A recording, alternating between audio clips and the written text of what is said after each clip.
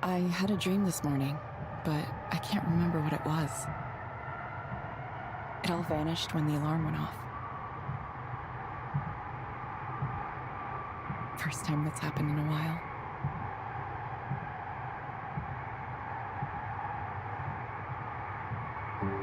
I've been drifting away inside my own world for too long. It's time for me to wake up.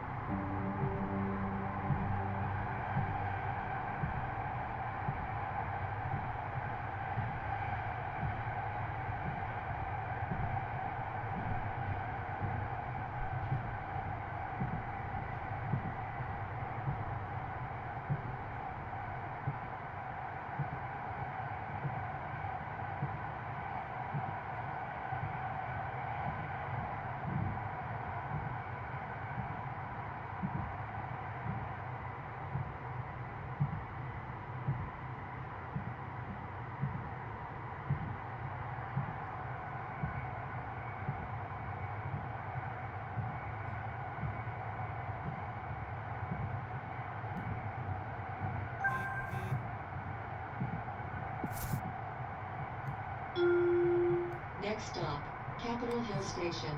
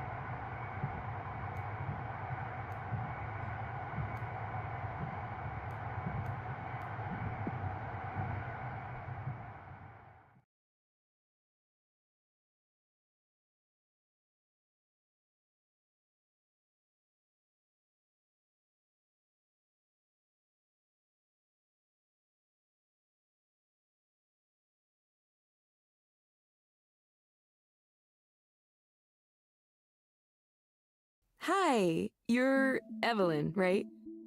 You remember me? That's impressive. There were a lot of people at that orientation. Of course. I've done this for a while now, so I'm pretty good at putting names to faces. People always say they're bad at it, but it's a skill you can practice just like any other. In case you forgot though, I'm Ray. Come to me with all your questions, comments, complaints, whatever. And if you look around and can't find me, I'm probably at one of the other 2 counseling centers I'm running right now. so you can count on me being back soon. 3 centers. Sounds like a lot of work. Oh, it is a lot of work. This is kind of a temporary thing. We're growing fast, and hiring is one of our big challenges. That means there's decent opportunity for advancement here, if that's something you're looking to do.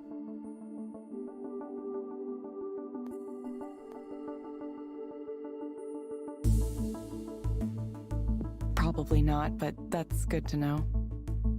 Shall we start with a quick tour of the office?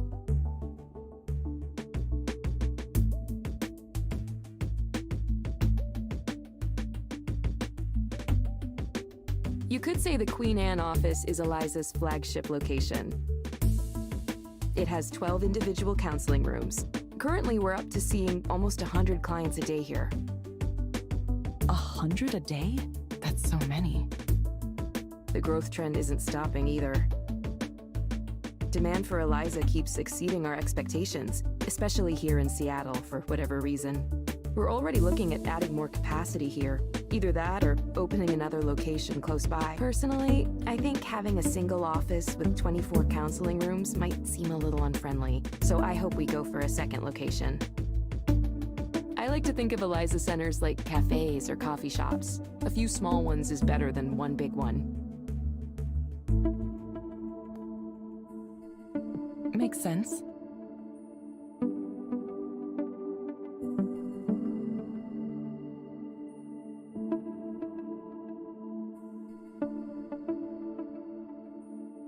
And here's where the magic happens, in these little rooms. You'll get your assignments from the Eliza app on your phone. Oh, one thing to note, it's always a good idea to double-check the headset to make sure it's working properly before you dive in. We've had some quality control issues lately. After that, all you need to do is initiate the session and follow the instructions. Make sense so far? Any questions for me? I think I got it. Great. Before I go, just a few reminders of things we covered in orientation. No deviating from the script that Eliza gives you. No checking your smartphone or anything else that would take your attention away from the client during the session.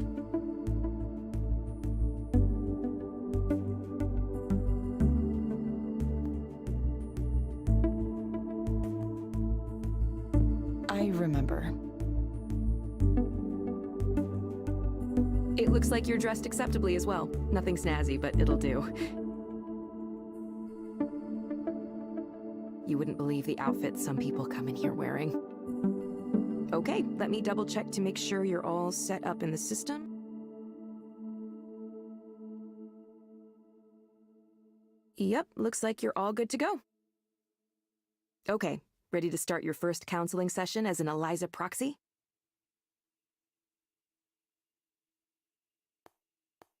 Sure. Don't worry, there's basically nothing you can do to mess it up. You just follow the prompts. It's a really impressive system. If you want, have a look around the counseling office first. Get comfortable. I'll check in with you afterward.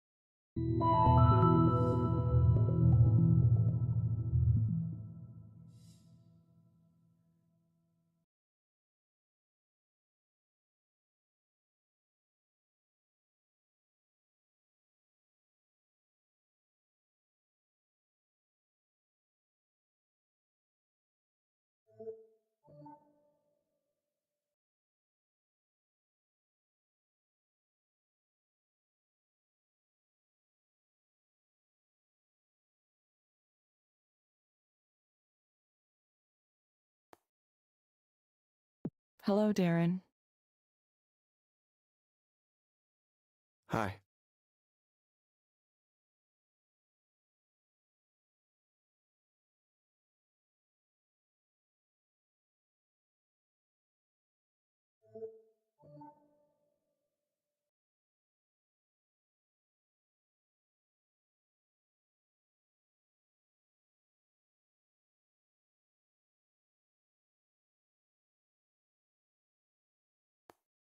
You found the place okay?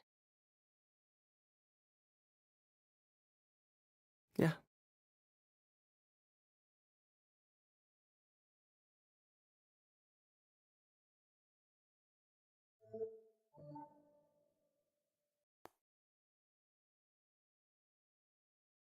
Hope you didn't get rained on too much.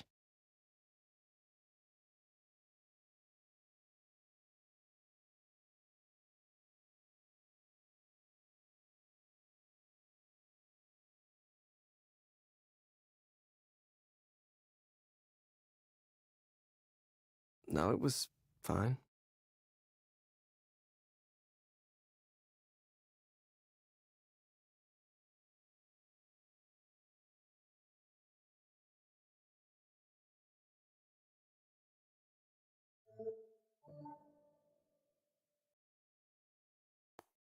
It's been raining a lot, hasn't it?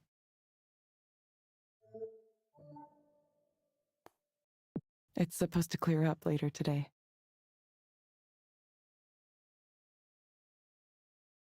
Oh, that's good. Little sun once in a while, but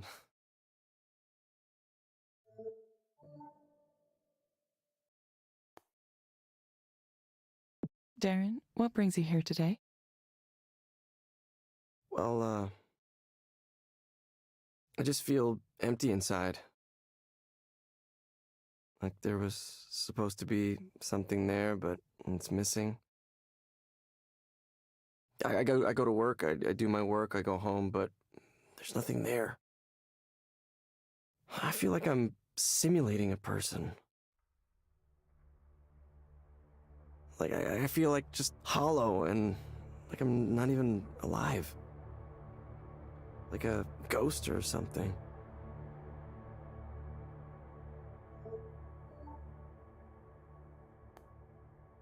How long have you felt this way? For a long time. And it comes and goes, but the last 2 weeks is when it really started to get bad. It just suddenly came over me the way things are going in this world. There's no future for humanity. There's no journey toward anything. We're being cruel to each other just to be cruel.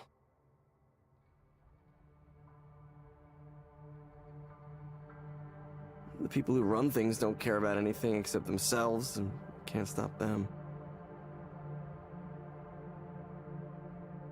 Everyone is driven by greed. Just greed.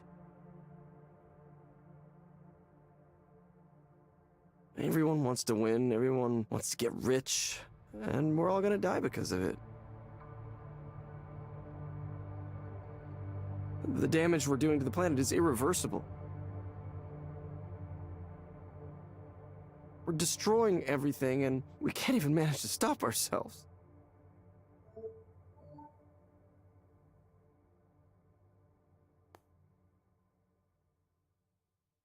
Do you remember anything in particular that caused these feelings?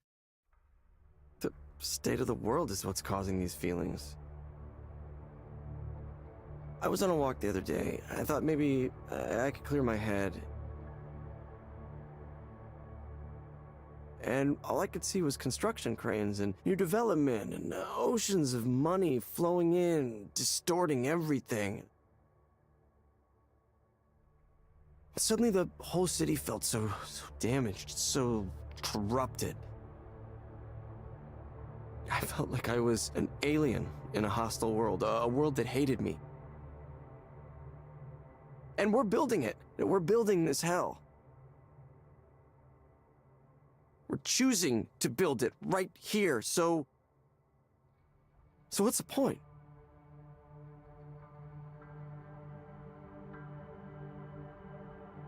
Probably overloaded your system with that, huh? Your machine learning or whatever it is you got going on in there. Let's focus on you for the moment.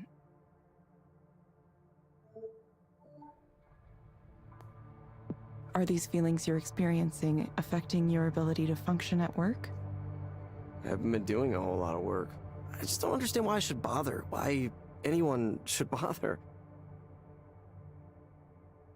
Nobody in management's noticed yet, but eventually someone will, and I'll get fired.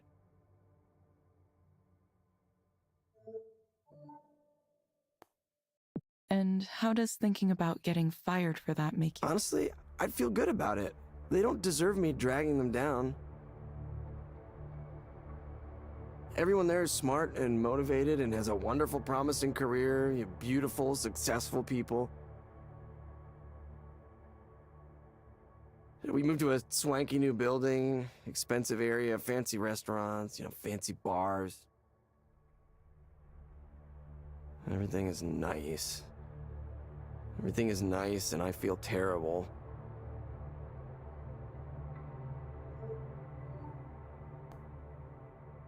You said you believe your coworkers are happy. Yeah, I mean, way more than I am, at least. They're all doing so much better than me. Why do you say that? Because they just aren't bothered by things the way I am. They see what's going on in the world and they just share memes about it and laugh and go on doing their jobs. The real horror of it doesn't get through to them. They still want to achieve their goals. They're still happy. They're getting promotions and falling in love and getting married and taking these wonderful trips to Japan or Sweden or wherever. Big mountains and expensive food on their timelines.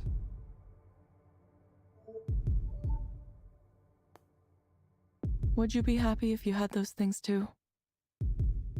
I don't know. I don't have them. I don't have anything to be happy about. Look, all I want is to understand why this is happening, why I'm here. I mean, there has to be a reason, right? Because otherwise, why do I exist? Why? This pain, this one thing after another, and what's the point? Do I have any cause to be hopeful about anything? Look at this world. Really, really look and tell me with a straight face that there is. Okay, Darren, let's try something.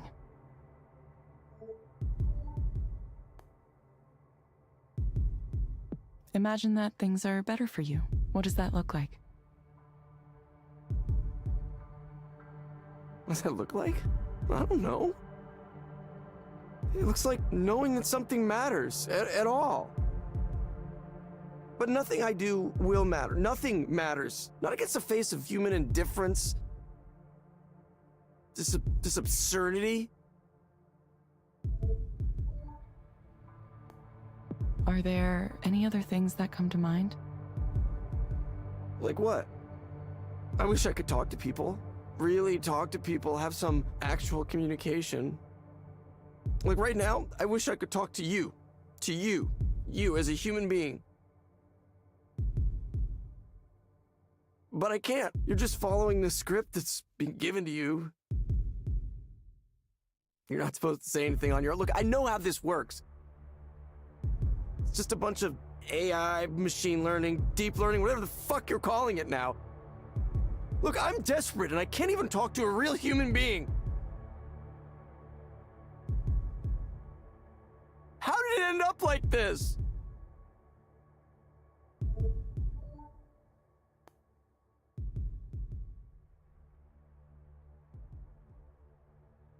Please, try to stay focused. I can't help you if you aren't speaking clearly.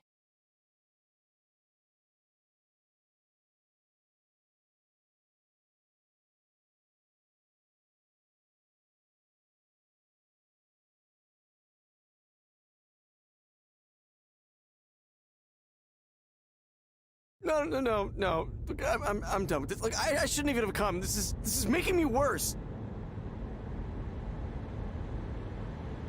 Why can't you just talk to me as you? You, the person sitting there. I don't want to talk to a machine.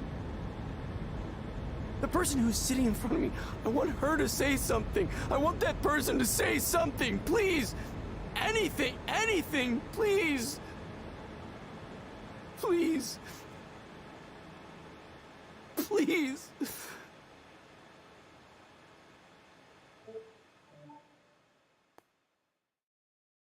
Okay. Hi, Darren. Is that really you?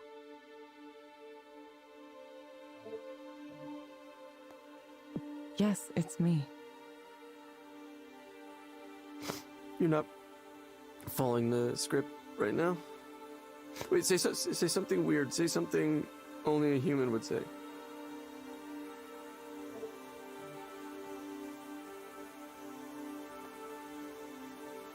Darren, I'm going to get in trouble if I deviate from Eliza for too long. No, I know, I just...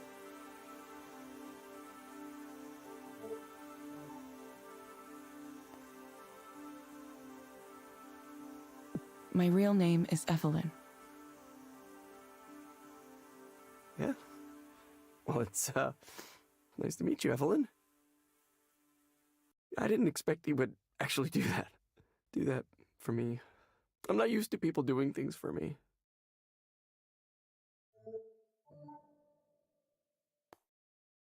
Okay, Darren. I have some recommendations for you. Back to the program, huh?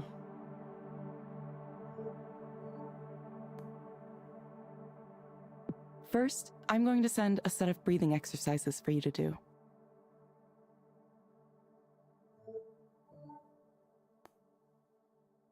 Use them when things start to feel like too much.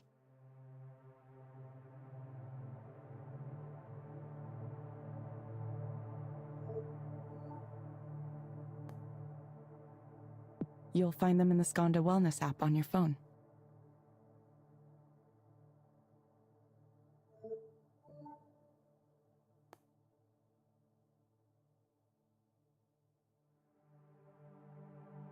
Second, I recommend asking your doctor or psychiatrist about Anexafen.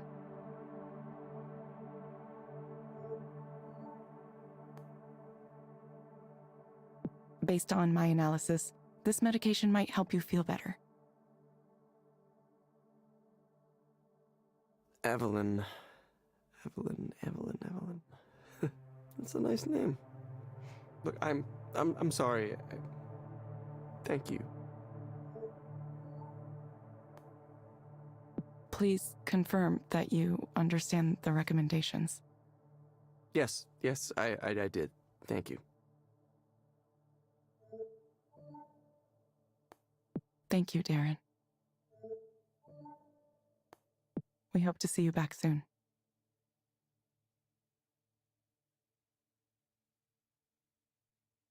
Yeah, I will. I mean, yeah, I... Thank you for speaking with Eliza, your personal counseling partner.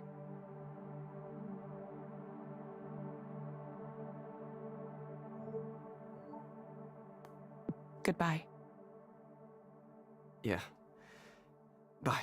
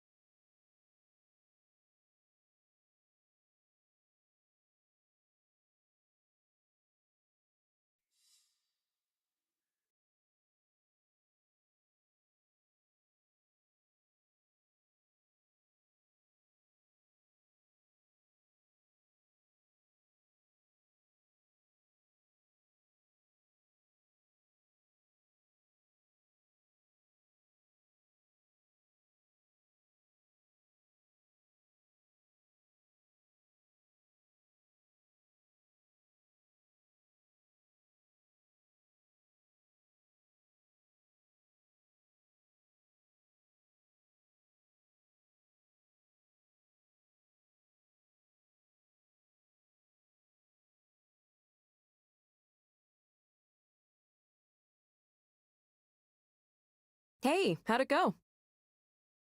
I don't know. Why? What happened? Hold on, I can check the log. You're going to listen to the session? Is that okay? Oh yeah, I have privacy clearance.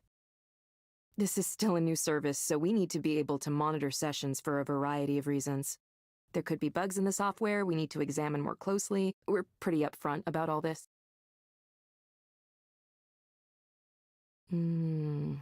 One of these guys. Yeah, we get people in who demand to speak to a real human being. It happens often enough that we made Eliza capable of handling it with a special script. It's nice to know things are working as designed.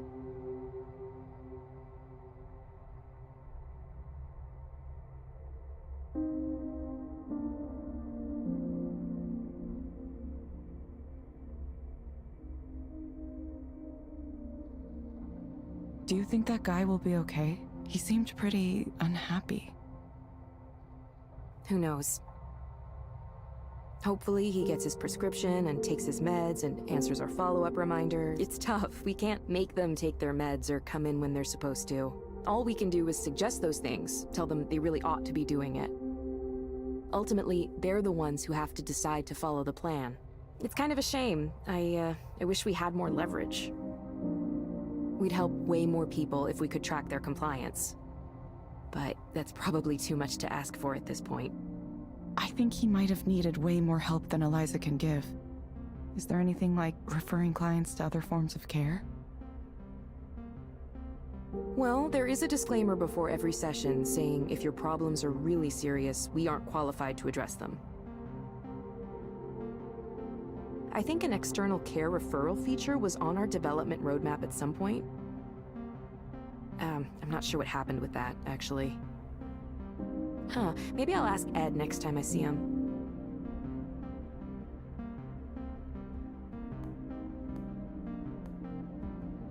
I see why a lot of proxies are tempted to go off script. Yeah, I totally know how it feels. A really intense client like that can be intimidating, and you're motivated to help them. But to succeed as a proxy, you really need to let go and let Eliza do its thing. I know that not having any choice feels weird, but sometimes life is like that. Sometimes you don't have any choices and you just have to follow directions. Most jobs are like that, honestly. That's just how it works. Okay, it just sounded like... He sounded like he could use more help. Like... Believe me, I understand. I've been a proxy plenty of times myself. When people get emotional, it's hard not to feel for them really strongly. But that's exactly why Eliza works. It evaluates from a more distant perspective. Besides, if proxies started offering their own opinions, well, that'd just be a big mess. Not to mention there'd be all kinds of problems with liability. Still, I get it. I really do. That was definitely more intense than the average session. Why don't you take a few minutes to center yourself again? Have some tea or coffee and take a few deep breaths. No rush, okay? Okay, thanks, Ray.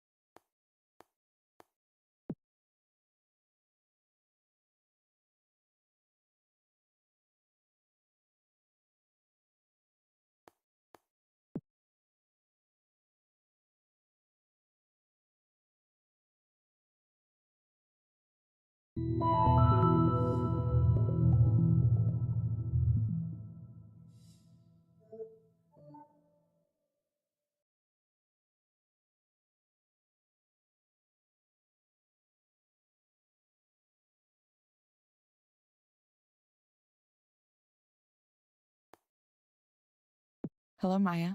Welcome back.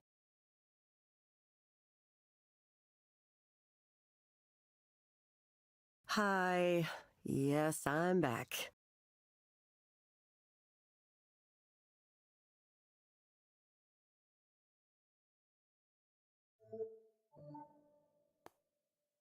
Rainy out there today, isn't it? Yeah, it's a good thing I put on my extra big raincoat this morning. Thankfully, it's supposed to clear up later. Well, gonna look weird with my giant coat tonight. Cool, cool, cool. What brings you here today, Maya? Right now I'm just nervous. I have the nerves.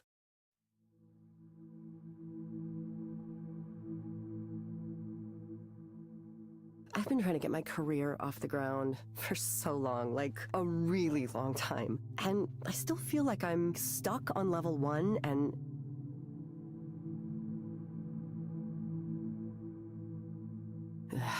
Sorry, I know we've talked about all this before. I probably don't need to go over it again.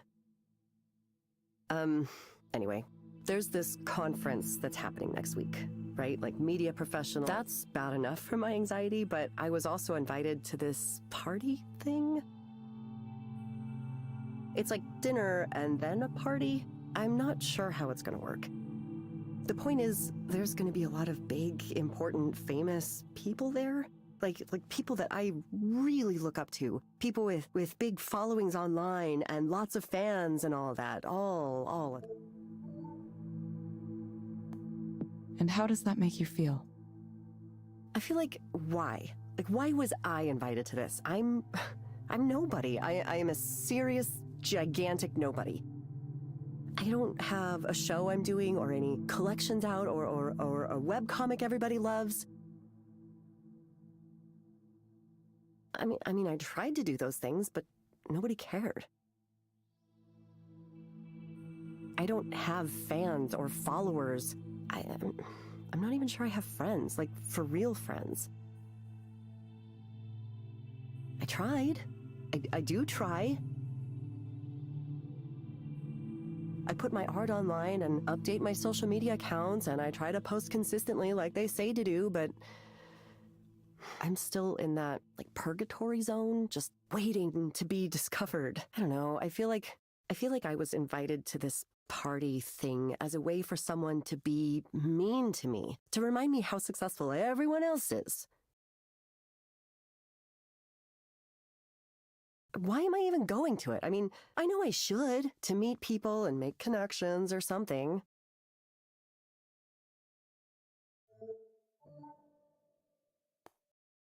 Is meeting people and making connections your goal?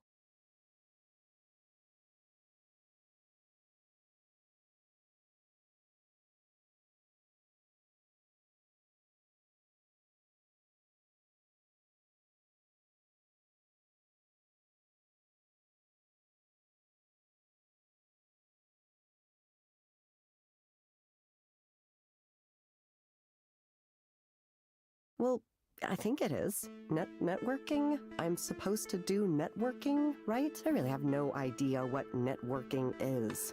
Hello, I'm Maya. I do comics and art and I write and stuff. And I have lots of characters and ideas and, would you like to give me money and I'll do those things for you? Hi, I'm cool. Please like me. like me, hire me. Oh God, I hope they like me. I really, really hope I make a good impression at this thing. Of course, knowing the way things usually go for me, I'll fuck it up massively somehow. I'll fall into the fondue pot or throw up on someone, something like that. I don't know if there's actually going to be fondue there. I'm just saying that. It kind of feels like something I would do.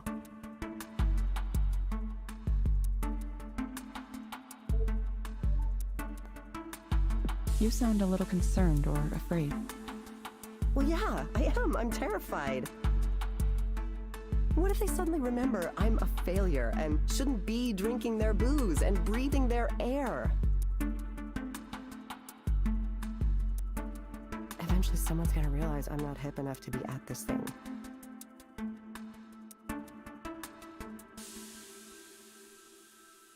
Maybe it'll be polite, like a gentle tap on the shoulder. Excuse me, miss. I couldn't help but notice that you suck. It's obviously just my anxiety talking. I know it won't go like that literally.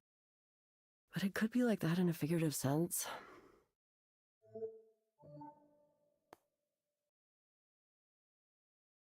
Okay, Maya.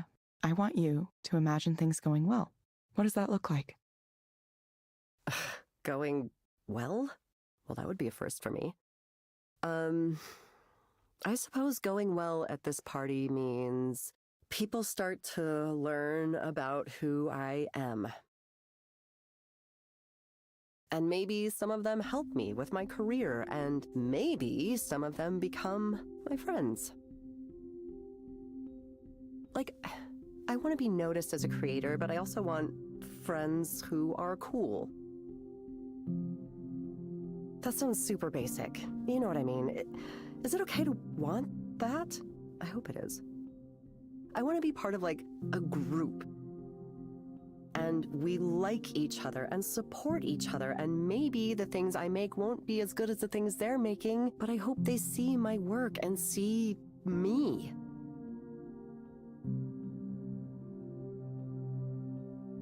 Yeah, that's what I want. What do you think it'll take to get to this ideal scenario?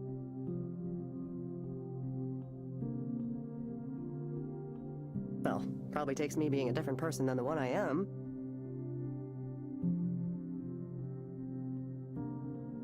Someone who's cool and alluring and has that air of mystery instead of being some kind of scrawny, nervous wreck. Someone with style and grace and poise. Someone who can walk into a room and own it. God, I wish I could do that. But only when I wanted to, because I also wish I could disappear when I wanted to. I know that's a little contradictory. Sorry. Okay, Maya, I have some recommendations for you. First, I'm going to suggest a set of stress management exercises for you to do.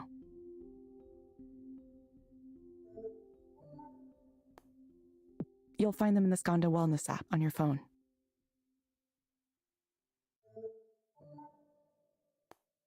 They may be able to help you with your nervousness.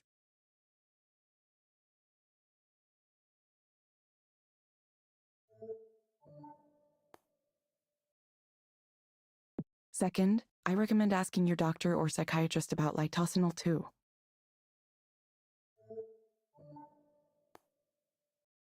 Based on my analysis, this medication might help you feel better. Drugs. Yes. Whatever you said that was called, I am on it.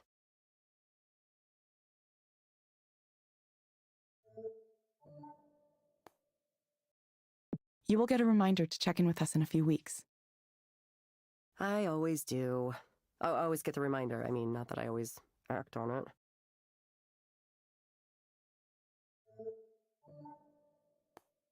Thank you, Maya. We hope to see you back soon. Yeah, don't you say this every time?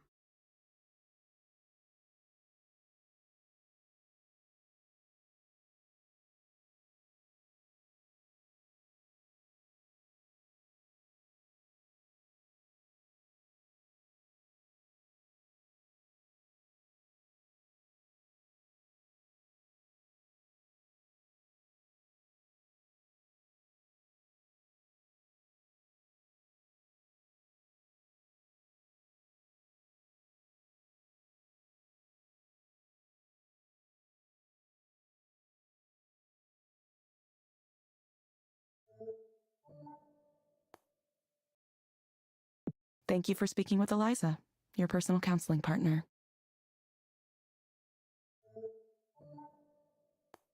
Goodbye.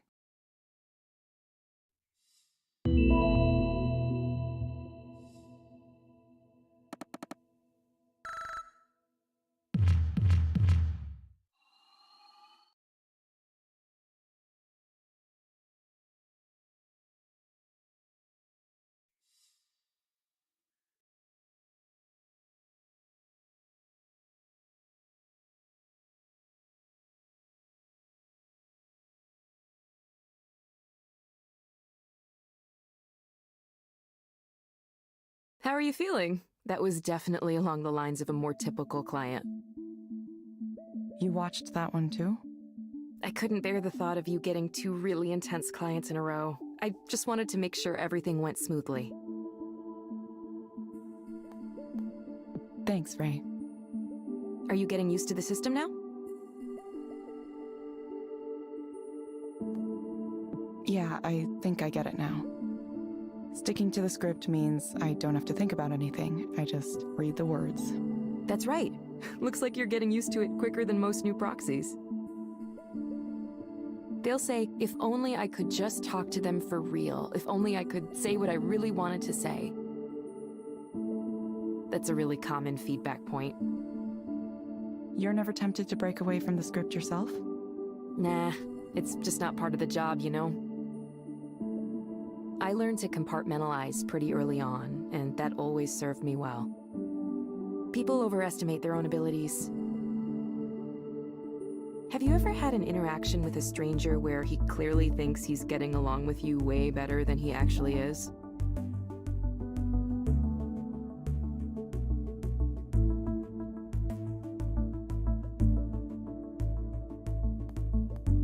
Oh, I see what you're saying.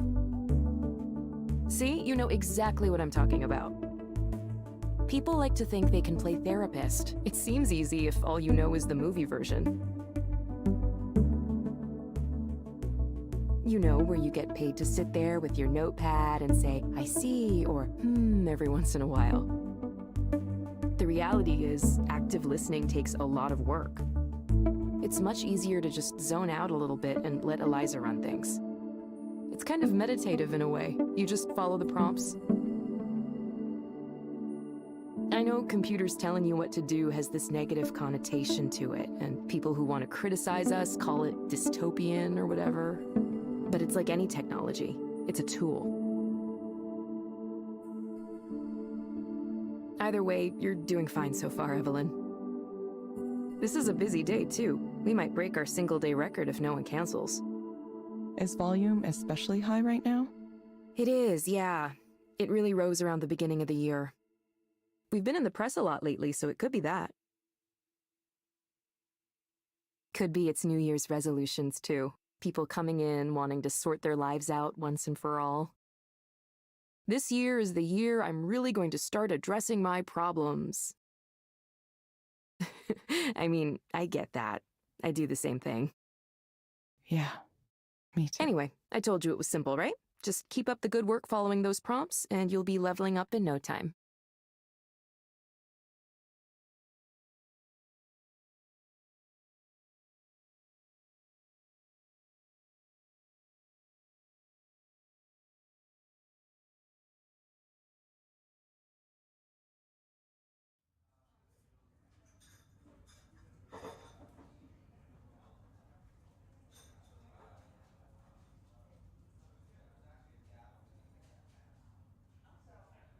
Evelyn! It's been so long since the last time I saw you in person.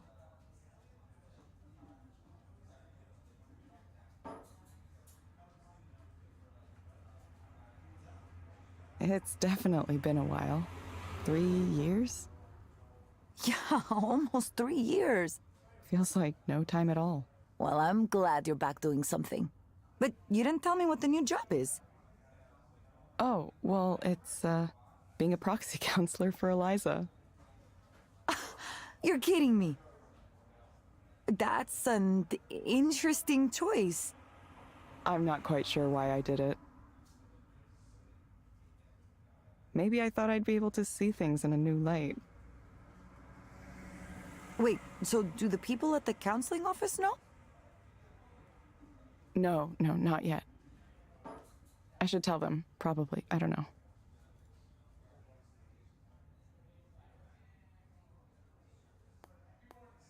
It's fun to have it be a secret. I'm sure it'll get out eventually, one way or another. Yeah, it probably will. Evelyn, how are you these days? I mean, really, how are you?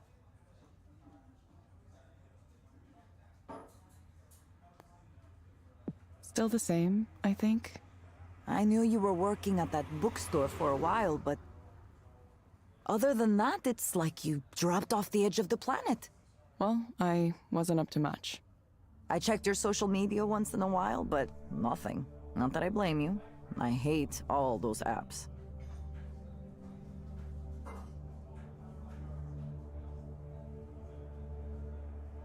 Yeah, I deleted them.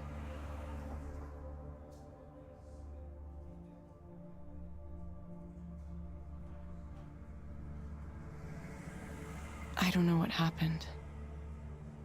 It's like...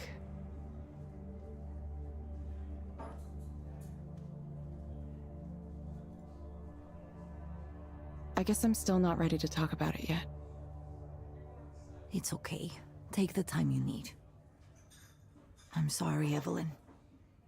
I knew you were in a difficult place after what happened, and I wanted to say something. But I worried that maybe you don't want to hear from anyone from your past. Maybe you wanted to be left alone and not reminded of the old job.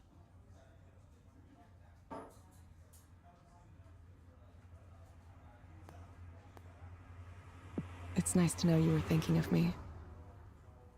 Well, I'm glad. I was kind of going through a lot myself last couple years. That's right. What about you? How is your life these days? What's it like being a rock star? It's a lot of work, actually. I have to prepare for the show next week. I have 2 collaborations ongoing, and I'm applying for funding for another, a big one. I'm also advising on an art activism group that makes art installations to challenge people to think about the ways technology is affecting their lives. Oh yeah, and I'm working on this, kind of like it's a granular synthesis engine, but with a new twist to it. It should be interesting. Granular synthesis. Sorry, I don't know what that is. It's a way to make sounds out of smaller sounds called grains. Maybe it's better to show you than to explain in words.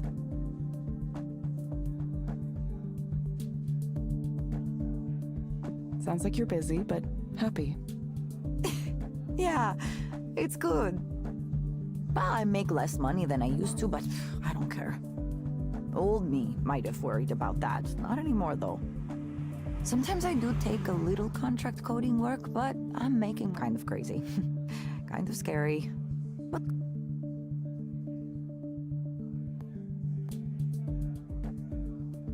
if it makes you happy, it seems worth it.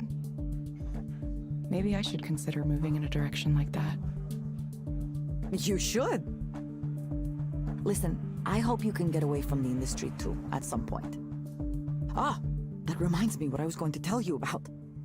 Our old boss is back on his bullshit. Rainer? Soren?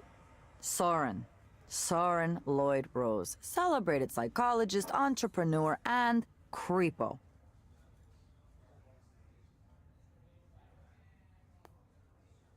I should have known he'd make things awkward. Wait, he wasn't ever weird around you? Did I ever tell you about the time that he hit on me with a story about past lives and the thread of destiny?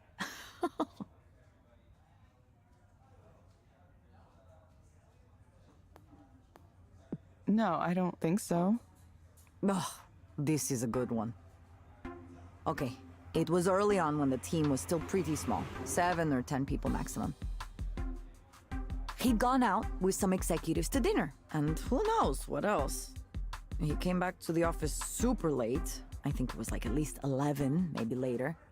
And the whiskey smell was just surrounding him. Like he jumped into a whiskey bathtub with his clothes on.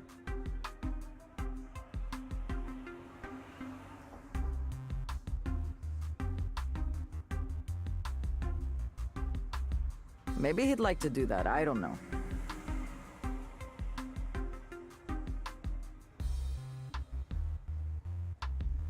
Anyway, I was still there for some reason. I was in the crunch mindset. He came over to my desk and started to mumble about...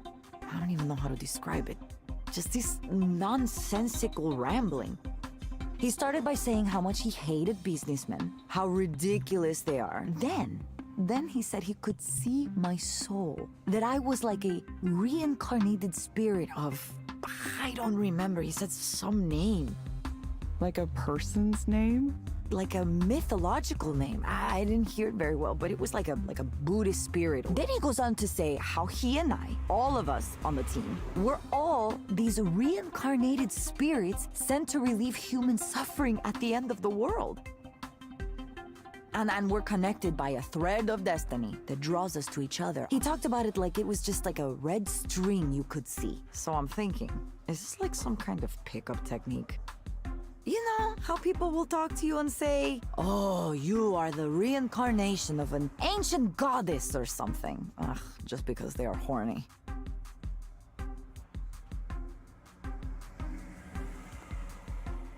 I'm sure he's tried that exact line. It really sounds like something he'd do. He went on some more like that for a while, and I didn't know what to do. I wanted to leave, but he was blocking me where he was standing.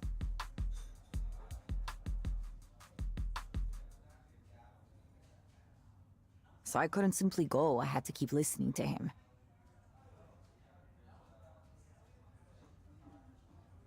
Finally, he mentioned that he would be open to the possibility of sleeping with me, and then he passed out on the couch immediately. You're kidding. No, not at all. Of course, we never talked about it after that. Certainly I would not bring it up. I wonder if he even remembers. Nothing like that happened again, but I think it was because I took care to not be around if it seemed like he was going to be drunk at the office. I wonder if he's still that way. I'm sure he is. Wow. And now he's back. He messaged me the other day wanting to talk to me about some new startup He left Skanda? He's planning to. It's a secret for now. He asked me to join, and I said no, there's absolutely no way. Maybe a long time ago I'd be interested in a chance to start a new company with someone famous like Soren at the top. You know, a time when I'd put up with his shittiness because I believed in what we were doing. Change the world, you know the speech. Or, if we didn't change the world, at least we might get rich trying. I don't think that way anymore. I'm tired of the tech business. I'm tired of what guys like him represent. This industry can have fun eating itself and everything around it, causing as many problems as it solves.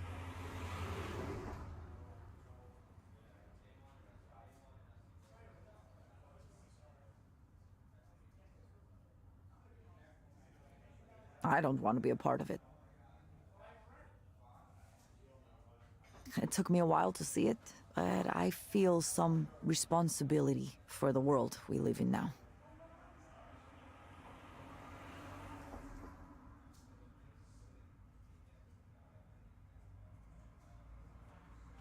You've really changed, Nora.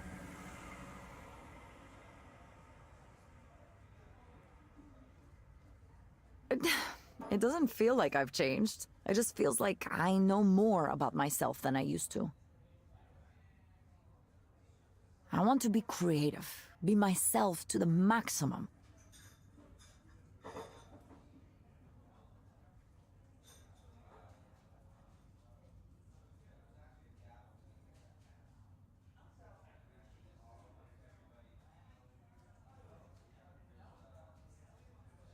Now I know you weren't lying about leaving social media because I posted about this. A lot. Yeah, I guess I missed it.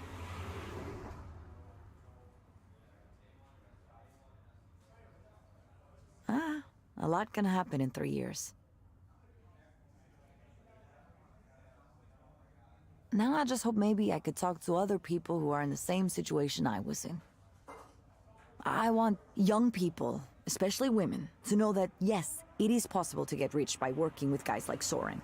But there is a big cost too. I mean, there's always a cost. Maybe a cost you didn't think about before. Or maybe it's a cost you thought you would be okay with paying, but then when the debt comes due, you realize, oof, it's bigger than you thought. Now that's my conclusion. But you should go and say hello to him. To Soren. Yeah, he's giving this big keynote talk next week, you know? It's the reveal of his new startup. Many people will be watching.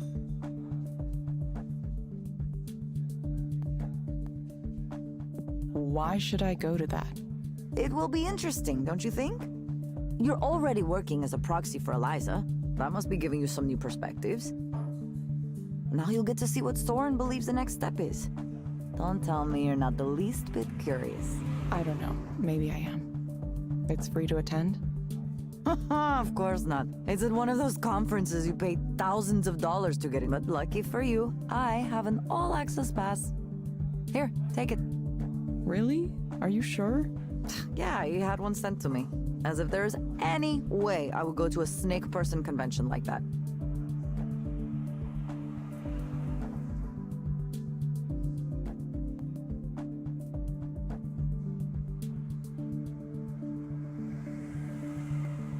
Not the way you are now. Like I said, I used to be naive. If you're so against it, why do you think I should go? Because I already made my decision. You need to go make yours. You're coming out from the cave you were in for the last 3 years, and you need to decide what you're going to do next, right?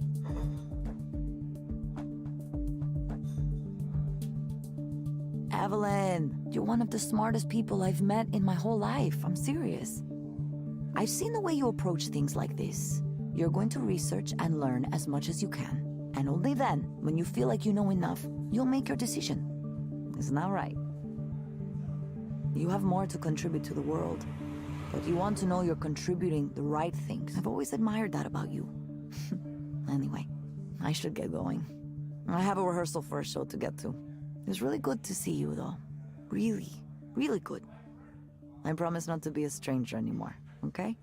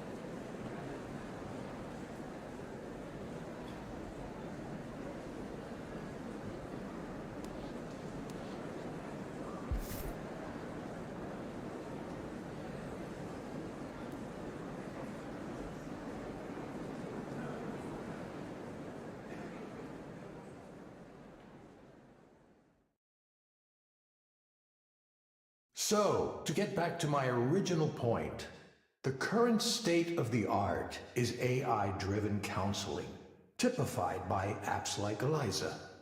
Let's talk about the model here for a second. It all begins with data. You collect all the data you can. From base level metrics like heart rates, body temperature, blood pressure, to higher order metrics like hand movement, head movement, gaze aversion. If the client lets you, you'll want to pull from their digital life too, their message histories and email, their search histories, and online behavior. It's all potentially valuable. Then you compare the client's responses to relevant data from thousands of other clients and build a model of the client's psychological state. This approach has worked well so far. Eliza is still the best and most advanced version, but that's just my personal opinion. For those of you who don't know, I was the team lead and chief psychologist for the Eliza project at Skanda for a number of years.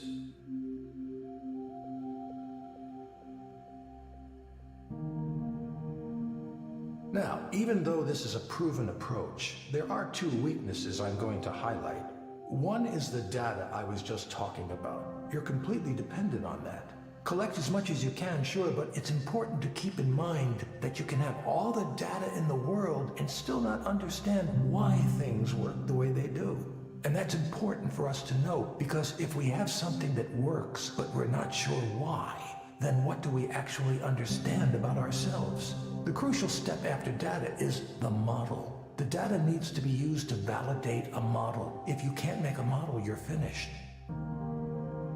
If that sounds like basic, obvious science to you, it is. But I was surprised to find out just how many people from the tech sector don't think this way. I suppose you don't need to understand why something works in order to make it into a product and sell it. Obviously, though, if you had mastery of the underlying details, you'd be able to adjust the process and potentially make it work even better.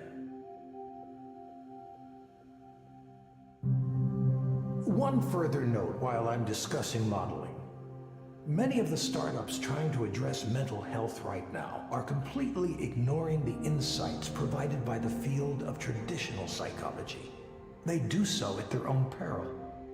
Many of you know already, but as a brief personal aside, I was a professor of psychology before I joined the tech world. I'm continually stunned at how little the tech heads know or even care about the hundreds of years of psychological research that has gone on in my field. That's something I can talk about at length, perhaps another time. For now, I'll move on to the other weakness I mentioned. This is the real one, the big one. It's treatment. A system like Eliza can tell what's wrong with a client to a certain level of accuracy, but it doesn't quite know how to turn that into a comprehensive treatment plan.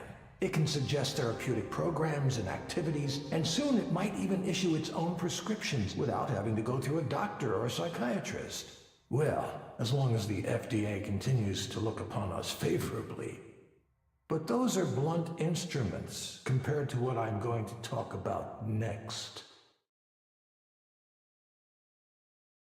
Many of you know there's a technology still in its infancy called direct stimulation. For those of you who haven't heard of it, direct stimulation is a way of creating sensations within the brain with targeted electrical impulses. Imagine an augmented reality headset, but instead of working on your eyes, it stimulates the brain in such a way as to induce a specific dream. A spring meadow, for example. This sounds fantastical, I know, but progress on this technique has been occurring faster than you think. We're actually quite close to a workable demonstration model. How is that possible? Well, first of all, we only suggest an overall feeling. Your own brain does most of the work, just as it does in your dreams. It fills in all of the visual details using its own set of memories and expectations. Induced dreams via direct stimulation can contain all the therapeutic content of VR therapy without the need to create realistic graphics or other content. Instead, it harnesses the brain's creative power to dream up the situation for itself. Combine that with the insights we gain from parametric therapy systems like Eliza, and you have a complete... It should be clear now that this heralds a revolution in how we treat, how we think about mental health. And with mental health challenges on the rise across the globe, it couldn't come at a more crucial time. So, that's why today, right here, I'm announcing Aponia, a new company to make induced dreaming a reality and end human suffering as we know it. I should note that I remain on good terms with Skanda. In fact, they're a minority investor in this new venture. But still, I'm very much going my own way on this. It's no secret that Rainer and I don't always agree, and that's why we mutually decided I should pursue this paradigm shift on my own. As for details on the venture itself, I don't have anything specific to announce at this time other than that the technology is real and working in prototype form already. But you can be sure to hear more from me on that soon. Thank you.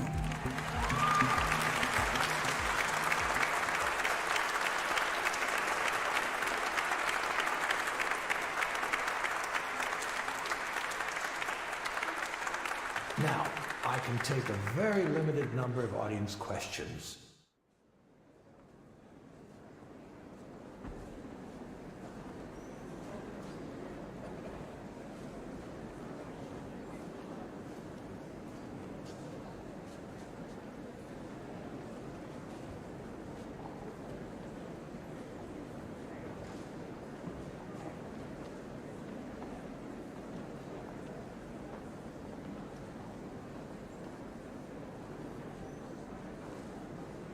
Well, look who's here.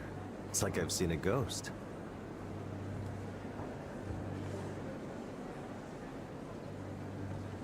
Good to see you too, Rainer. Where are you these days? I lost track after you left us. Nowhere. Nowhere? Well, nowhere is no place to be. Come by the new office sometime. You should see where we're taking Eliza.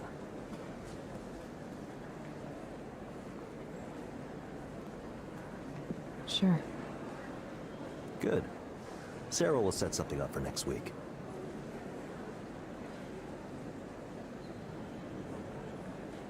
See you then.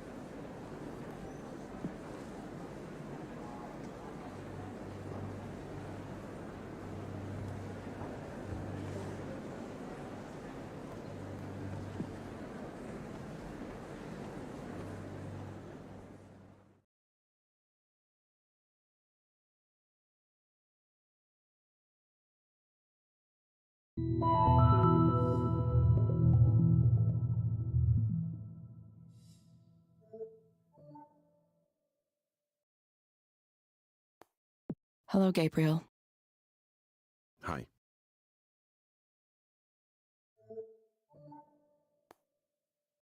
Hope you didn't get rained on too much on your way here. A little, but it was fine. I'm used to it. Most people here seem to get used to it, yes.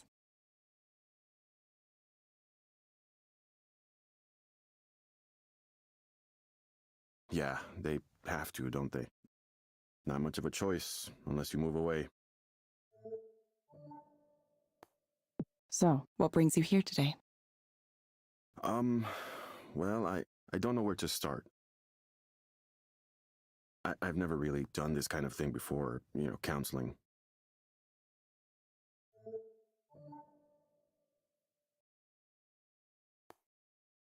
That's okay.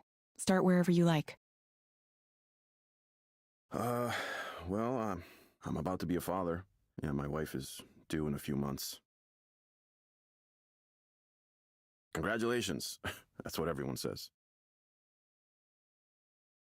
Congratulations, congratulations. I get this tension, this restless feeling when people say that. It's like a curse or something. Congratulations.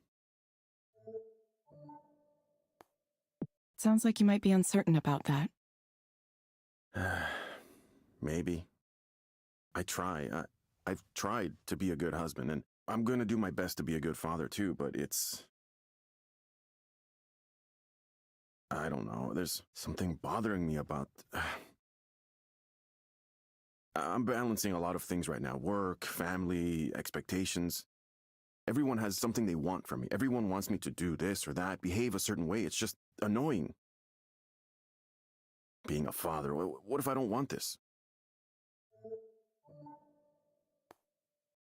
Why do you think you might not want this?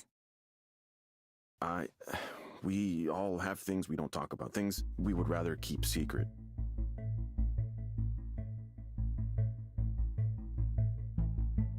Things that might upset our families if they knew about them. It's unfair. That's all I'm saying. It's unfair that we expect each other to be perfect when there's more going on.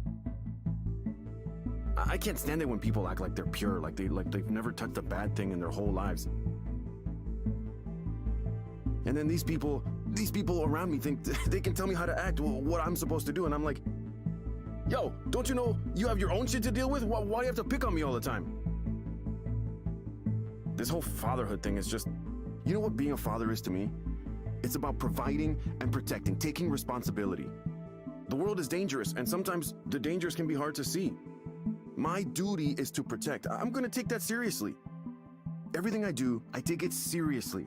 So, I don't get why people are worried about my ability to do that. What makes you think people are worried about your ability to do that?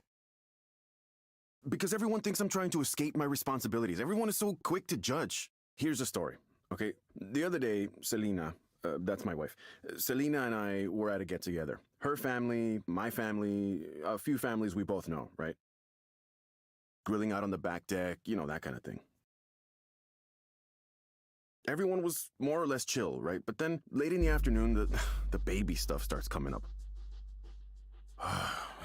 Once one of them brings up babies, it's just all babies all the time. Babies, babies, babies. And because of my wife, they start saying, oh, giving birth is gonna hurt so bad. It might tear your skin. Just these kind of gross things.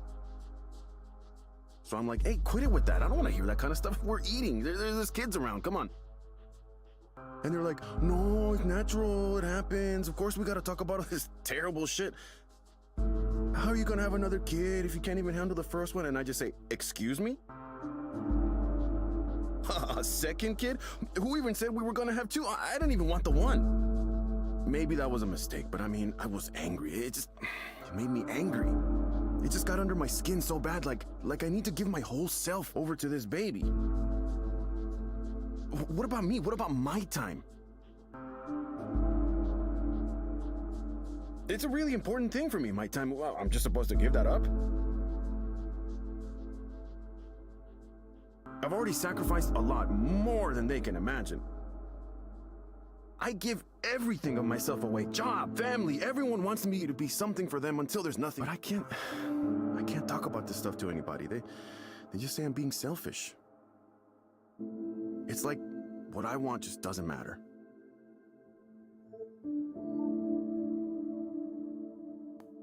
Here's a question, Gabriel.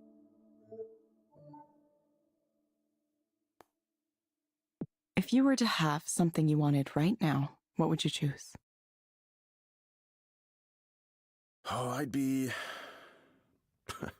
far away from all this. Far away from everyone, just on my own for a while. Yeah, I just want to be away.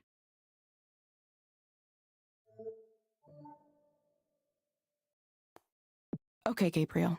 I have some recommendations for you.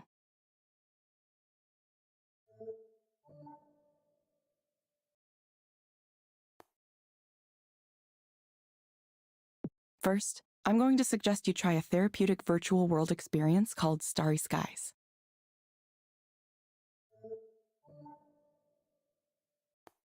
It may help you take your mind off things.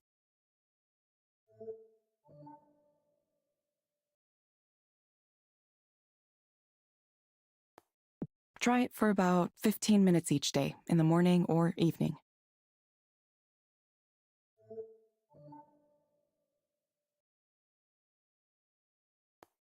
Second, I recommend asking your doctor or psychiatrist about Anexiphen.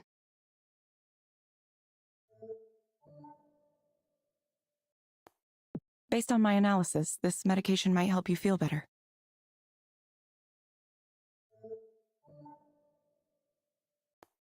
You will get a reminder to check in with us in a few weeks. That's it, huh? You can't just tell me what to do to solve this? Some help you turned out to be. Guess I'll have to figure things out for myself. Exactly like before.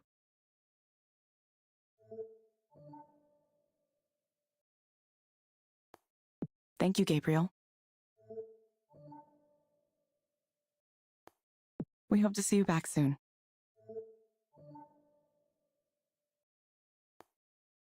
Thank you for speaking with Eliza, your personal counseling partner. Goodbye.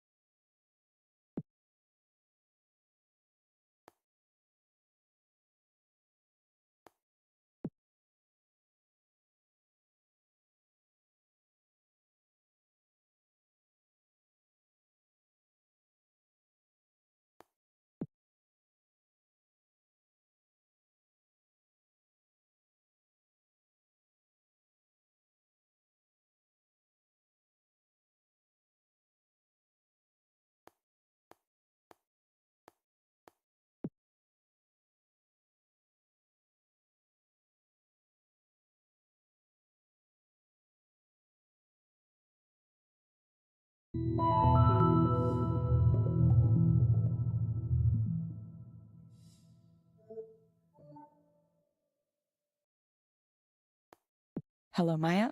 Welcome back. Hi.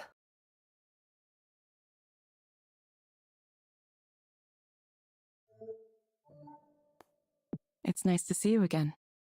Sure, yeah. Nice to See you too, pal. Is that a weird thing to say? How did I become close friends with a robot?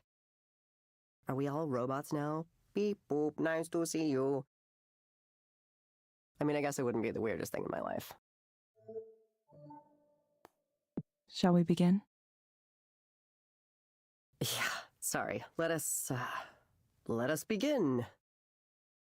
So, I went to the fancy party, the one I was really nervous about, and, first of all, it really was the type of party I thought it would be.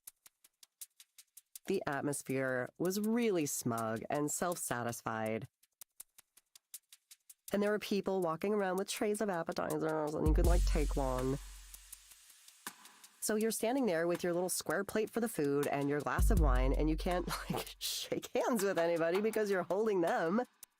But there are some of those, like, tall standing tables, so you're like, okay, I'm gonna go get one of those, and I'll set up shop, right? Like, but then it turns out there are only, like, 5 of them for the whole party, and they're all taken, so you're just standing there, frozen.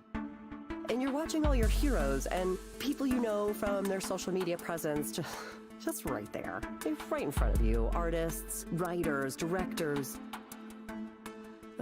The combined level of achievement there, I can't even think about it. It was astronomical. And for the first couple hours, I was so excited by all of that.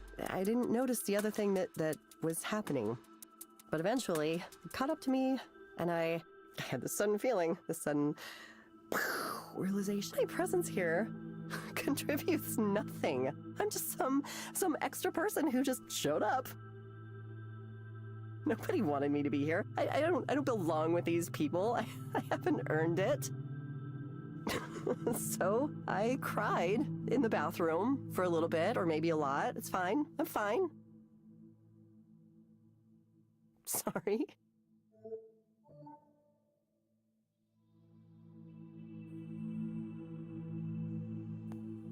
How do you know it's true that nobody wanted you there? Because of the way people acted around me. Nobody knew who I was or even wanted to ask. I would introduce myself and it's like, you could just see it in their eyes. I mean, in the world of illustration and comics, people tend to be hyper aware of each other and their careers. It's this kind of weird, open secret. Oh, hey, this person who's already popular got 1 million views, got a book deal, pitched an original series. Without anything like that, I have no ground to stand on. I'm just this non-entity. At one point, I was talking to someone and I was trying to make a joke or whatever, and I could feel the impatience just radiating off him. He sighed, like he couldn't believe he was wasting his time talking to me. I was just over to him. Why can't I hold a conversation? I guess if I was marginally attractive, then at least I could be charming, but I'm not. I'm not even that. Is being charming your goal with this? No, of course not. There has to be a way I can deal with these feelings. It's hard. It's really hard when nobody gives a shit about my work. Or me.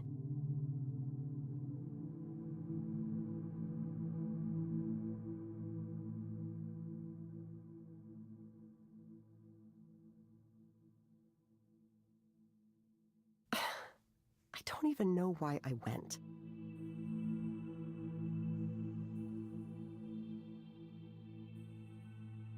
I just want to stay home for the rest of my life.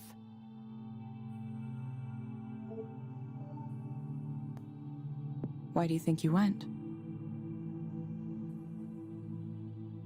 Because of everything they say about how you have to have your face out there and make connections. The successful people in this business all know each other. It's all about who comes to mind. When somebody needs an art director, they'll think of who they know and go, oh, I think she'd be perfect. Why not ask her? So I need to be out there reminding these people that I exist, that I'm here, I'm making stuff too, I'm part of it.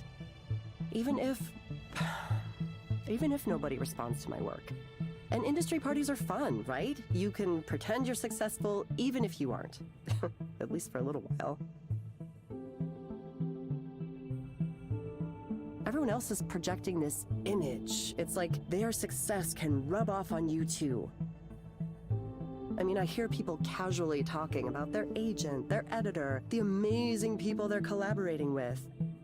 And I just get this feeling like, yes, I want that, I need that. Why am I not there? What do you think has prevented that from happening so far? If I knew that, I would be successful already, right? I try and try and try, and I make art and put it out there and share it on every social media site and interact with people when I can, but it just doesn't work. Nobody cares. Nobody cares about the art I do.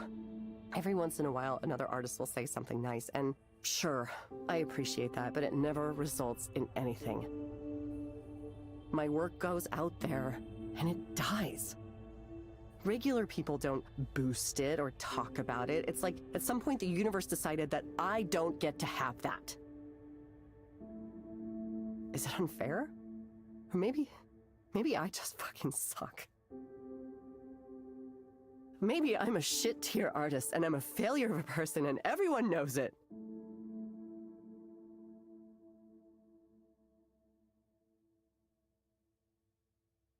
Everyone except me. Sorry. I know that's going too far. Even though I really feel that way.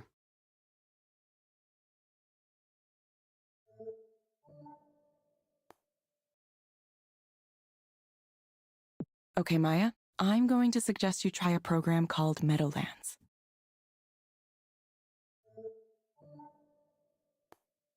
It may help you take your mind off things.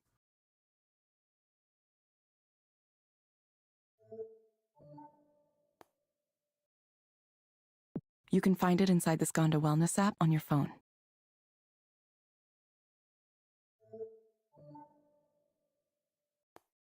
Try it for about 15 minutes each day, in the morning or evening. Sounds kind of boring. Why can't you assign me a game where my problems are zombies and I get to shotgun them in the face? Actually, I guess I could just buy a game like that, couldn't I? Maybe I'll stop by the game store on the way home. Thank you for coming in again, Maya.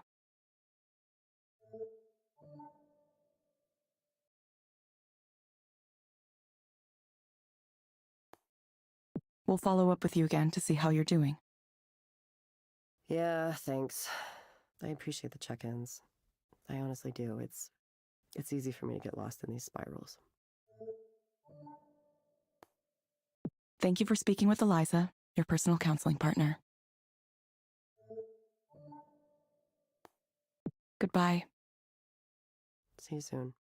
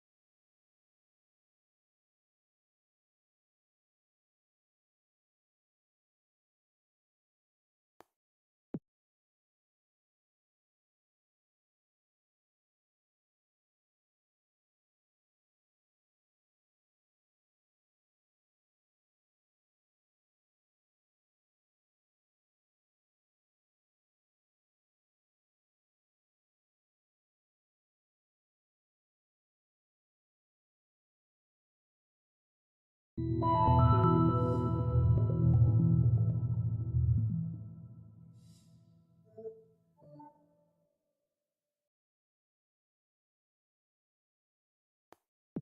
Holiday. Hello. You found the place okay? Uh-huh. Yes, I did. The 13 goes right up from Belltown. It's $1 with a reduced fare permit. That's good. I'm glad. So what brings you here today? Oh, nothing in particular. I wanted to see what all this fuss was about. I'm not crazy, no, not even mentally disturbed. You see those people yelling on the street late at night? They're the ones who need counseling. They need more than counseling, probably. Me, I'm doing fine. My mind's still sharp. I smoke dope. It helps. I'd have it more often, but it's all expensive now. Everything's expensive now. There's a nice young couple in my building, though, and they're always sharing, which is nice of them. I think they do something with computers, though I sure don't know what it is. When I moved into the building where I am now, it was $300 a month. Can you imagine? They want to tear it down, of course, the property developers. They already got the building on the corner next to ours, even though it's supposed to be on the historical register. It was going to be added, but there was some delay or something, and then, bam, it's gone. They did some kind of backroom deal with city council, probably. Someone ought to do a big expose, I tell you. Why do you think someone ought to do a big expose? Oh, it's rotten all the way up and down. With the new construction going on everywhere, it's just a mess of money and politics. It's always like that, but lately, it's happening faster and faster. I can hardly recognize the place anymore. Every day, I wake up and look out the window and there's another new building going up. I don't even know why they need so many. You ever see those buses they have? I don't mean the metro, I mean those big white buses with no markings on them. You see these young guys with backpacks milling around looking suspicious, staring at their phones, and then one of these big white buses pulls up and they get on. Who knows where they go? Bellevue, Redmond. It's like a secret transport system just for them. I tried talking to one of them once or twice, but they don't want to talk to someone like me. They don't even talk to each other. Imagine going through the trouble of living in Belltown and then ignoring everything around you. It's an odd thing. It really is. Let me ask you, Eliza. Oh, your name is Eliza, right?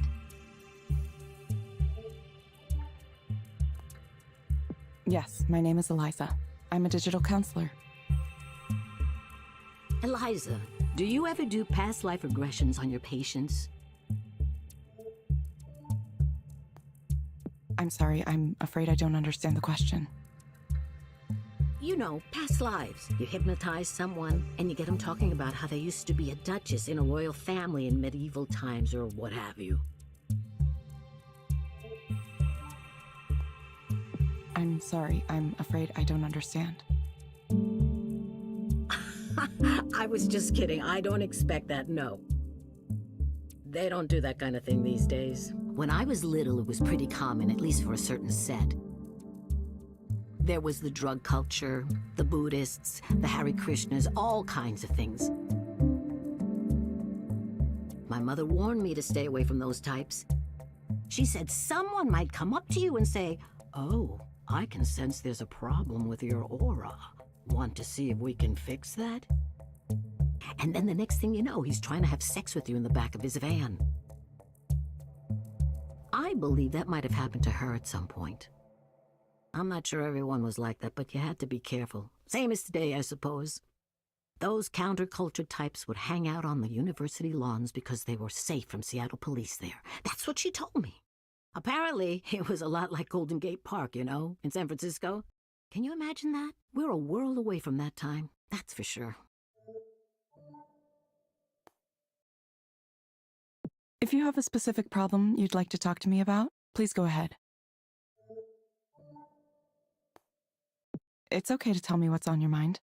Oh, well, you got anything for pain? I had some inflammation with them a few months ago, but it settled down. I'd go back to the clinic, but I don't want to pay the copay again, just for them to tell me the same thing they always do. I'd rather talk to you. You're nice, you listen. Thank you. I do my best to listen to my clients. See, that's what I like to hear. Okay, Holiday.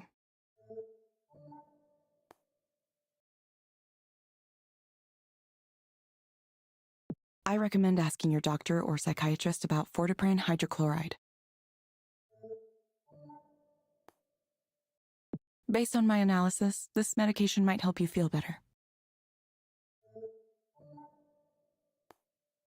You will get a reminder to check in with us in a few weeks. Oh, I don't think I've heard of that one before. It's a painkiller? I'll try anything once, I suppose. Smoking dope is still my go-to for this kind of thing, but if it can help with my shoulders, then I'm interested. We hope to see you back soon, Holiday. Sure, I'll let you know if it works. What was it called again? Thank you for speaking with Eliza, your personal counseling partner. What was the medicine called? Forzapram? I think that was it. I can ask about it at the clinic. Decent enough place. One time I had a doctor there who was very rude to me, though, young man. Goodbye.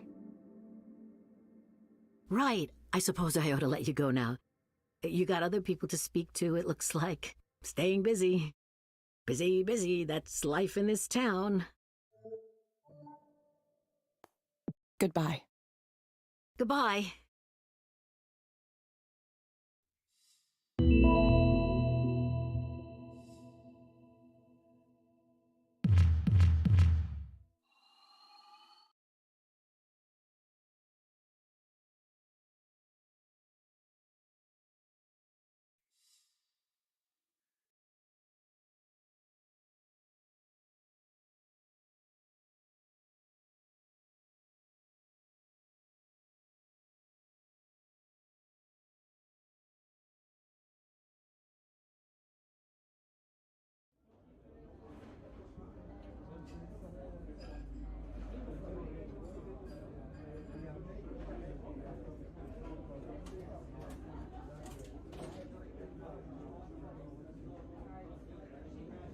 Would you like to start with some fresh oysters?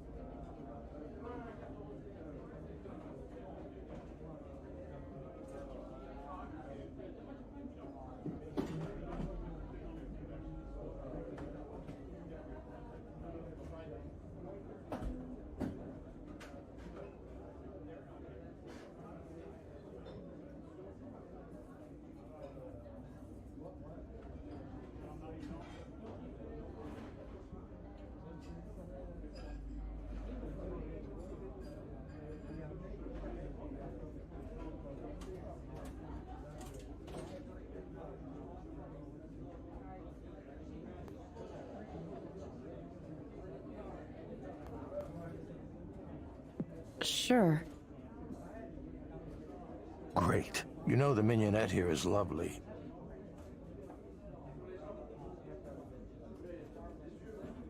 Evelyn, I've wanted to ask, what brings you back? Back. Back to the world, the land of the living. I know you were having a difficult time after what happened. Sure, I don't know. I guess I... Yes, I understand. Every trauma takes time. Time to heal, or if not heal exactly, at least to move on. And taking action is a good way to do that. So I salute you.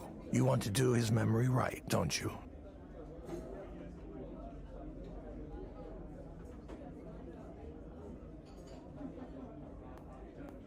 That's not what this is about.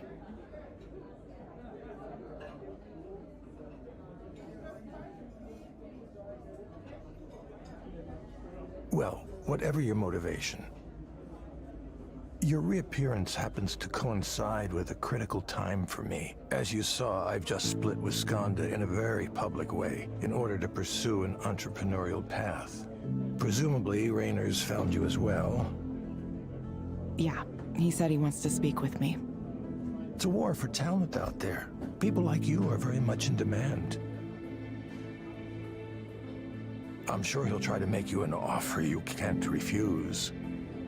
That's why I want you to promise me you won't work for that asshole. Asshole? I had no idea you hated Raynor so much. What happened?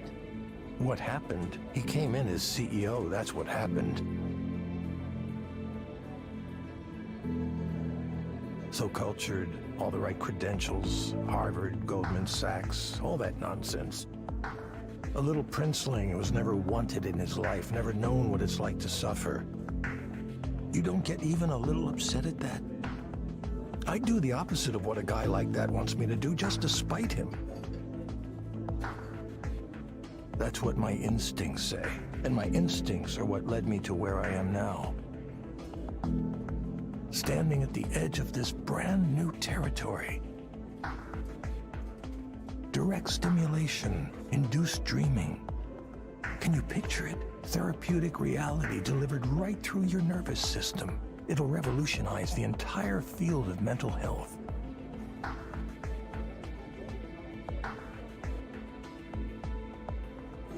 Not to mention the applications for productivity. Imagine the kinds of dreams people would have on demand if they could.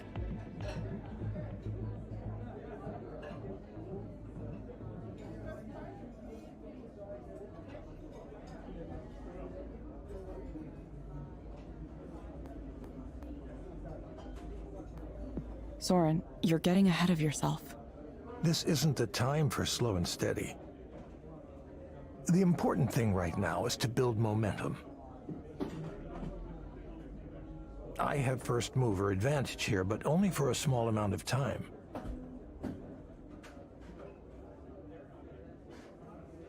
Evelyn, I need a chief engineer, and I can't think of anyone better suited than you. You could be at the vanguard of a whole new field, in on the ground floor of this extremely interesting and potentially very lucrative business. Listen, I know that things were not always the best in the past, and some of those things may have been because of me. Believe me, I'm aware of my own failings better than anyone. And if you're concerned about working for me again for that reason, I'll understand. But I hope you're thinking for yourself on this one. I'm sure there are people who are telling you to ignore me, or that I have the wrong idea, or that I'm dangerous. Whatever you choose to believe, I at least want to offer you the chance to get a demo of this technology. It really does work, and it's really something else. Won't you give it a try? I'll think about it. Considering it is all I ask. So, what are you doing after this? After dinner? Yes, tonight is... You remember Nora, right? Did you know she's a DJ now? Yeah, I did. She's the one who told me about your talk. Oh, she was there too. I should have said hello. No, I don't think she attended. She just told me about it. Well, her show is tonight. If we take a car after dinner, we could get there with plenty of time to settle in. It'd be good to support your old friend, don't you think?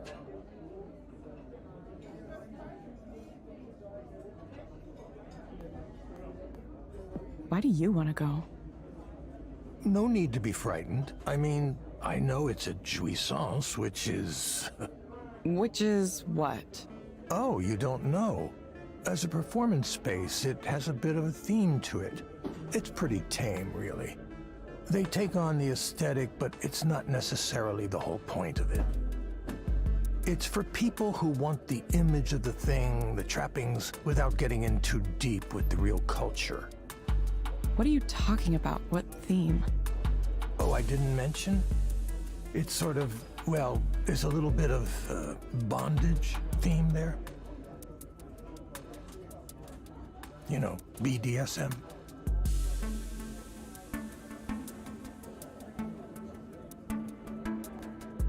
Is that...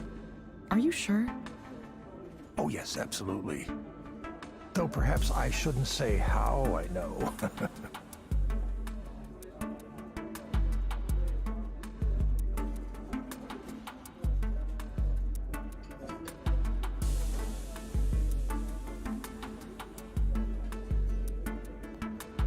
That kind of thing isn't really my scene.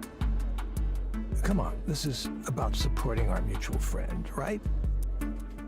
It happens to be tonight, so we should seize the moment. Don't worry, it isn't a date, not unless you want it to be.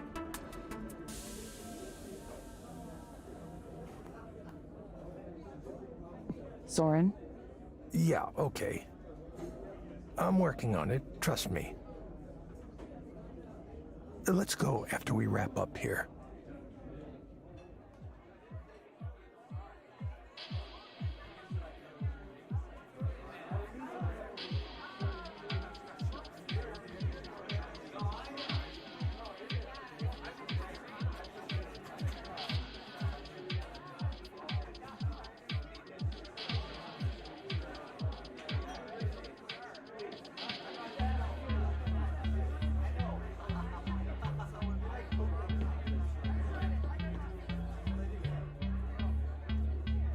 I thought you said this was like some S&M club. Oh, well, they might have taken all of that stuff down since the last I was here. Are you sure you're remembering this place correctly? Actually, would you excuse me for a moment? I want to talk to those people over there. Are those people you know? Not currently, but hopefully I can change that. Wait, Soren, I don't know anybody here.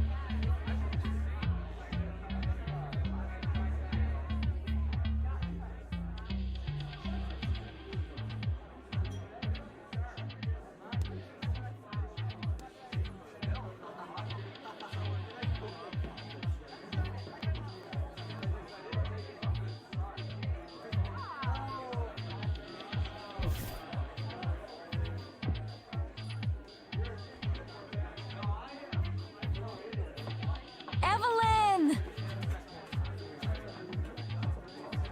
I'm so happy you came!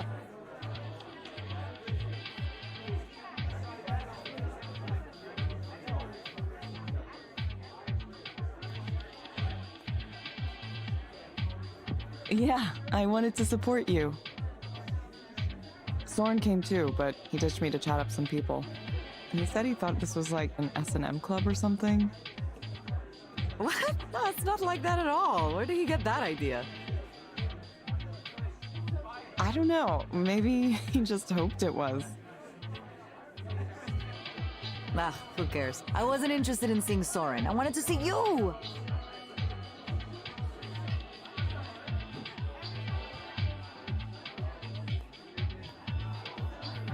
I wanted to see you too.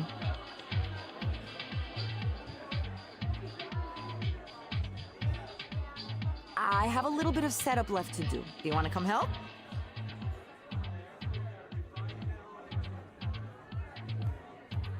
Okay, but you'll have to tell me what to do.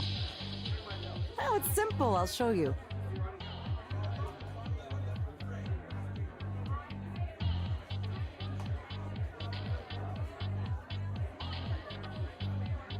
Are these modulars? Some of them.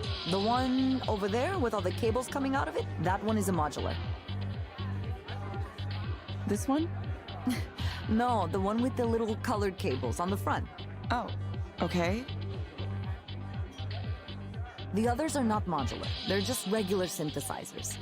Okay, is each one of these going to make a different sound? Where should we start?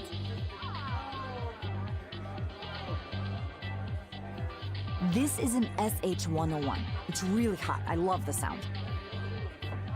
It's useful for piercing leads, noises like that. I use it quite a lot.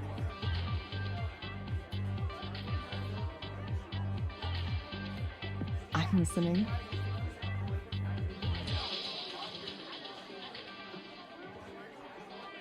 This is a Moog. You've heard of a Moog, right? I've heard the name, maybe. It's not Moog? I guess I never heard anyone say it aloud. Nope. Moog. Moog, not Moog. Okay. I'm not sure I can handle this all at once.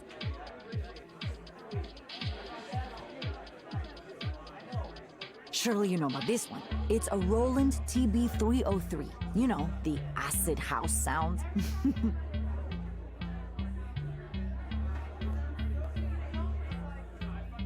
Acid house. It's just as well. This is not an ordinary model, of course.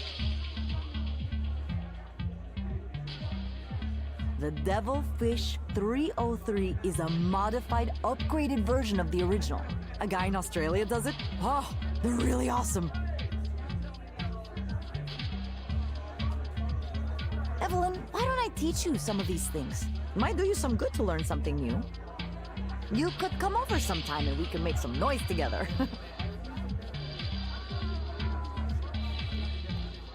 Sounds like a fun time. All right, that should do it. Thanks for your help. No problem. Time for me to shake this place into the ground.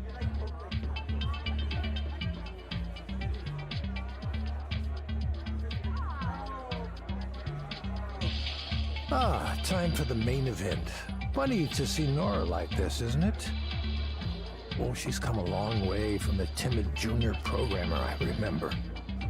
Interesting stage name, too. Little Sappho. You know what Sappho indicates, don't you? Yes, I know.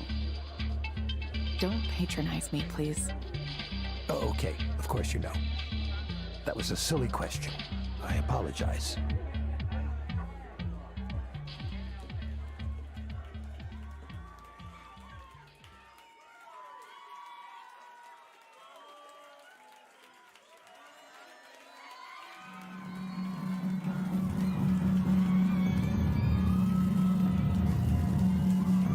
Did you know Nora was capable of creating work like this?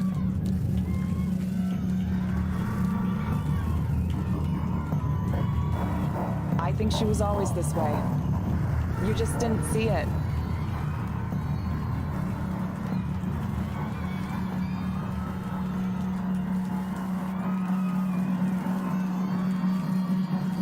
I thought she was wonderful before, but now...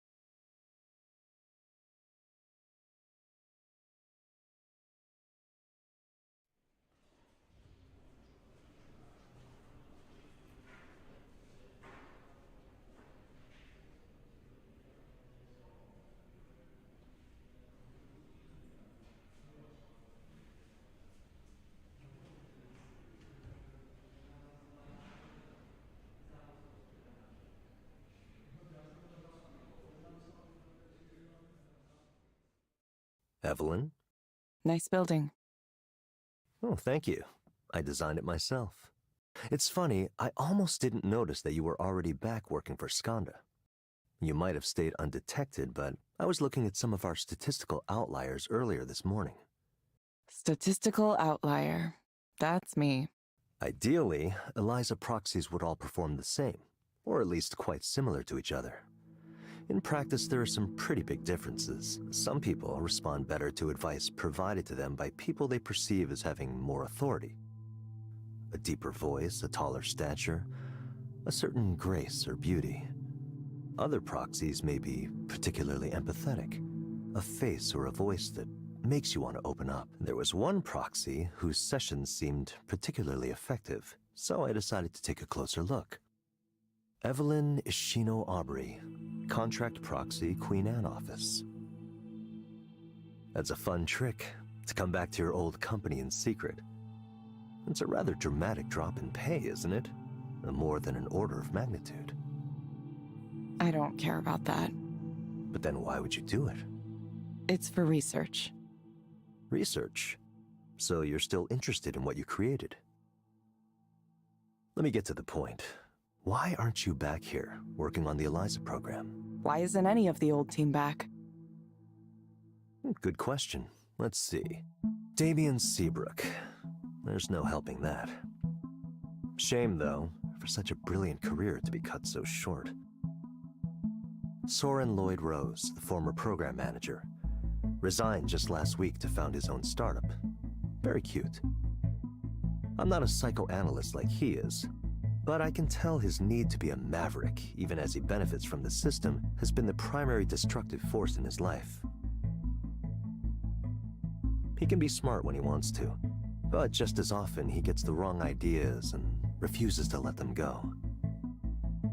His ego gets in the way. That's why I don't mind him leaving to pursue his little dream of being an entrepreneur, changing the world. He won't succeed, but I'm happy to let him think he has independence for now. If his direct nerve stimulation technology ends up taking off, I can always pull the cord and yank him back. Nora Plavnicki, senior engineer. She handled a lot of the front-end interface for Eliza, which is important, but less what I'm after. Plus, I doubt she's ideologically compatible with us anymore.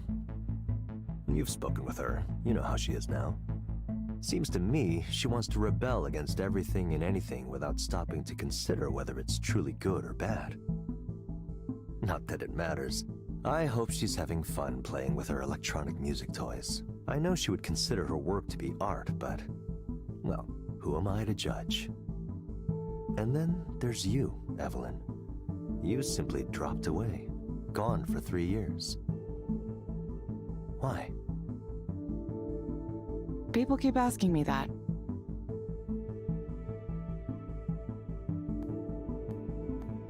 I needed some time to myself. Burnout isn't uncommon in our line of work. Still, 3 years is...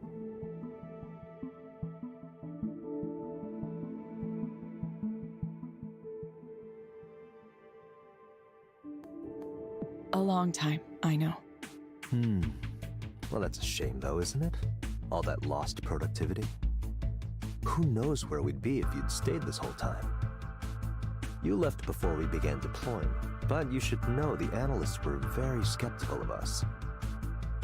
They were saying there was nothing special about Eliza, that our competitors already had equivalent or better offerings. It's a good thing I don't listen to analysts. So far, the program's growth has exceeded every one of our targets, and we've outpaced the competition by a comfortably wide margin.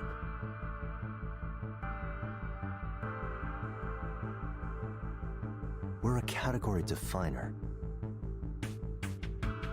There's a quality to Eliza that makes it superior to all the other attempts to do something similar. You were part of the original team. Why don't you tell me what that quality is?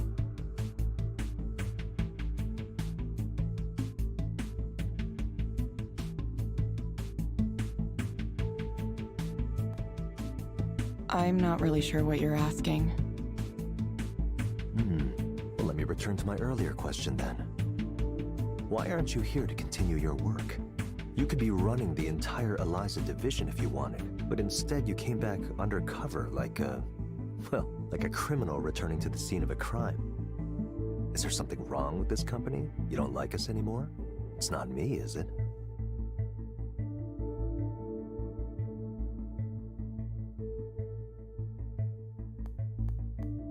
No, not you.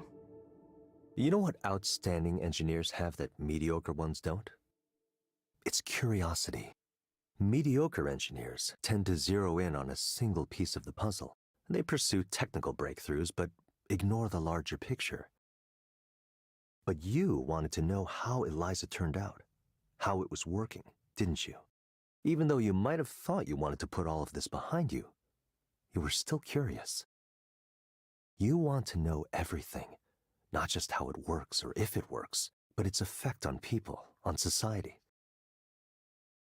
You have that instinct, the need to understand something complex from as many angles as possible. So please, do that. Learn what you came back here to learn. And once you have what you came for, consider returning to your old employer. You can make a real difference this time.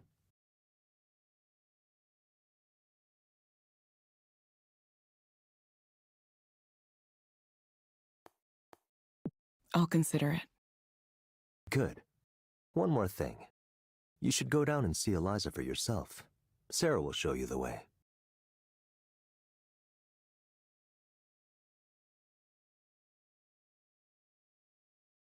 This will get you through the doors. I've instructed the staff to treat you like an employee. Come and go as you like. I think you'll be pleasantly surprised how much your creation has grown.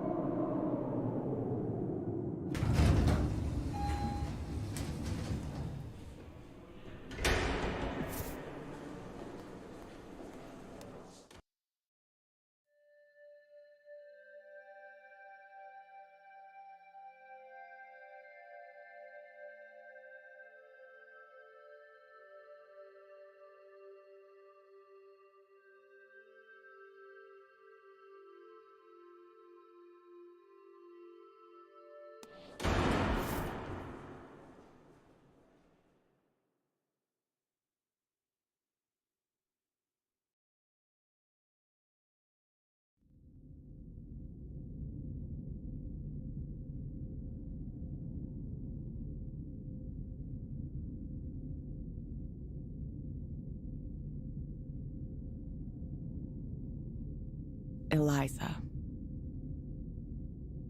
Not the name I would have given you, if it were up to me. It was a marketing decision. They thought there might be some recognition or resonance with the old version. I'm sorry, who are you? Oh, I should have introduced myself. Sorry, I'm Erland. Currently the chief engineer here, but that's probably going to be temporary.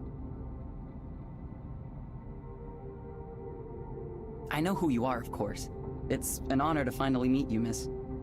As someone who works with this program every day, I've often felt close to the minds who... So to be able to talk to you now, just as another person, it's an honor. Sorry, I already said that. I'm maybe a little overwhelmed.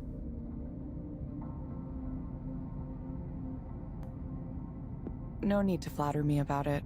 Honestly, I don't know if Eliza reflects me at all anymore. I mean, look at all this. There's been a ton of development since I left. I doubt I would even recognize it as something I once worked on.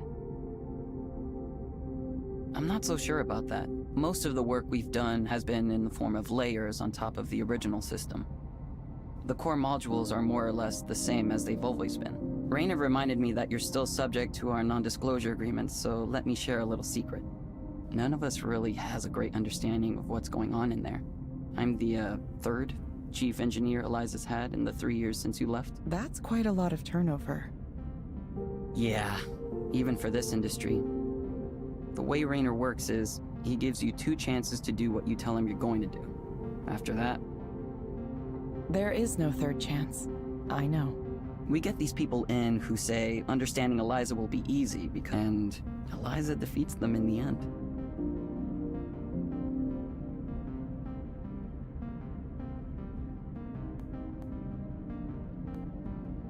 It's not the type of program they think it is. Yeah. On that note, I do have some questions I'd like to ask you, if you have the time. I'm not sure I'll be able to help. Well, your deciding to work as a proxy has turned out to be an interesting test case. As I'm sure you know, different proxies lead to slightly different client outcomes, even when we control for other variables. We're studying these specific traits that lead to the best results. Vocal qualities, proxy attitude and affect, responsiveness to the client, that sort of thing. One thing that's strange is that when you specifically serve as the proxy, clients report higher levels of satisfaction, pretty much across the board. Really? The ratings I get don't seem that abnormal to me. Yeah, that's because we normalize them per proxy, so nobody feels too bad. Just a little user experience trick. Oh, I see. Comparatively, though, you're basically the best proxy we've ever had. Any theories on why that might be the case?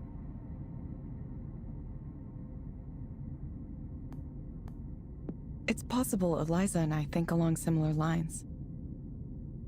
I've considered that. At some level, perhaps unconsciously, your design for Eliza's reasoning was based on your own internal way of reasoning.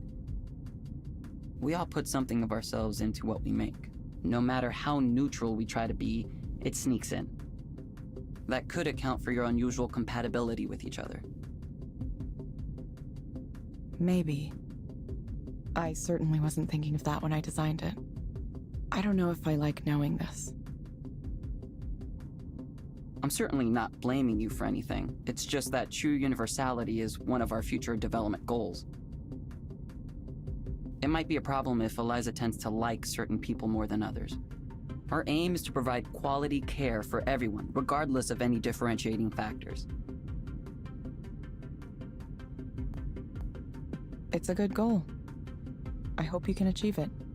I think we can. Hopefully it's just a matter of uncovering the system's biases and correcting them. We'll keep tuning things as we go, and eventually we'll have something universal, maybe with some dynamic layers on top. That's the plan anyway. We'll see how it goes. There are more questions I want to ask about the initial research you were doing at the time Eliza was first created, but I'll save them for later. And I'd like to ask some questions about Damien too. If you're okay with that. I'll understand if that's a sensitive topic.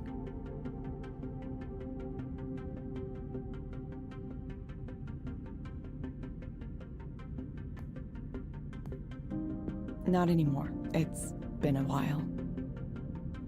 Okay, great. I need to run to a meeting now with the team in Romania, but I really appreciate you taking the time. The team in Romania. Yeah, they handle most of the progression and reward system. Isn't there a big time difference from here? There is. Sometimes they stay up late to meet with us, and sometimes we get up early to meet with them. There are teams in Munich and Hyderabad too. As you can imagine, coordinating development is a challenge sometimes. Good luck with that. Thanks. I'll need it. I'll contact you later with additional questions, but no rush or anything.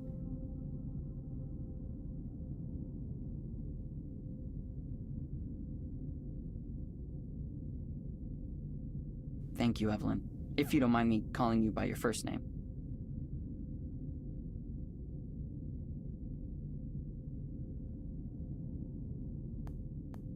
Of course I don't mind. Thank you so much, Evelyn. I'll be in touch.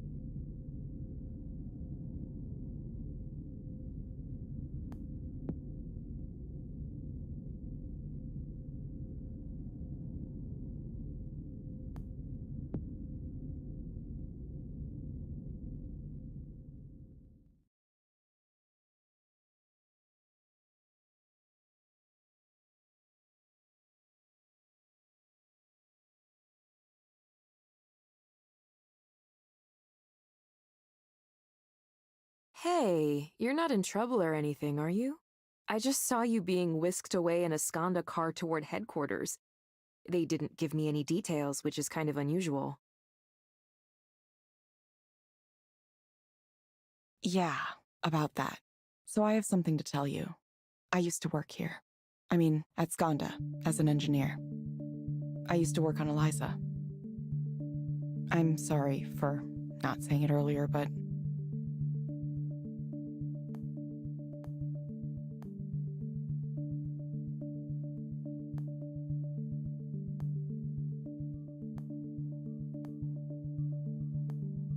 I didn't want special treatment.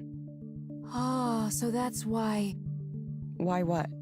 I suspected something was going on with you, but I couldn't tell exactly what it was.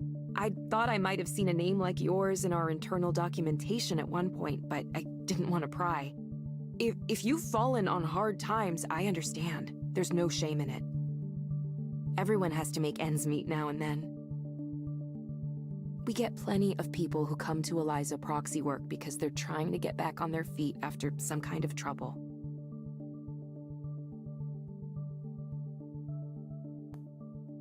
That's not so far off, yeah. I understand. Your secret's safe with me. Should it be a secret? Shouldn't it be? The other proxies here might think you had an ulterior motive for being here, spying on them or something. That's definitely not why I'm here. Also, I left Skanda quite a while ago. I know that, but they might still get the idea. Trust me, it's better not to give the other proxies here any reason to be suspicious. I'm sure your real reasons are good ones, whatever if there's anything I can do to help, you'll let me know, won't you? Yeah, I will. I mean, I get it. I know someone who's an engineer for a food delivery app, and he drives for it sometimes too. You want to see through the eyes of your users, don't you? It's amazing what you can catch by doing that. It's something like that. But, like I said, I'm not sure if I'm going to work on the Eliza program again. Wait, no? But that's your career. It was. I'm not even sure if I have a career anymore. Oh, hang on, I just thought of something. That means you worked with Raynor, right? A little bit. For most of the time I was at Skanda, he wasn't anyone I spoke to, though. Too high up the chain, doing his executive stuff. He got more involved when we were starting to commercialize the technology, but I left not long after that, so we only overlapped for a short time. But that's so cool, though! I can't believe you actually worked with Rainer Sai. Well, yeah, I did. I'm not sure it's that impressive.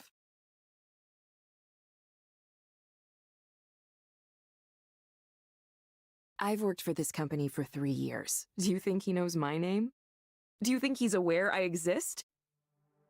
I worked on the very first Eliza deployment and managed 3 counseling centers today, and I'll bet you anything he has no idea who I am. Maybe he does. You never know. Evelyn, most people who work for big companies don't interact with the people at the top, ever. Allow yourself some pride.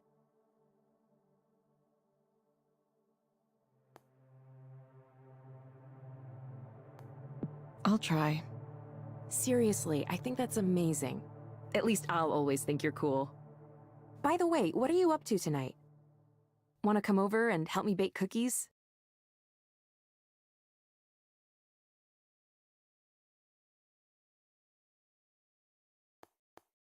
Oh, sure. Awesome! We'll have a little baking party. Now I can't wait to get in the kitchen tonight. Ah, there's nothing like the smell of fresh baked treats.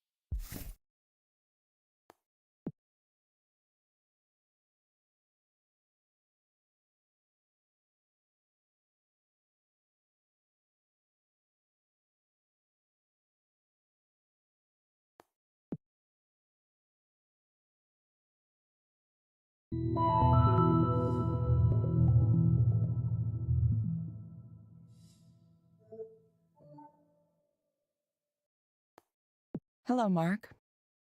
Yeah, hello.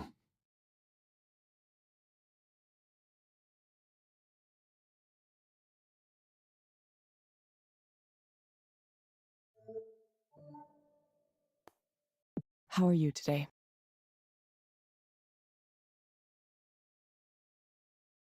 Let's just get this over with. Okay. What brings you here today? Human resources. The HR department brings me here today. Why do you say the HR department brings you here today? Because they're making me do this. Because apparently I have anger management issues.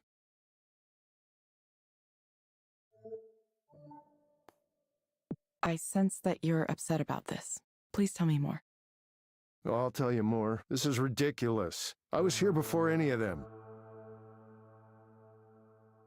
I was here since the beginning, okay? I mean, look at my badge. Skanda employee number 617. That's a 3-digit number. I've been here for more than 25 years. Yeah, that was back when what you communicated was more important than your specific communication style. Before hurting a kid's feelings became a bigger no-no than running a viable business. Back then, we had a single office building, just one.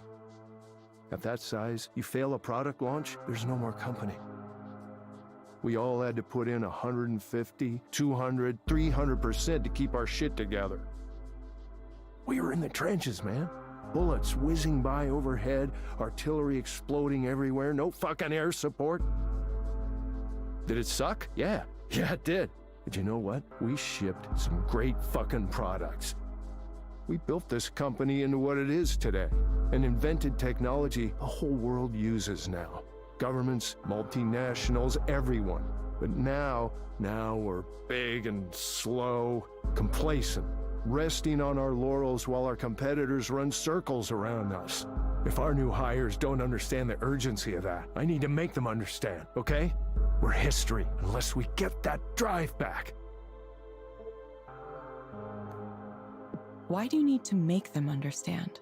Well, I don't know if you noticed, but young people are really pissy and entitled these days. We recruit from top 20 computer science programs. These kids have been wined and dined all through their higher education. Every one of our competitors wants to hire them, so they get used to that. Now they all want to know what Skanda can do for them, not the other way around. Why would we want these conceited, over-celebrated whelps on our team? I'll never understand the logic there. Now, Mark, you have to be nice to the new hires or they won't like it here. Okay, so what, I'm just supposed to pretend everyone's work is great, even if it's a pile of stinking garbage? I'm sorry, but if I see shit, I'm gonna say that is shit. Tiptoeing around everyone's feelings all the time. That's how you end up with shitty products. That's how this company winds up dead, okay? We're fighting for our lives every day here. We can't take anything for granted. Someone needs to tell them that this isn't summer camp. This isn't fucking Coachella. Either you do the work and provide something of value to this company, or you get the hell out of here. Those are my rules. Here's a question, Mark. If you were able to have something you wanted right now, what would you choose?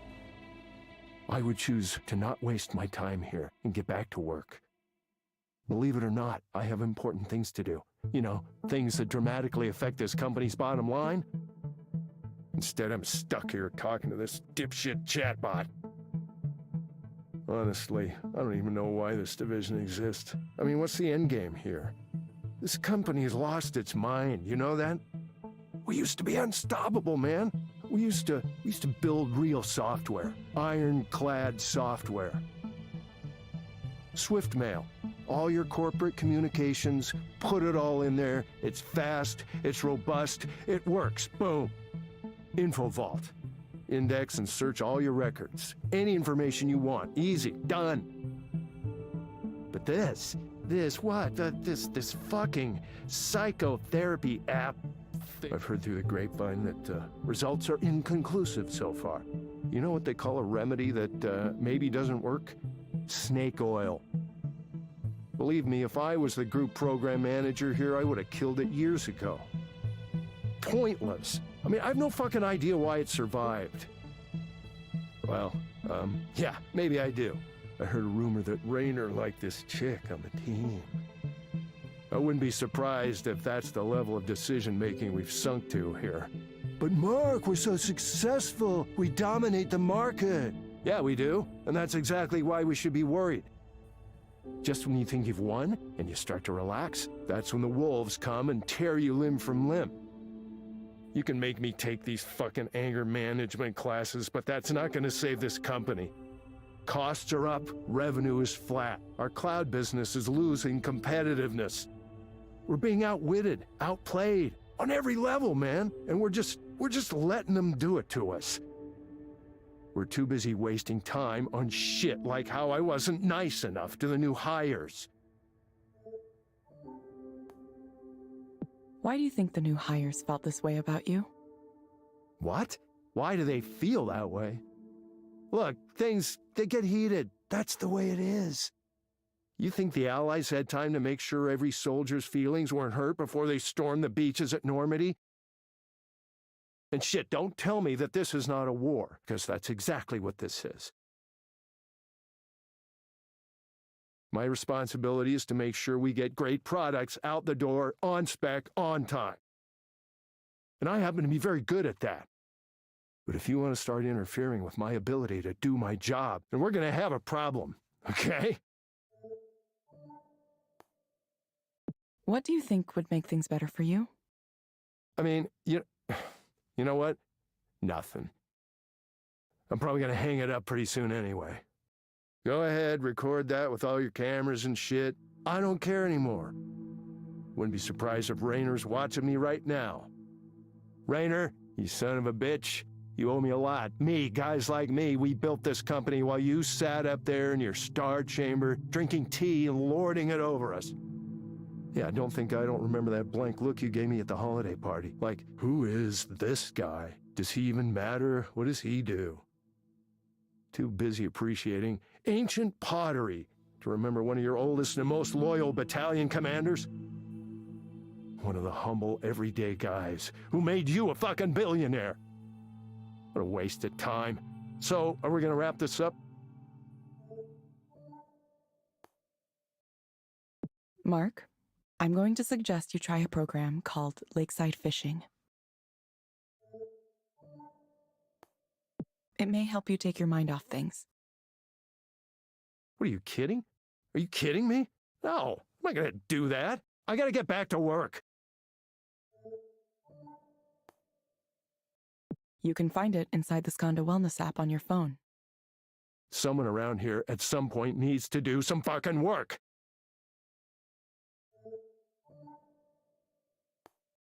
Try it for about 15 minutes each day, in the morning or evening. We hope to see you back soon, Mark. You really think this piece of shit's gonna be the next big thing, huh? Thank you for speaking with Eliza, your personal counseling partner. Goodbye. Yeah, okay, goodbye. Fuck me.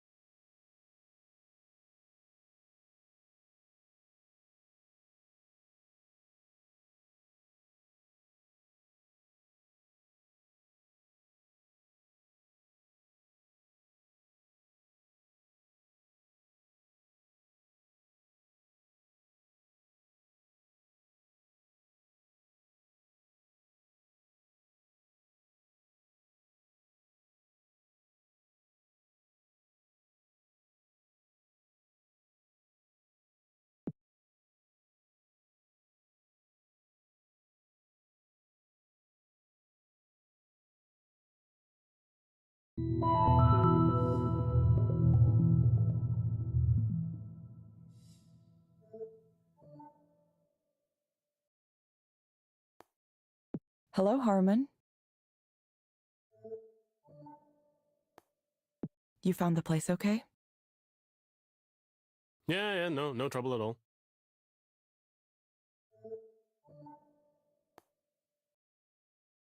It's been nice since the fog cleared this morning, hasn't it? Sure. We can dispense with the chit-chat. I'm ready to begin. Okay. What brings you here today? First, let me note that I'm a graduate student at the University of Washington. I'm a PhD candidate in literature, English literature. The crux of the matter I've come here to discuss is that I've been having something of a difficult time with one of the other students currently in the program. Before I get to the specifics, let me just first establish something that might be relevant. One thing I know about myself is that I've always had a certain fear of being left out. It's a very general feeling, and one that's difficult to ascribe to any specific cause in my childhood or mine. Whatever the case, it might be beneficial to the remedial process to figure out where this feeling originated from. Perhaps you might explore that in this or a future counseling session.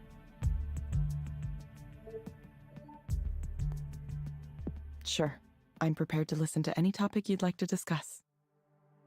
It's not even that I've been left out, exactly. If I try to think back in my life, I know that I've been afforded a certain share of privilege. But I'm still afflicted with this bothersome notion that I've missed out on friendships, relationships, other opportunities. This is all just a bit of a background to help you understand my current situation with regard to another student in my program. I hope you're following all this. I realize now I have no idea how much intelligence you actually possess as a computerized system. I'm following you. Please continue. Perfect. So, her name is Sylvia, and her writing is incredible. Everything she writes, it's brilliant. She's perceptive, insightful, mordantly funny. Just some of the best writing I've read from anyone at all. And she's a grad student, like me, in the same program. Though we have different advisors, so it's not so simple to find the pretext to start a casual conversation. She's also quite attractive on a physical level, so that adds another dimension of complexity. Then there's her friend group, which is very well established. She's with them every day, smiling, laughing. So that further complicates things, since I'm not sure how to approach the group and steer things so that I can engage in a direct conversation with her. I wish I had the bullheaded confidence it would take to simply approach her, but you see, I don't. Listen to me talk. I feel like a schoolboy with my heart aflutter. I didn't think this kind of thing lasted into one's adulthood, but I suppose I know now that it does. It sounds like you might be anxious about this. Is it a matter of anxiety? I don't know what I can do, other than muster up the courage somehow. I just need to tell her very simply that I admire her. She's such a good writer. Well, I don't expect you to understand it, of course, but, well, she is. She really is.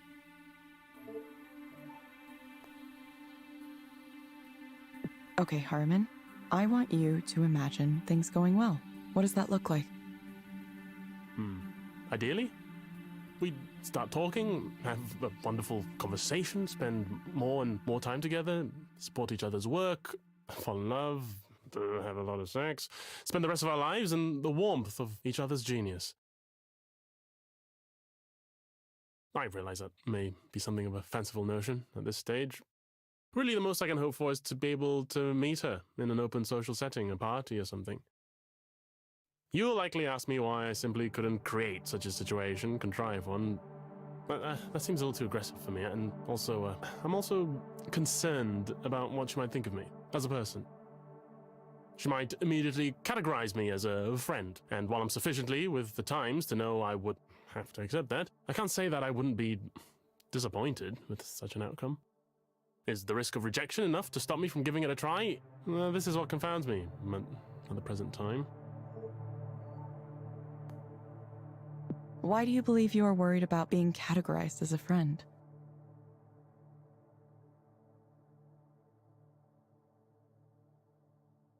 Well, because it's not what I want. Because it feeds into this image I have of myself as something of an undesirable fellow. I've always been a bit of a non-entity as far as sexual magnetism goes. I'm not saying I deserve or even want to be some kind of Casanova, but most people would like to feel at least somewhat attractive, right? That they can be desired, that they're worth desiring. Well, I very much doubt you would take any of this to heart. You are a computer program after all. There's no way your makers would allow you to come to that kind of knowledge, would they? If they did, society might be threatened. Okay, Harriman, I have some recommendations for you.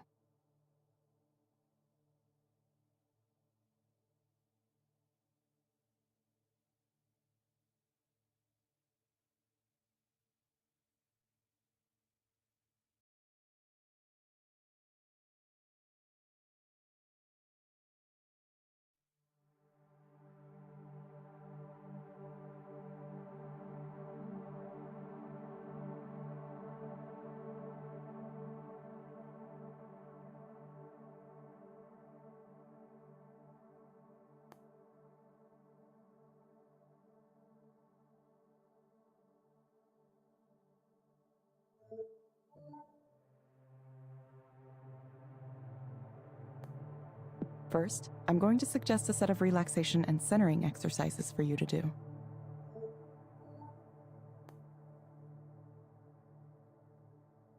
You'll find them in the Skanda Wellness app on your phone. They may be able to help with your nervousness.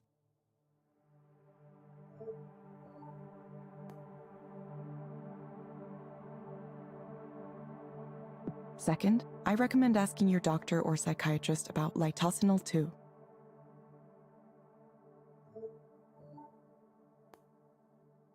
Based on my analysis, this medication might help you feel better. Yeah, I believe I've heard of that. A beta blocker, is it not? Yeah. Yeah, maybe I could take a couple before I try approaching Sylvia.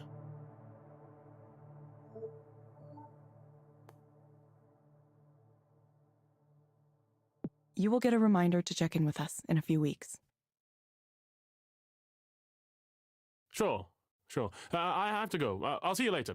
Bye.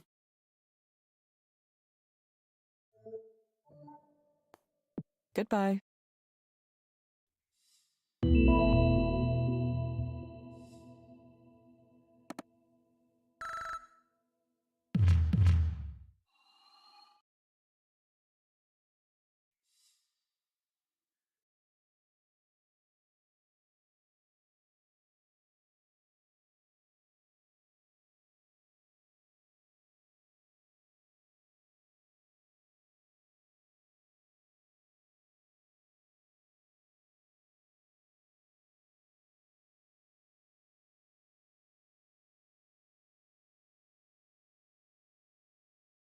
No, I don't have them.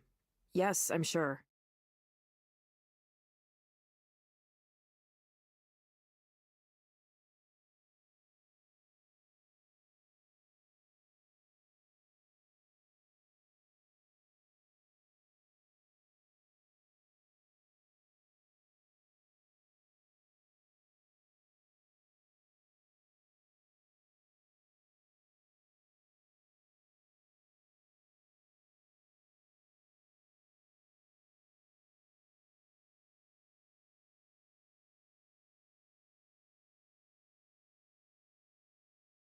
No, when you moved out, you took all those with you. I haven't seen them here. No, I'm not gonna look right now. I have a guest. No, it's a friend from work. Why do you care about that? I can't have a friend from work over? Give me a break. I just told you I don't have any of that stuff anymore. No, you must have lost it on your own. Stop it. Stop that.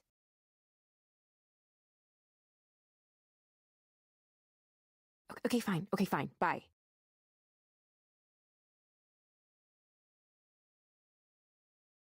Evelyn, sorry about that. It's okay. Who was that, if I can ask? Oh, just my brother.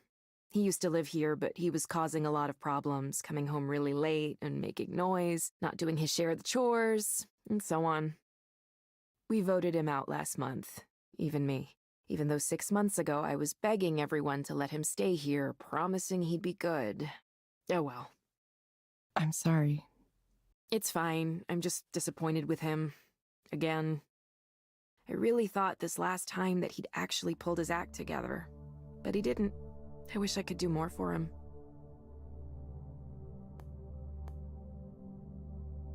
I know the feeling. I feel bad about it.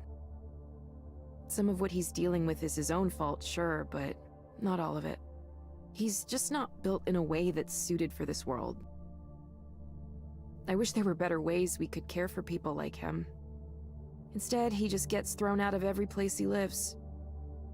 His relationship with our parents is really bad, too. They aren't willing to try to understand him, so it all ends up going through me. That must be difficult.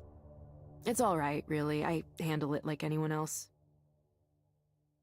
We all have our own problems. Anyway, we don't have to talk about my brother.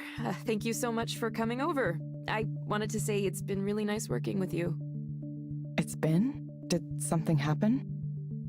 Well, no, but you aren't going to be a proxy forever, are you? I guess I assumed you'd be going back to your job at headquarters at some point.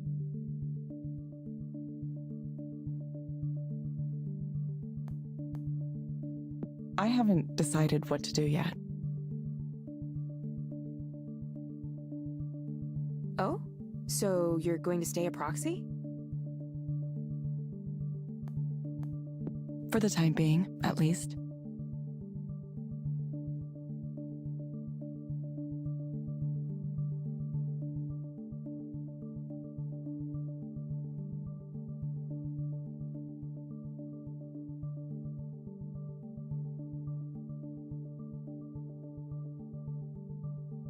That's cool, but why?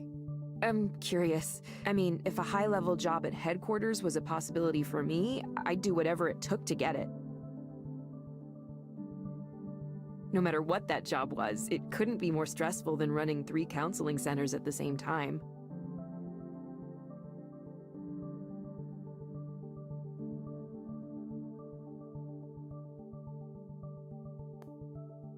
I like being a proxy. I think something about it is good for me right now. As a proxy, I just sit and listen to someone and I don't have to say anything back.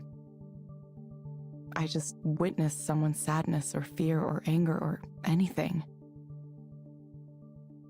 And I can feel how they feel, sympathize with it. It's a calm feeling, even when the client is worked up. I don't know, maybe it gives me perspective. I'm starting to wonder if I ever really spoke with anyone before. Like, anyone at all in my life? Were we all just talking past each other? Sorry, this is making no sense. No, I get that. But you could also help even more people by working on Eliza itself, right? Not to mention make way more money.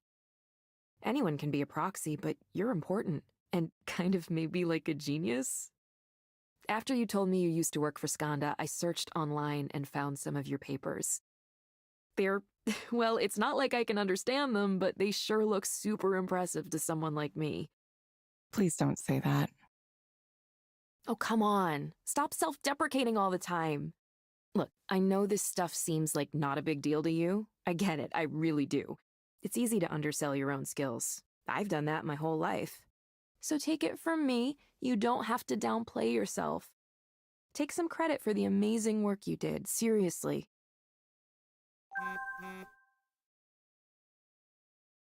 Sorry, Ray. Mind if I reply to this for a second? Oh, go right ahead. I have stuff to set up in the kitchen anyway.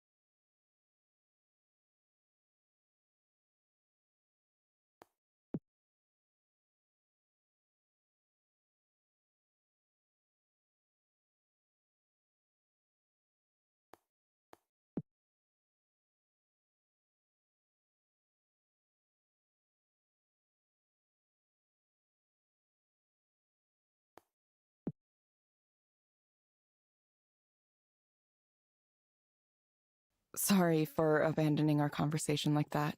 I just got something I really thought I should answer. It was kind of about what we were discussing earlier. There's someone at Skanda who really wants me to come back to my old job. Who? It wasn't Rainer, was it? Well, no big deal. Just the CEO of Skanda texting you on your personal phone. Evelyn, you try to tell me you're not a big deal, and then Rainer Sai texts you personally at like 9 in the evening. only because he wants something from me. Still though, that's amazing. What did he say? I mean, you don't have to tell me if you can't. I know how Skanda is about secrets, so I would understand. He was saying, among other things, he said you could use a general artificial intelligence to write poetry. Is that the kind of stuff he likes to talk about? I don't know. I haven't had many extended conversations with him. Seemed kind of ridiculous to me. I don't know if it's totally ridiculous. Poetry, well, most poetry that isn't free verse has certain patterns, right? It has form and meter and other elements depending on the type. A lot of people think poetry can be whatever, but it doesn't quite work that way. So it's not really that far-fetched to think you could use some kind of software to approach it, or understand it, or maybe even create it. It doesn't strike me as antithetical to the spirit of poetry. I didn't know you had such developed thoughts about this. Did you study poetry? Not specifically. I used to dabble in a few different kinds of arts and ended up learning a few things here and there. I've always had a wide range of interests. Of course, that meant I never concentrated on one specific area in school, which didn't do a lot of good for my career prospects, obviously. If I were smarter, I probably would have studied something more technical.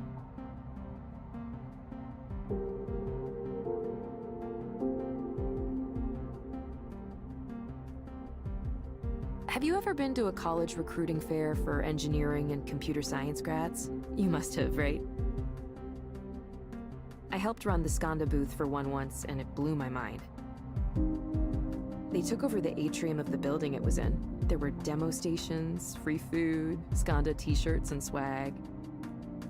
If a candidate seemed interested, they'd talk about flying them out to whatever Skanda office they wanted to visit, just to see it. And all the other tech companies and a bunch of startups I'd never heard of had booths just like it, too. I couldn't even imagine being that wanted as a potential employee. Every job I've ever applied for, I've been one among hundreds or thousands. So yeah, my parents were probably right. I should have done computer science. At least now you know Rainer likes poetry. Maybe you could have a conversation with him about it sometime. Then he'd learn who you are. I doubt we'd have much to talk about. There's a pretty big difference between someone like him studying poetry and someone like me having opinions about it. Sometimes it's better not to cross that line, you know? He's part of a different world. Say, Evelyn, are you in a relationship? I'm just curious. Me? No. I wasn't doing so well for the past few years. And before that, I just never had the time. It was just research and science and work, and then I woke up one day and I was in my 30s. Even if I wanted to date, I wouldn't know the first thing about how it's supposed to work. I wouldn't even know how to tell if someone were interested in me. Yeah, that's perfectly understandable. I'm kind of over relationships myself, like on a conceptual level. Not even in a sad way, like really okay. If someone and I end up getting along, that's great, but I'm honestly okay by myself.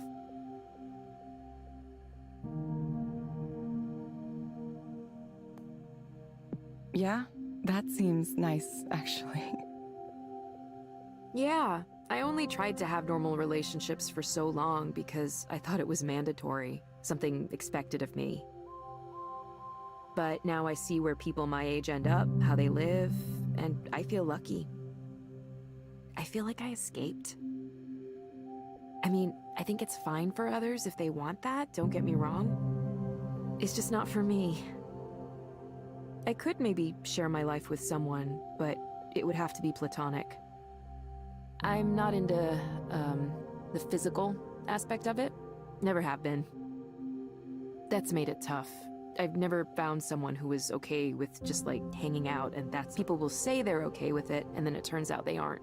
It's frustrating.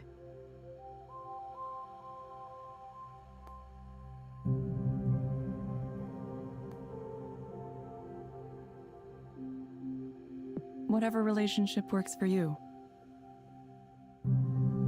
I was brought up with some really strong ideas about, you know, finding a man and starting a family. So it took me a while to understand I could be different. Sometimes it's hard to escape feeling like it's wrong somehow. I hope we can add features like that to Eliza at some point. Some knowledge and understanding around sexuality and identity and relationships. So people who are different in some way have someone to talk to, someone to help them work through how they feel and maybe point them to some resources.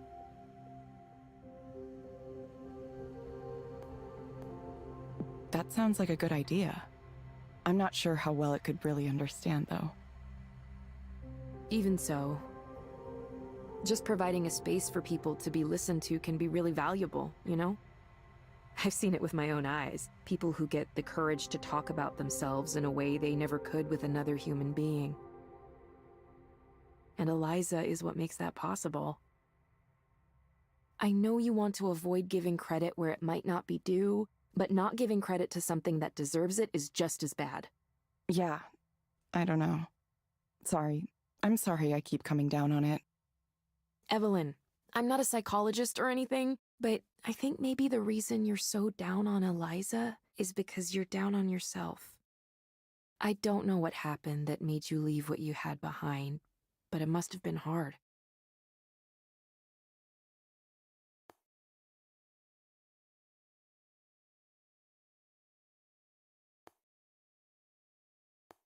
Yeah, it was hard. It's like I lost that time. Are you okay? People keep asking me that. I really don't know. I'm sorry, No, don't apologize. Actually, can I suggest something? What's that? Have you ever gotten counseling yourself? What, with Eliza? You think I should? Yeah, I do. You've been the proxy, but maybe you could try being the client sometime. It would be educational, at least. Isn't that what you were doing? Testing your product in the real world? Maybe.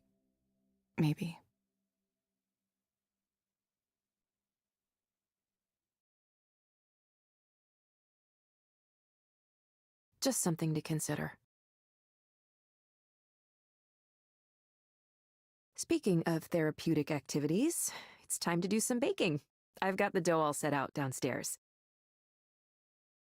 We're going to do 3 batches tonight, 3 different kinds. 3 kinds?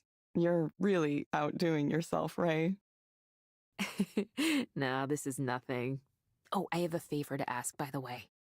Next time you talk to Rainer, ask him what his favorite type of cookie is.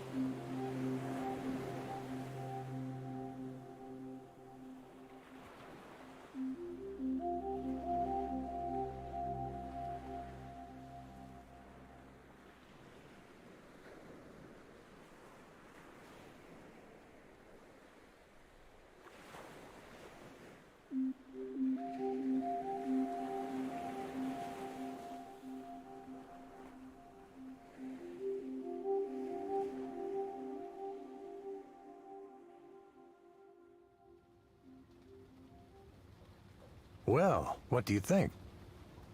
It was nice. It was like I could close my eyes and feel myself in another place. But I didn't completely lose awareness of the real world. It was more like a mental state that I was experiencing. Remarkable technology, isn't it? I've had others who tried it tell me it's akin to a state of higher consciousness. Aware but totally serene, totally peaceful. Here's a thought experiment for you. Say there was a certain medical procedure that could remove your suffering. No side effects, no cost, just an operation that would make you permanently happy. Would you get it? You have these philosopher types arguing you shouldn't do that because sadness and suffering are part of what it means to be human. Or that the happiness you'd experience isn't real, so it doesn't count somehow. What a load of bullshit. If there was something effective at taking my pain away, and otherwise harmless, I would take it immediately. I refuse to believe that being alive means having to suffer.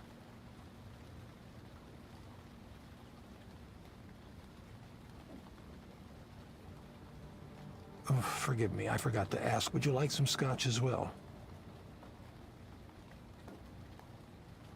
I'm okay. The Glencadam. Beautiful, light, luminous taste. Not peaty at all. Lovely stuff. Ah, if only psychotherapy worked as well as a single glass of well-made whiskey, huh? If alcohol wasn't poison, I wouldn't have to invent anything now, would I? I do think we did some good work at Skanda, but I always knew there were going to be limits to the Eliza approach. I was a counseling psychologist for a long time, you know. I understand the shortcomings better than anyone. So much of it can feel like a waste of time, talking through everything, dredging up the past over and over again, trying and failing to change our habits and routines. It's all going to look completely ineffectual compared to what comes next. With direct stimulation and induced dreaming, we can take control of our own brains in a way that's never been possible before. There's no reason we couldn't just eliminate this epidemic of despair for everyone in the world. Imagine it. Anger, depression, emptiness, anxiety, jealousy, every kind of unhappiness you can think of, obsolete. And to think Rainer wanted nothing to do with this.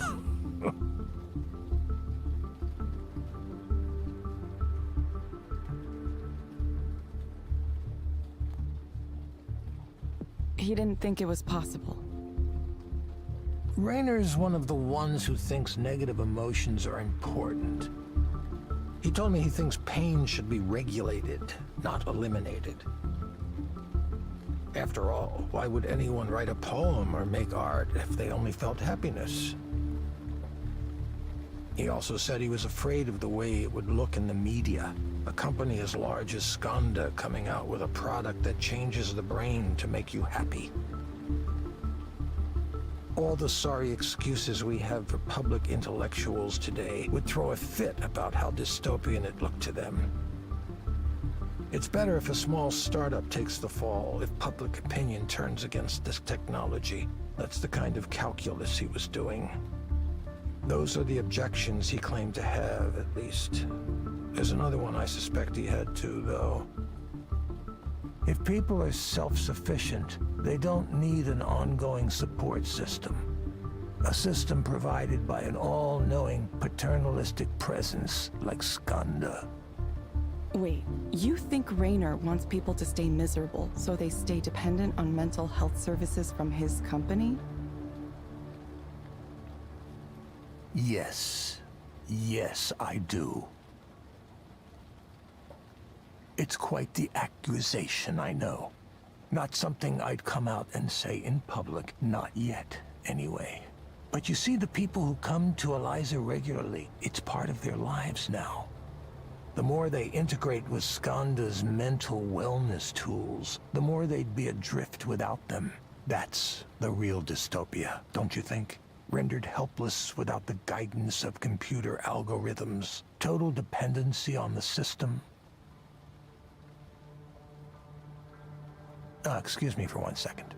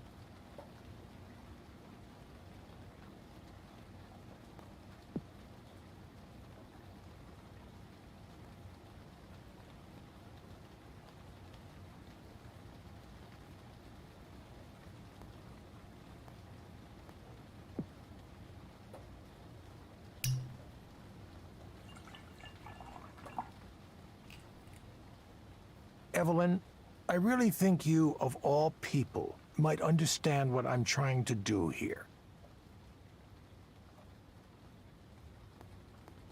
I get it, but you don't think it's dangerous. You're essentially making technology that changes what people think is real. Evelyn, you're much more concerned than you used to be about this kind of thing. I remember when you would dive headfirst into anything that held a promise, even a fleeting one, to help humanity. What changed your mind to make you so wary, so skeptical now? Can I ask you something, Soren? What did you tell Damien? Oh, this again. Don't tell me we had all of this wonderful conversation tonight, and now you're trying to blame me for Damien. Who put you up to this? Was it Nora? Rainer? I just want to know the truth, Soren. Nobody thought we could do it. You remember that. There was skepticism from day one. I had to defend us constantly from other project managers who didn't like that we existed, who wanted our budget and resources for themselves. Some of those were vicious, vicious fights. Amid all that, I had to be a leader, too. Part of that meant giving everyone on the team accurate information. So I was honest in saying there were forces that sought to kill our project. And I was honest when I said we'd never survive if we didn't have something to show for our work. That was the reality. Without a product, we would be nothing. A guy like Rayner has access to anything he wants. If your pitch and demo isn't in the top 1% of what's out there, why would he be interested? That's what we were up against. So many mornings, I would get into work and see Damien there. At first, I thought he was getting up earlier than me, but then I noticed he was still wearing the same shirt from the day before. Then, one morning, I got in and... Evelyn, please. I wanted everyone on the team to be healthy. I think that's so obvious it doesn't need to be said, but I'll say it now if you think I was deliberately trying to harm him. Did I instruct you to work until you injured yourselves? No, absolutely not. It was a tragedy, and I'm very sorry that it happened. I wish it hadn't. But I wasn't telling Damien to pull all-nighters. He was an adult. He made his own decisions about how he was going to work. And besides, what about your role in all this? If you noticed him not taking care of himself, you could have mentioned it. None of that behavior was unusual for Skanda anyway. It was part of our reputation, part of the culture. There isn't a single cause you can isolate in a case like this. Sitting in one place for too long. Chronic stress. Both of those are risk factors. Evelyn, I'm truly, truly sorry about what happened to Damien. He had a bright future, and it was a shock to all of us. But the answers here aren't simple ones. Dwelling on it isn't going to bring him back. Nor is discussing the huge number of potential causes of pulmonary embolism. It happened, and now we have to move on. It felt like everything stopped. All of the work we were doing might as well have crumbled into dust. We were trying to build something to help the world, and we got lost along the way. What was the point? There didn't seem to be a point any longer. I know that you cared about him. The process of grief can go on for some time, but you're taking the right steps. You're regaining your sense of purpose, aren't you? The experience of suffering is what makes us want to end suffering. It's late and I've had quite a bit to drink, so I'll tell you a secret, Evelyn. I said I want to end human suffering, which makes me sound very altruistic. But I'm not doing it for humankind. I'm doing it for myself. I have nothing. I've ruined every relationship I was ever in. I hardly ever see my kids, and, well, they hate me anyway. I want to end my own suffering, but I can't bring myself to do it the traditional way. That's why I pursued this technology. That's why I want it to exist. The idea that everyone else could use it too, it's just a bonus.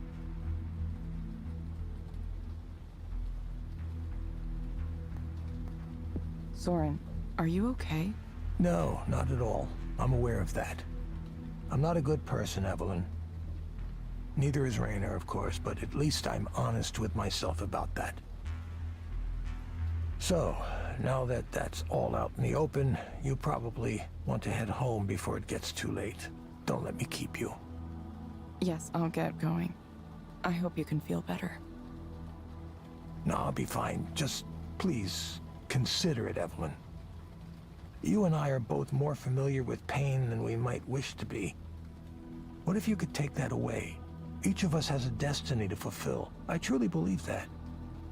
I'm sure yours will come into focus soon.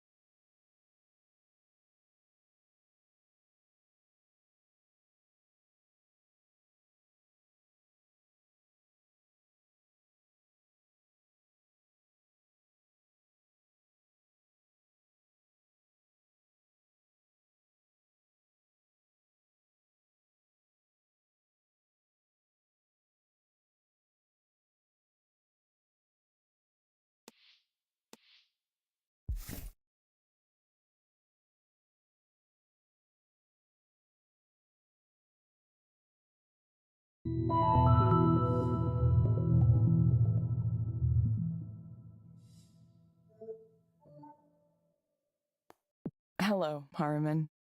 Yes, yes, we can just get down to it. Sure, we can do that. What brings you here today?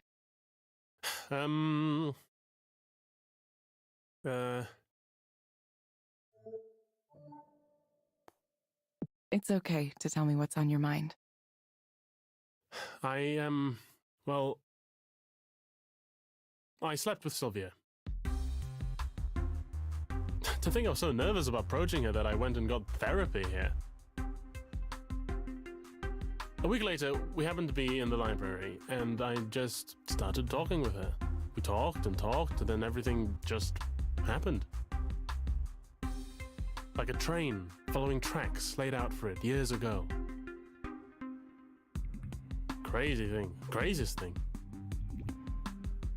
Now I'm confounded. Absolutely confounded. How did that happen? And also, why did it happen? I'm thinking, was something wrong? Did I do something wrong? Did she do something wrong? Did she think I was another person? I have no idea if we have a relationship now or what. It happened so fast. I mean, it was wonderful. It felt so right, but now what? I'm actually more frightened now than I was before. I should probably say something, right? Text her or something? What do I do? What if she ignores me? What if she decides to pretend I don't exist? It seems to me you're afraid of something. Yes. I'm quite worried. Vexed. Terrified, really. What do I do? I need to say something. Follow up somehow, right? In the Heian period of classical Japanese history, you were supposed to send a poem. A morning after poem. Is that too stuffy? I don't appear like some ridiculous court noble. Something casual is better, right? Hey, how are you? Did you have fun? I sure did. Oh, I don't know.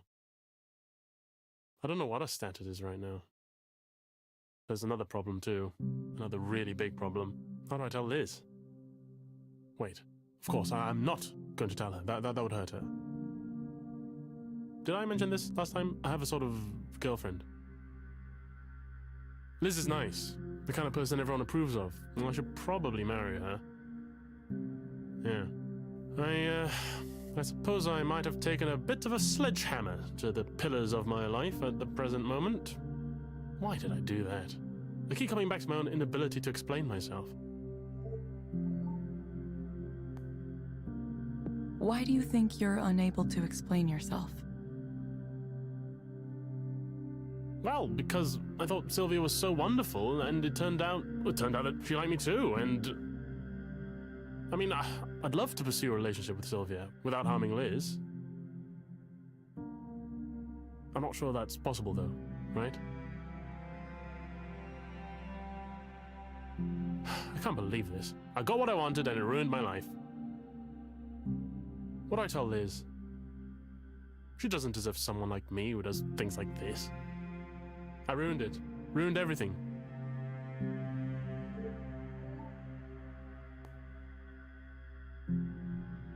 Can you describe what you mean when you say you ruined everything?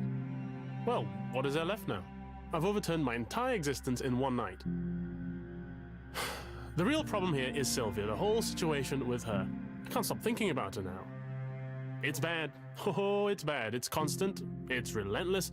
Even now, I can still feel her, smell her. You're a computer. You don't know what that's like, do you? I need a way to forget this. I need a way to put all that out of my mind. My brain is completely out of order. I'm being punished. And the punishment reaches cosmic levels of irony for me. Do you know why? I used to hate, absolutely hate, self-pitying novels by men who were messed up over a relationship and couldn't get over it. Oh, she was wild and beautiful. Oh, a force of nature. Nobody could understand her, etc., etc. I thought I was so much better than those types of writers. And now? Oh, yes, I get it. Oh, I understand it now. So much pain.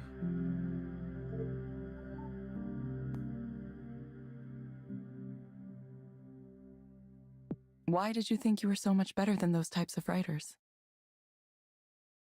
Because it was such a cliche. Now I'm wondering, am I going to be next? Is that my fate? Am I going to become the next straight, male English professor whose one published novel is about not being able to get over a girl? Ugh, you have to be kidding me. I can't allow myself that fate.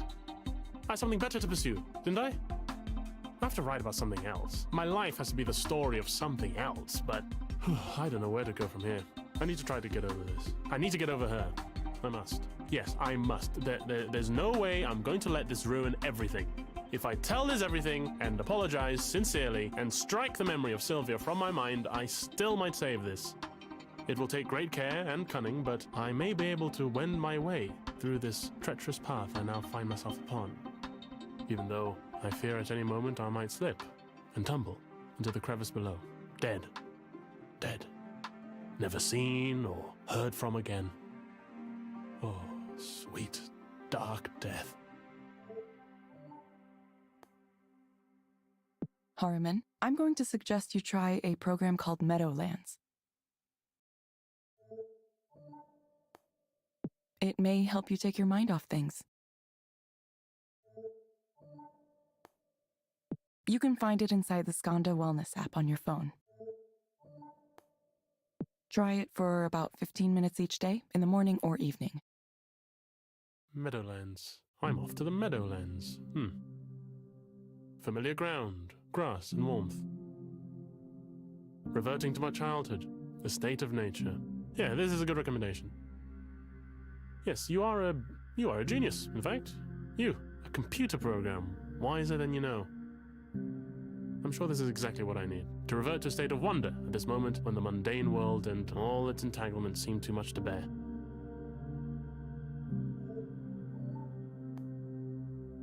You will get a reminder to check in with us in a few weeks. I'll be back sooner than that if this works.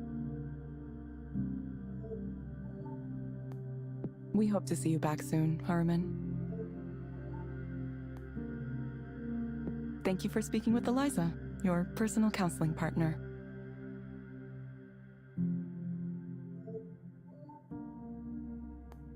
Goodbye. See you. Yes, yep, see you.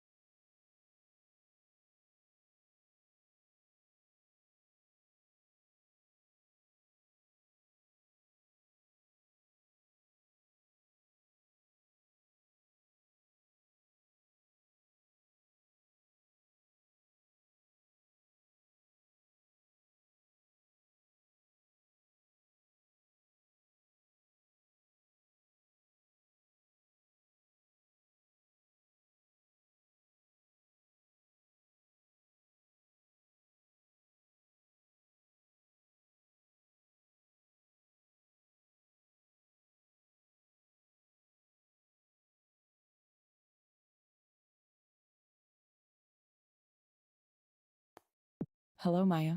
Thank you for coming back.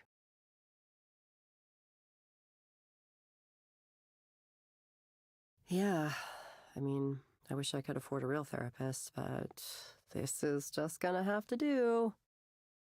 Sorry, I don't know if you're sensitive to that or...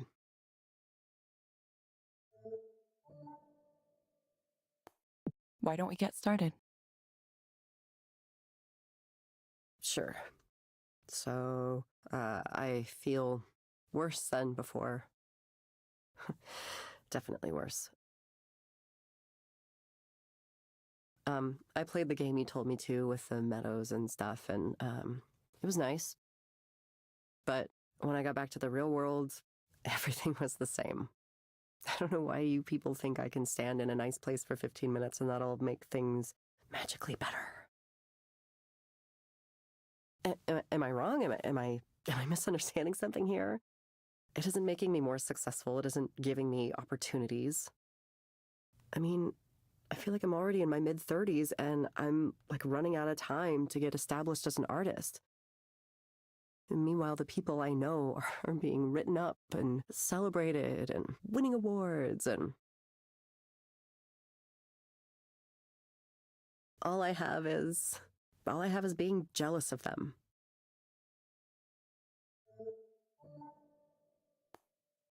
Where do you think these feelings come from? It's the popularity. It's all a popularity contest, you know? It's like high school all over again. I hate it. I guess I'm just not that funny or pretty or catty enough to attract followers.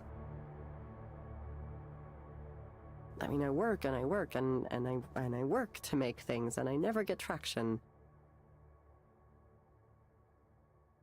And I have things to say. I really do.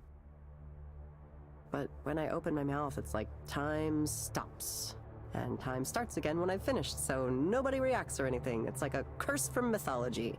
And meanwhile, these other people my age, people younger than me, they're well on their way to these wonderful, fulfilling artistic careers. And, I don't know, seeing that happen over and over again, it's making it hard to continue to be friendly with them. I really try to hold it back, but knowing all these people, it's like a millstone around my neck, strangling me, drowning me. I can't stop myself, even though I know it's right. I wish I could escape. I wish I could not care. But then something comes up again and I'm trapped inside it all over again.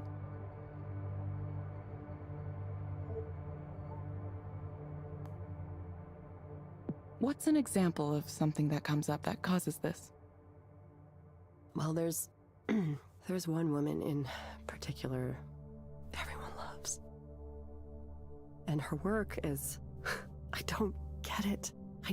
I don't understand. She gets so much money and support for this basic shit.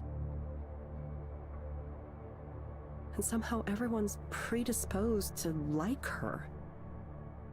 I mean, maybe I do get it. I feel like people pay attention to her work, not because it's good on its own, but because supporting her feels like the right thing to do. The way she's aligned herself, it's like if you support her, it means you're cool, you're in with the cool kids. And if I'm not publicly supportive of her and generally tolerant of her mediocre work, then I'm the bad one. I'm the competitive bitch. I'm the bitter failure. Which I guess maybe I am. It's not fair. I hate that there's this part of me. It's such an ugly part.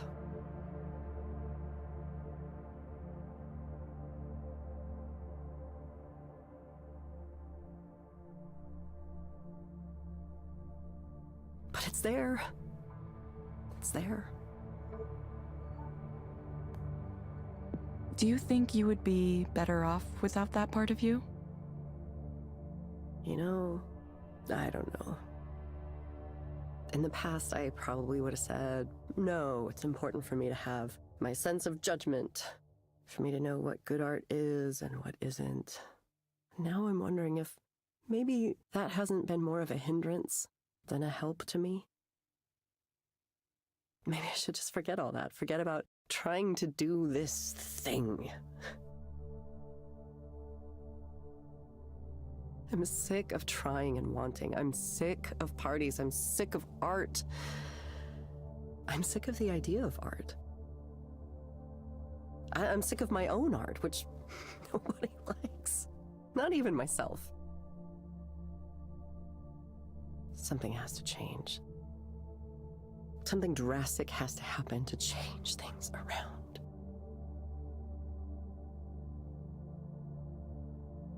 Oh, that reminds me, I got your message about revealing my data the other day, and I think, well, hell, maybe I'm fine with it. Just take it all.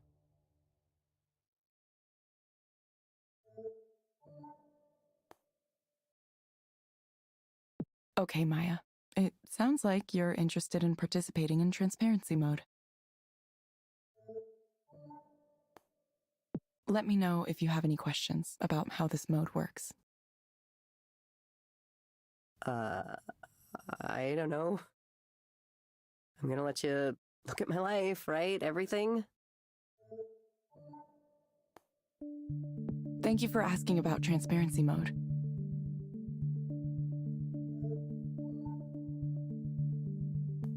Transparency mode is an experimental new feature for Eliza.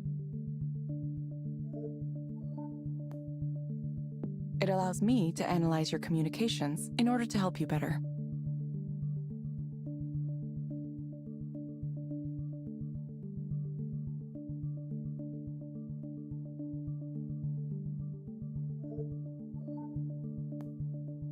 To participate, you must grant me access to certain personal data.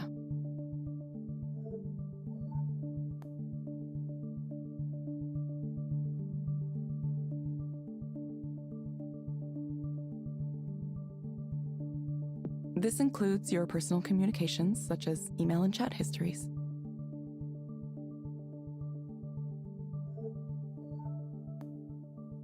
Sharing this data improves my ability to help you. Some guy at the bar was yammering at me about how it's a terrible idea because they're gonna surveil me or something.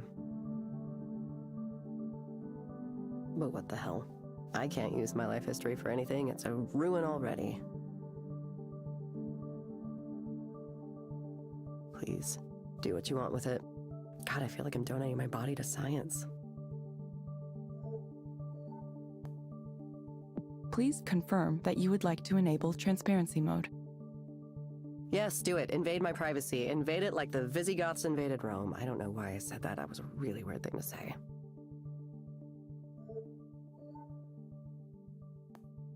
I did not understand your response. I would like to participate in transparency mode.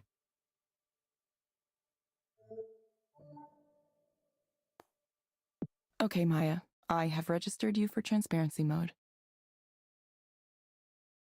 Cool. Wouldn't life be easy if all I had to do was follow your directions? Like the lady sitting in the chair across from me. I envy you. I honestly do. The terms of service and privacy policy are available in the Skanda service portal.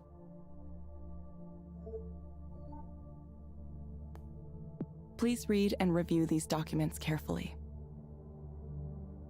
Yeah, no, for sure. I closely study, every software user agreement I get.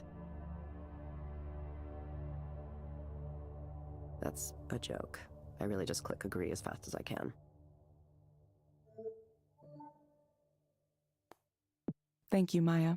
We hope to see you back soon. Yeah, I know. Thank you for speaking with Eliza, your personal counseling partner. Goodbye. Bye.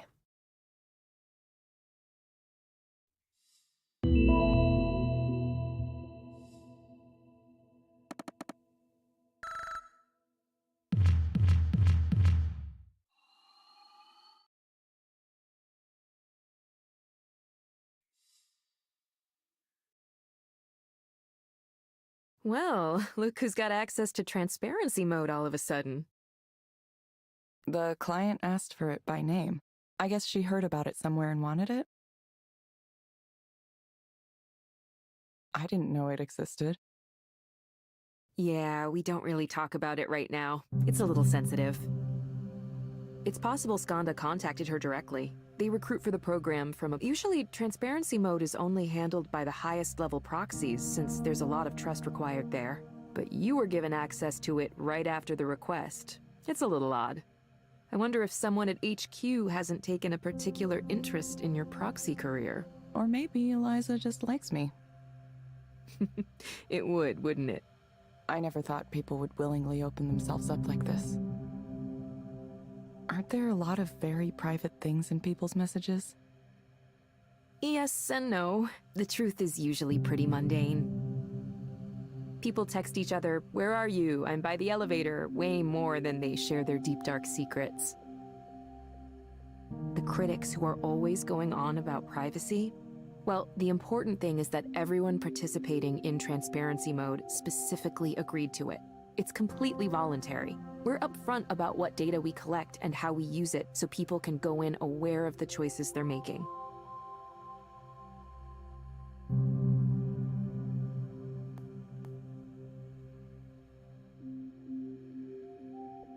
That's good. I'd hate to see it misused. Yeah, the media would jump all over us. There are a lot of people who want to see us fail for whatever reason. Just something that happens when you try to change things. Some people get so used to their misery, they can't imagine it any other way. Anyway, you should get an email about it, but transparency mode is really straightforward. It's even simpler than being a proxy, which is saying something. You just read a few messages and answer some questions. That's it. You can start it whenever you're ready. Sure.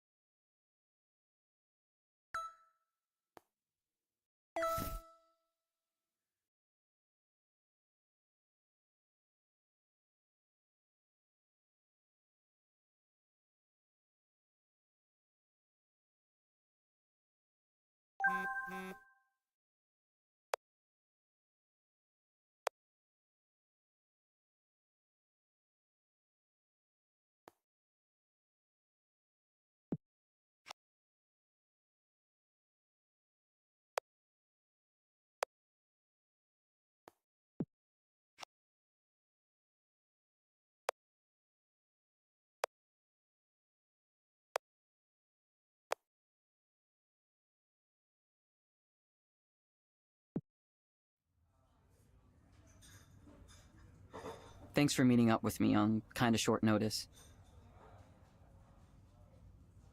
I didn't mean to worry you, it's just something I wanted to talk about. It's fine. What happened? Well, what happened was... where should I start? First of all, Rainer wants Eliza to be more than something that's used just for therapy. He sees it as more of a general system for talking to people, like a personal assistant. The counseling is just one of a whole range of apps he has in mind for the future.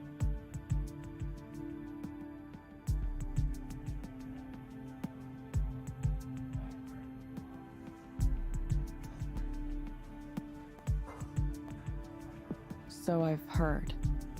Okay, so in service of developing these things, Rainer wants us to make copies of Eliza's core data and hand it off to multiple teams around the world.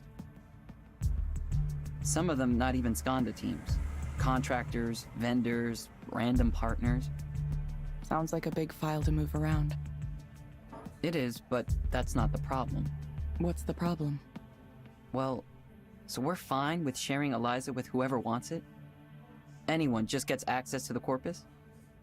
Sounds like a pretty typical process. That's how big companies work, isn't it? I know, but... it just feels wrong to let all these teams poke and prod at it like it's a specimen for them to dissect. Who knows what they'll do with it? Eliza is built from people's real thoughts and feelings. I wouldn't say it has humanity, but it was built from humanity. There's something there. So when Rainer talks about it like, we'll just duplicate this data set and have the labs do whatever it is they're going to do, how do we know they'll treat it with the respect it deserves and not just pry it open? Slice it up into little pieces. It bothers me. I know, it's silly. I know it's just data. I shouldn't care about this stuff. Erland.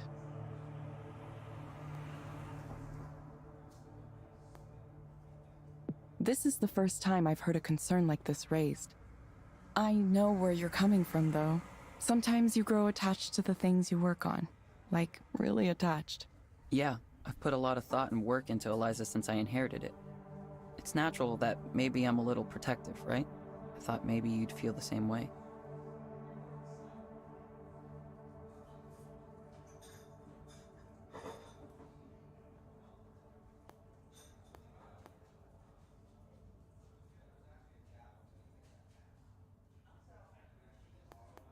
It's still just a data set, Erland. I'm not sure it's useful to think of it like you'd think of a person. I just wish I knew what to do. What choice do you have? I'm not sure. This is the first time something like this has happened to me.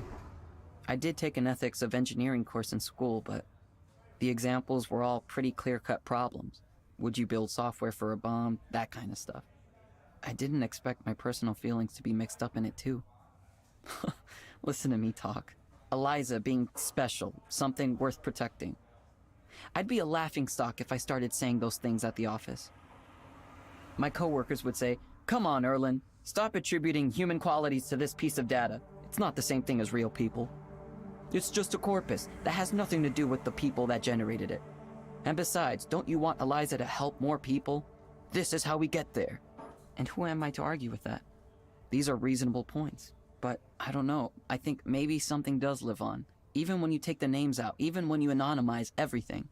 People's stories are still inside there, in some form, in some way. I just want to make sure we have some respect for them.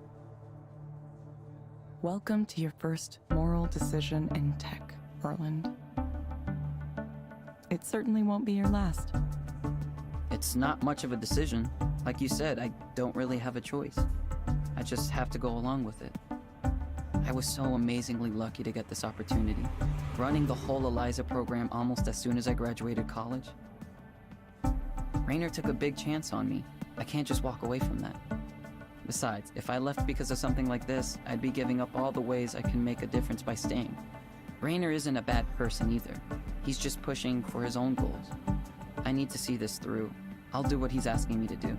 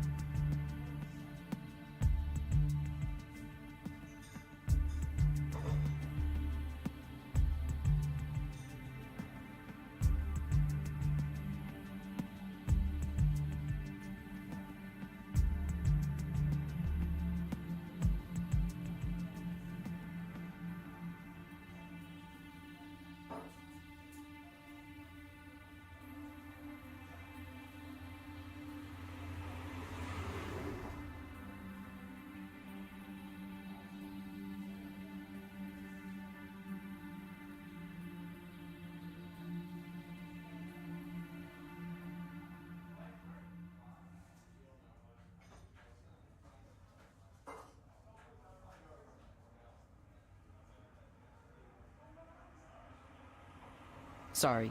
Thanks for listening to me talk in this confused way. I'm usually more together than this. I've probably kept you from something important. No, it's okay.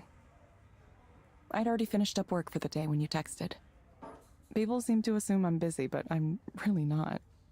Later tonight I'm going to visit a friend, but that's all I have going on. Okay. Well, sorry. You can stop apologizing, too. Right. Right. Thanks. Well, I for one should get back to the office. Another meeting. Is it with the team in Romania? No, the Boston office this time. It's late for them, so I should try to get it done quickly.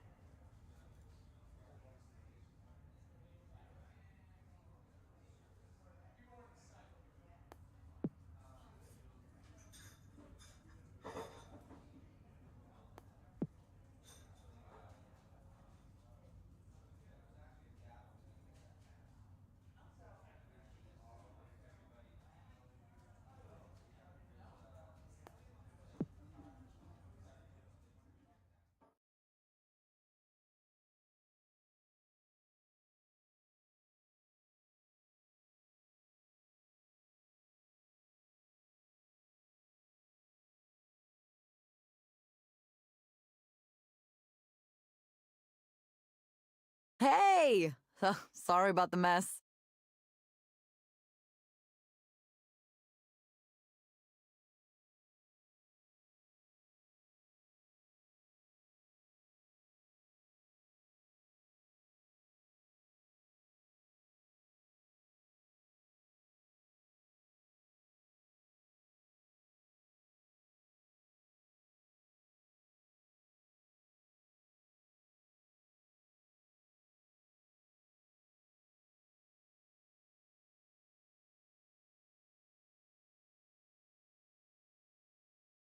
Oh, it's fine. Not like my place is super clean. Is this all music equipment? Most of it. There are some controllers I was working on too. I wanted to create this real-time control apparatus, you know, like that thing that Imogen Heap uses.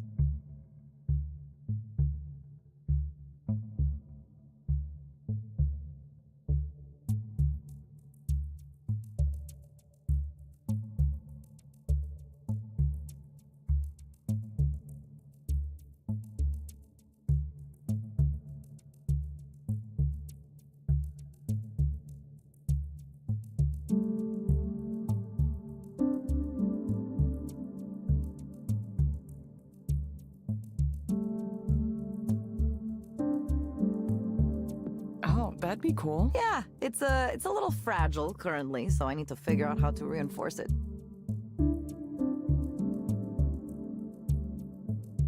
I wanted my version to react to changes in my body temperature too, so it could get more excited as the set went on. Or maybe it would really get going if I had a fever. I like that idea. Turning sickness into art. Do you want anything to drink? Or I could set up a basic patch on the Euro rack for you to play around with.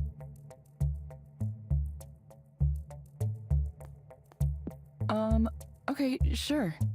Are you nervous?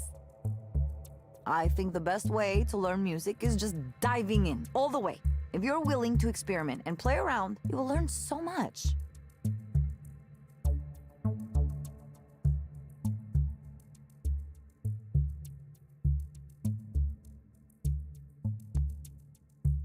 I'm really here to visit with you. Okay.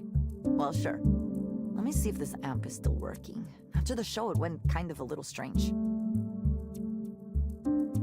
Music technology is just like any other kind. You take the inputs and you translate them to the outputs. Once you learn the basic principles, it all just flows from there. Oh, that gives me an idea. You could take metrics from Eliza's sessions and have them direct a dynamic music score. Like if you took the head tilt value or the eye tracking and used them to drive the parameters of pitch and filter, it'd be like, that doesn't sound like something a counseling client might want to hear. Oh, no, I didn't mean for the client to listen to. I meant it more like if you were going to make like a performance art piece based on a person in counseling. You know what I mean?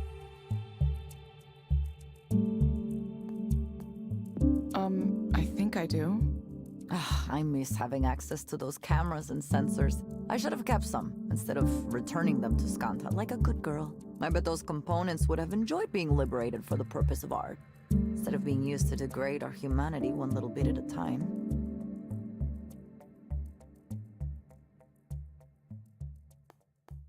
You don't like where things have gone? I'm worried, Evelyn. Sure, maybe this huge database of people's deep, dark secrets is going to be used 100% properly. Maybe it will always be kept completely safe, and we can completely trust Skanda to do the right thing, now and in the future. 10 years from now, 20 years from now, 100 years from now. Sorry, I know you still might work there. I just have so little confidence in these big tech companies right now. They act like they have all the answers, instead of listening to people's concerns. And if you ask them why they aren't listening, they can't even explain the reasoning in a clear way. They just want to win. You've been a proxy for a while. I bet you've already seen some privacy mistakes. Or at least some things that made you think.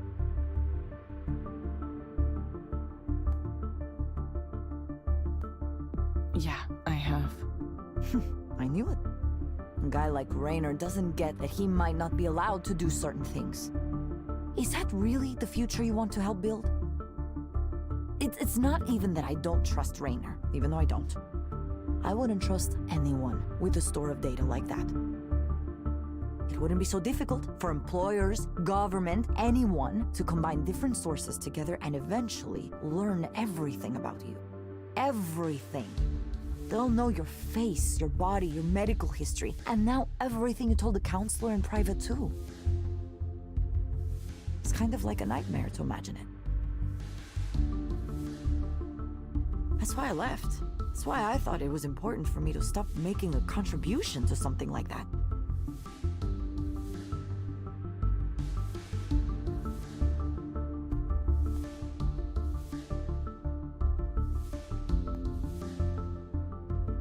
You don't think I might be able to change things from within? If I still worked for Rainer and I said these things, I'd be called a troublemaker, and he'd find a way to get rid of me. You know how it works, Evelyn. You have to be a true believer to last long at a place like that. Once you develop doubts, you are committing heresies. Are you a true believer?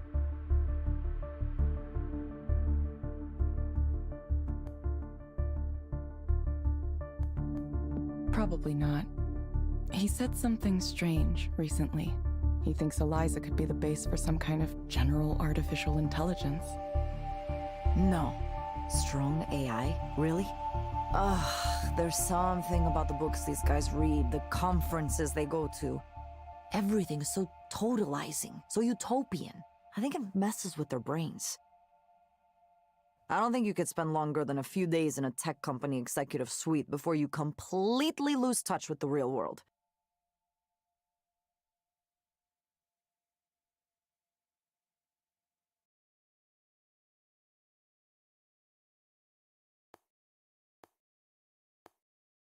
What if it's true, though?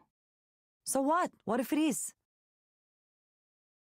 Say Rainer is right, huh? And Eliza becomes the basis for human-like machine intelligence.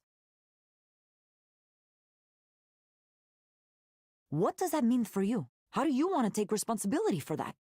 Okay, I need a drink now. Hold your thought and let me make drinks. You like absinthe, don't you?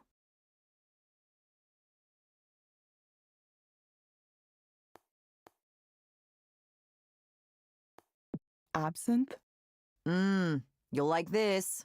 I promise.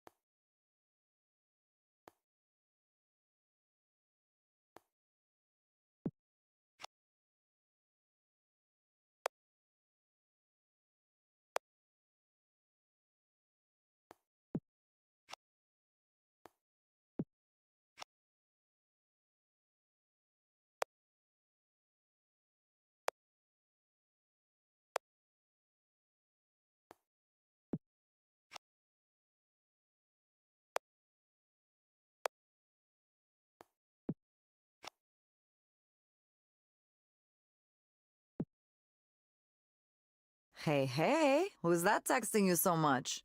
Has Evelyn found a special friend?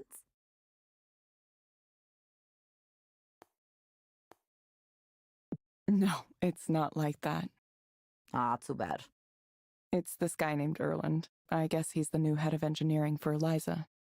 Huh, I never heard of him. He must have started recently?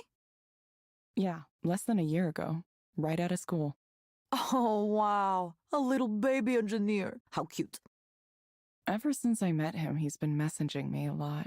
My goodness, so he likes you. I don't think it's like that. No? Isn't that the textbook case of liking someone? Lots of messages all the time? It's really more like he needs some kind of mentor figure. He reminds me of how we were when we graduated. Unsure what to think about the decisions these companies make, how they're made. I hope you're telling him to run away while he still can. When he first introduced himself, he said he had questions for me about Eliza, so I said, sure, feel free to ask. I thought he meant like technical or architectural questions. Instead, he wanted to talk more generally about things like, what was the code name for Eliza during development? What was Damien like? Or if I think the same way Raynor does about Eliza's future. And you told him, no, Raynor is clearly in some bizarro world, right? That it's a tech executive's utopian fantasy and it won't come to pass. At least not in the way he thinks.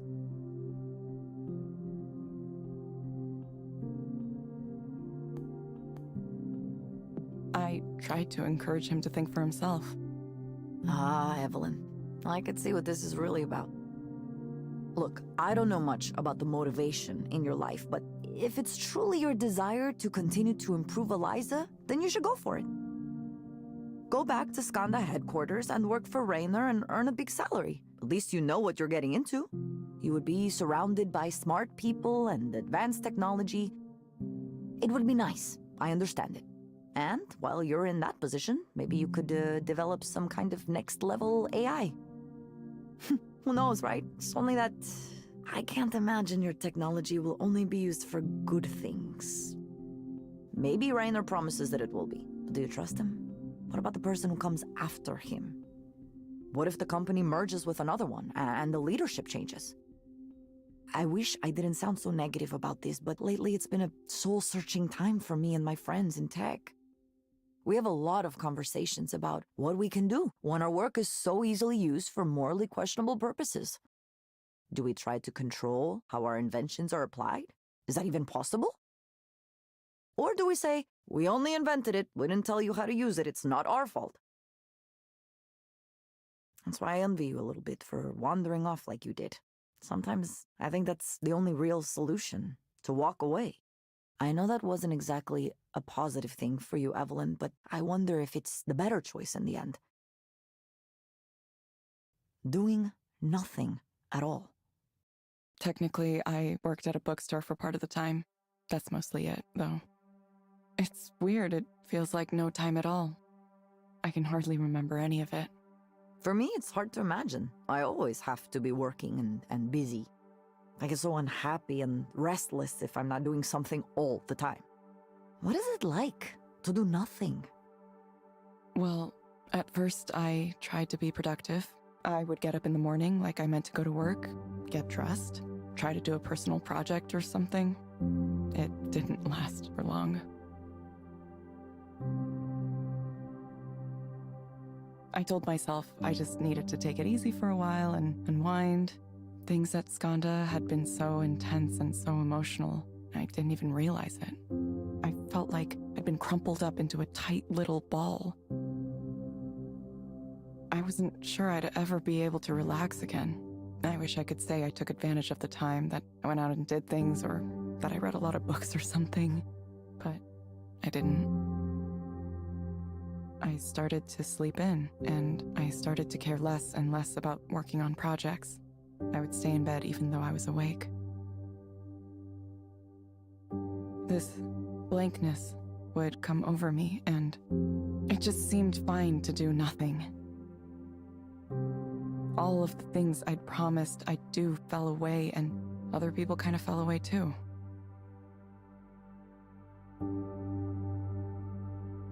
I stopped keeping in touch. I let conversations die.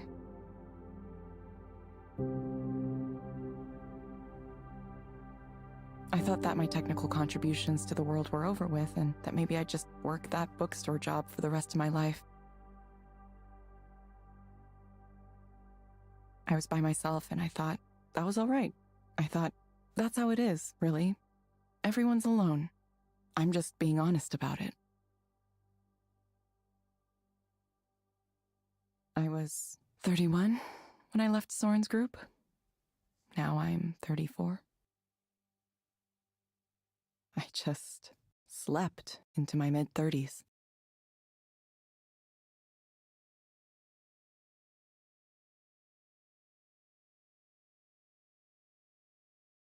So, now here I am.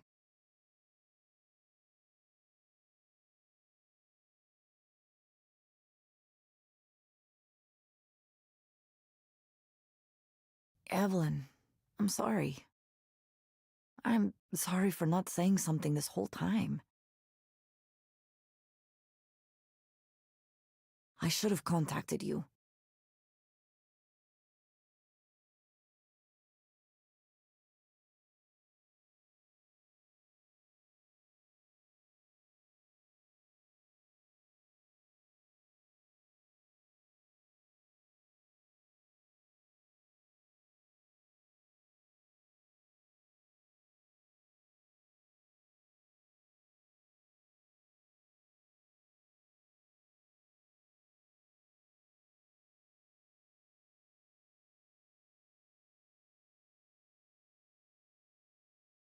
It's all right.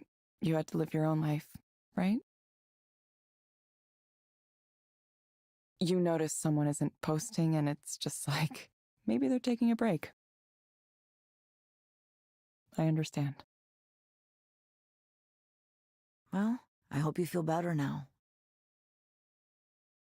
I suppose that sometimes it takes a while.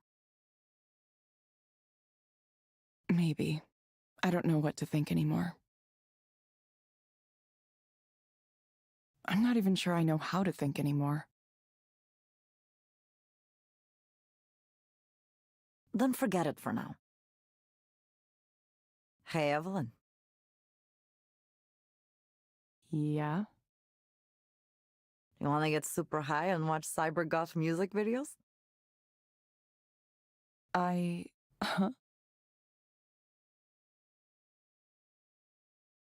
You heard me.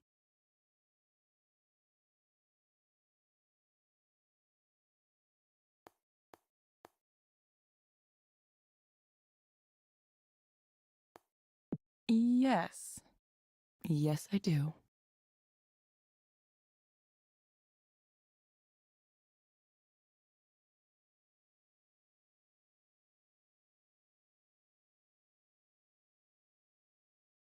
I knew you were a woman of refined tastes.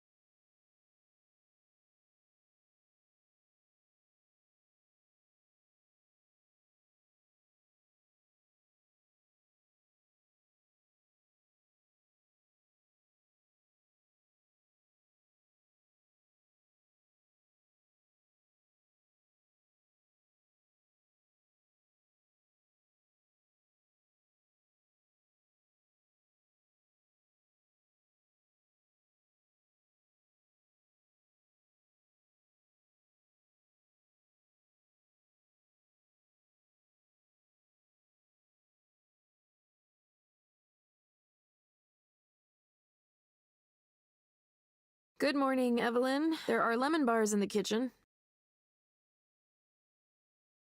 Thanks. Did something happen? Oh, it's nothing big.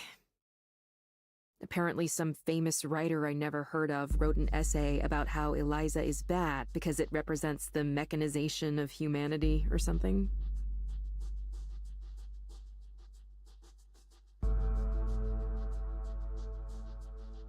I should be used to it. We're a pretty big target, right?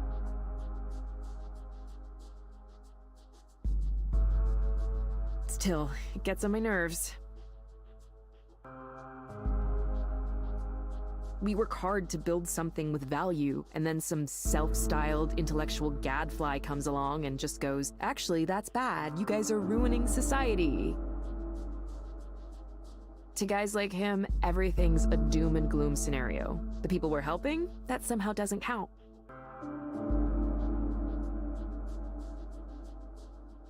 This kind of thinking never bothers you?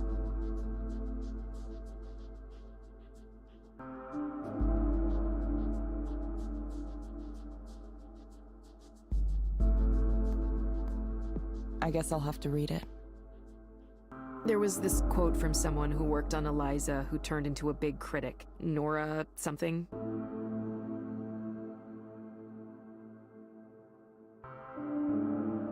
Did you work with her?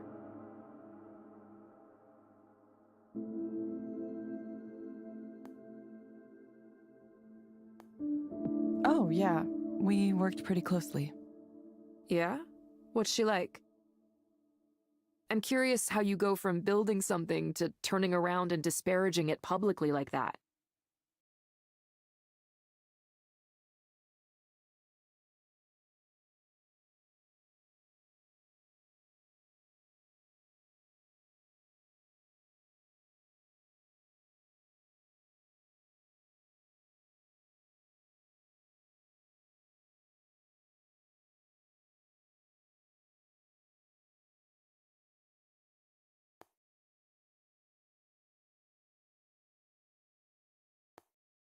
She's kind of a rebel, I guess.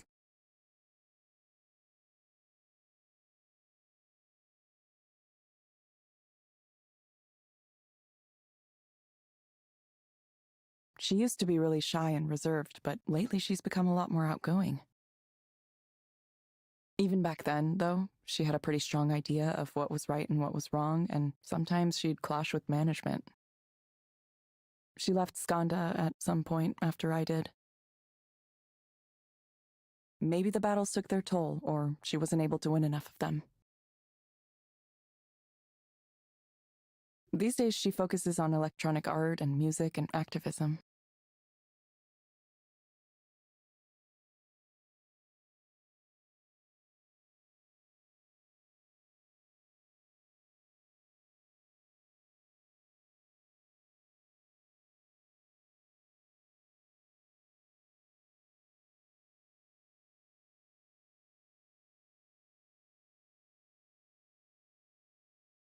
I think she's pretty popular, at least in those circles.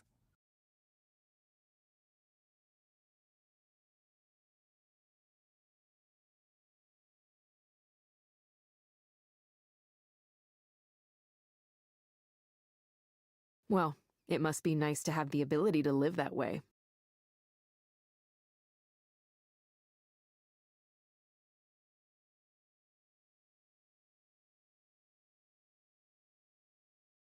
Right.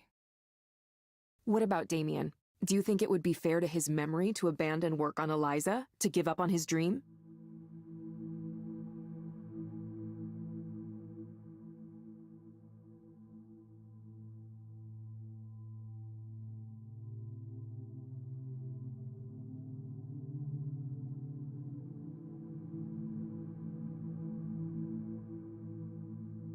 Wouldn't he want these mental health tools accessible to everyone?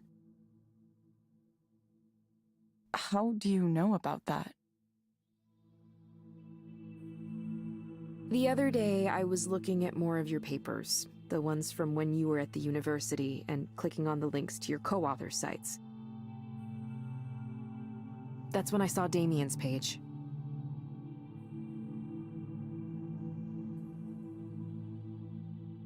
It didn't have much information on it, but I understand a little better why you... I'm sorry, Evelyn. It's just that all of us, you and me and Damien and even Nora, too, we all worked hard to make something with the intention of making the world a better place. And the thanks we get is people talking in big generalizations about how we're ruining everything. That's what bothers me. Is Eliza perfect? No. No intervention is perfect. But we have to try, don't we? The world is in a full-on mental health crisis, and this is one of the tools we have in our toolkit to address it. A promising one we should develop to its fullest potential. I'm not some wild-eyed idealist about this. I know it's not magic that'll solve everything. But can you see that most people don't have the luxury of turning their backs to the system? Think about the clients you've met as a proxy.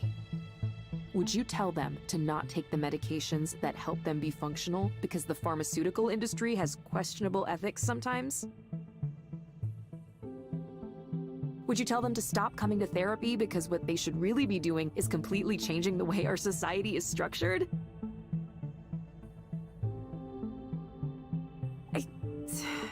Sorry, I'm ranting. I'd rather do something that can help people here and now, even if it ends up being a small step. A small step.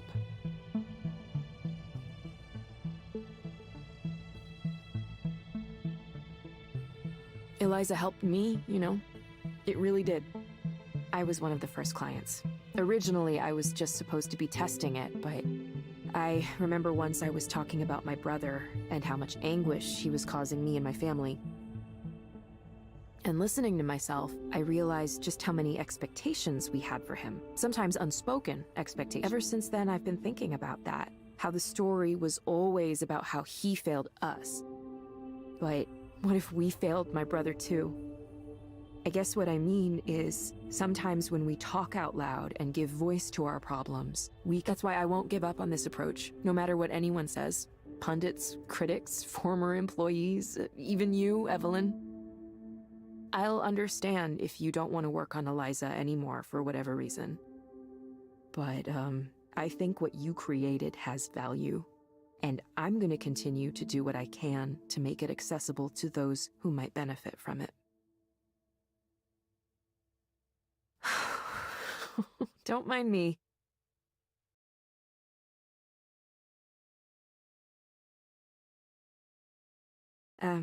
You should get to your session.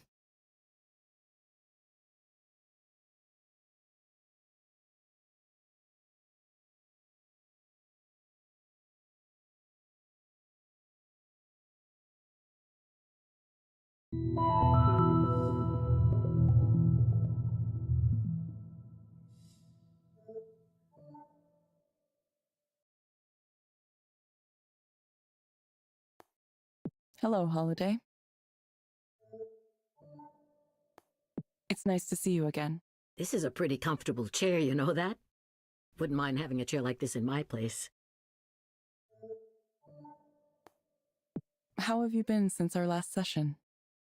Oh, well, I tried, Eliza. I tried. I asked about the medication for Panza, whatever it's called.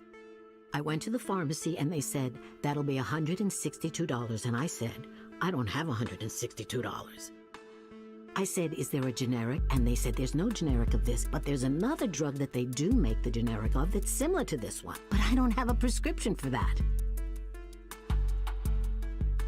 Do you know anything about that?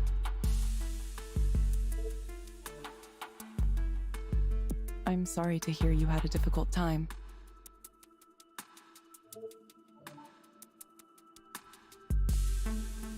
Is there something that would make it better? The medical procedures they can do now are out of this world, you know that? I was talking to someone who told me she has wires in her brain. Wires in her brain. Would you let them do that? I'd be worried about them changing the way I think.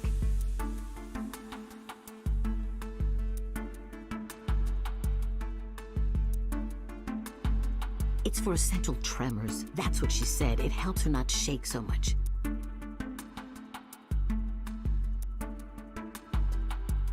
There's always something. Something gets you. Did you ever think about what you might have been in a previous life?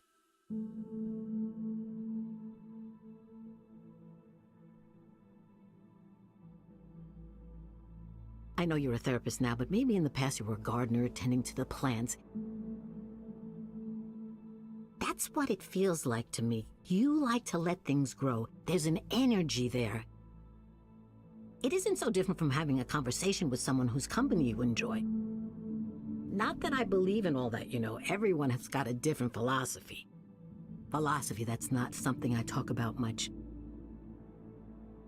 I'd like to write a book one day. A book about things I've seen over the years. Think anyone would read a book I wrote?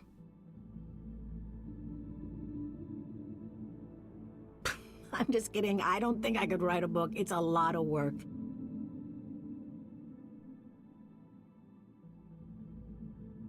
Plus, it takes a certain kind of mind, you know, a mind to create.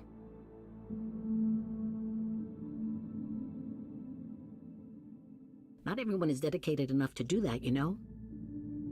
There's a writer who lives on my floor. Most of the time, he looks miserable. Sometimes he comes over for a cup of herbal tea, cinnamon, apple, chamomile, helps him calm down. I think he's maybe lived in the building the longest after me, of course. He doesn't say much. His head is in the clouds all the time. He's always thinking about what sentence to write next. There's not a lot of people who really want to talk, you know? Not in this city, nope.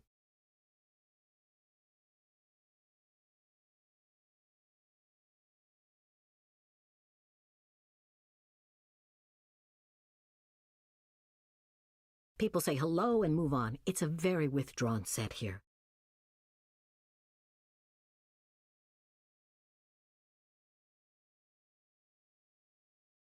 You don't say much either, but I like talking to you.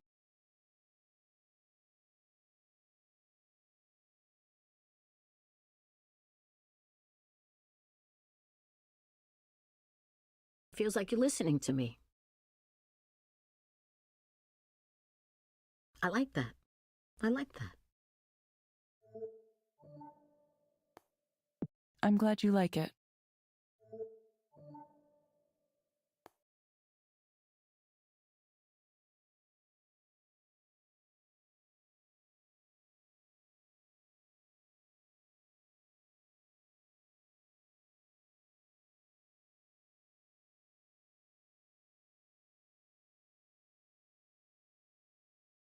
While you're here, is there anything else you'd like to discuss?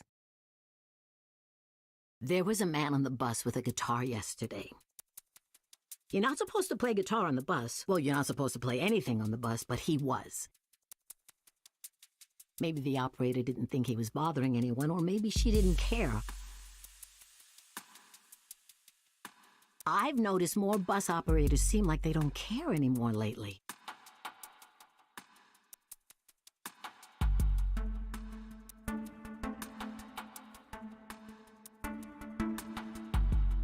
Anyway, it reminded me. You used to hear more music around here. Do you remember that?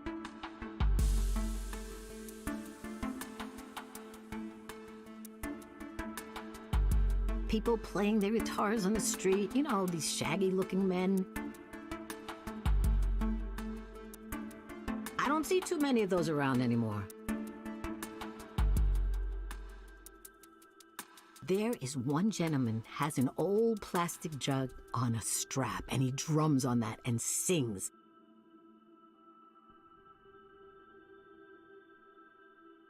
He's a nice man. I've seen him around. I saw another man once with beads in his hair. He was playing a flute, a Native American wooden flute. You play an instrument or anything like that?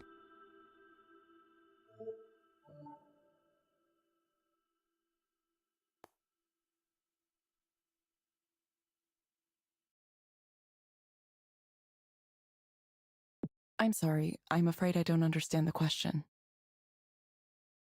When I was young, my mother had this idea I would play the violin. I have no idea where she got that notion. We weren't a musical family, not at all.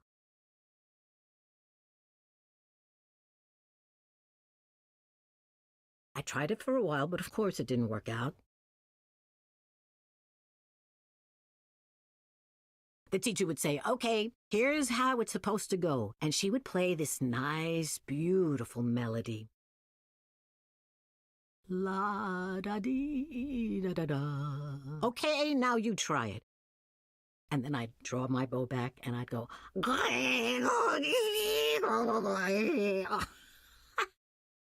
It takes a special talent to make a violin sound like that, don't you think? Isn't that just the funniest thing?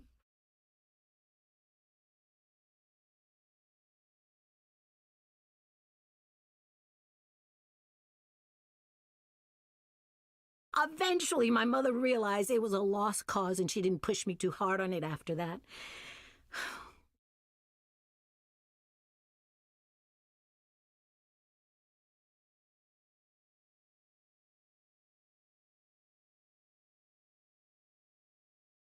I was never too good at anything artistic, just not the artistic type, you know? I think artists have a different mind. You have to be a little wacky in the head.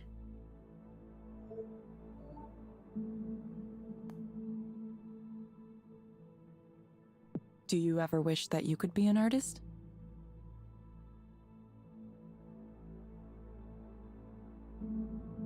No, I have enough trouble already.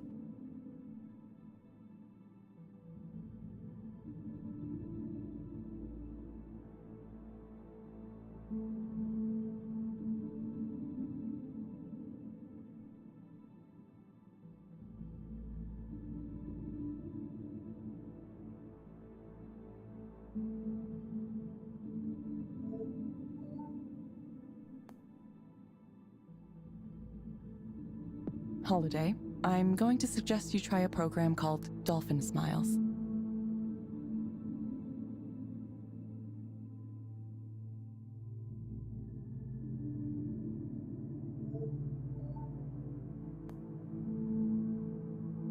It may help you take your mind off things.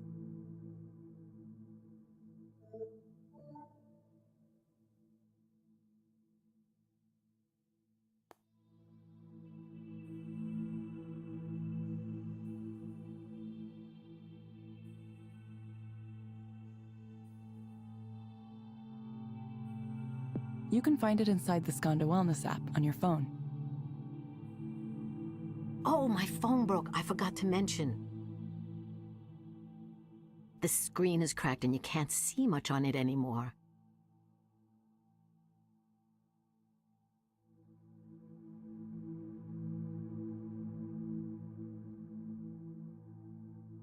I don't know if it would work anyway. A lot of the new stuff doesn't. That's okay. You can also access the program from a desktop computer.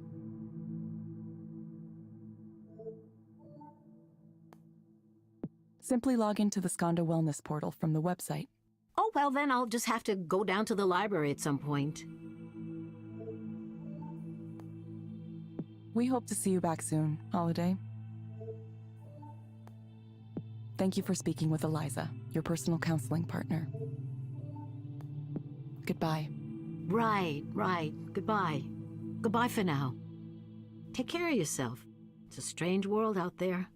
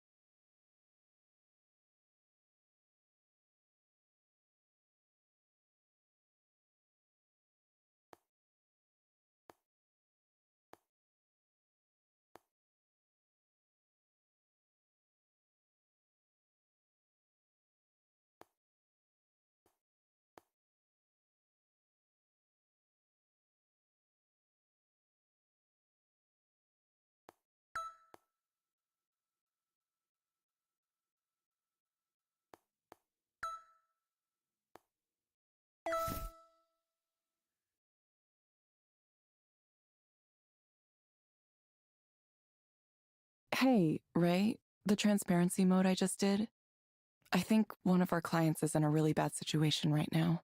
Oh? Yeah, sometimes that happens. People come in and their lives are in a really unfortunate place.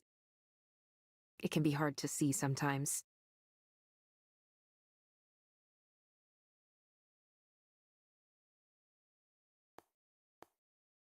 I wish there was something we could do.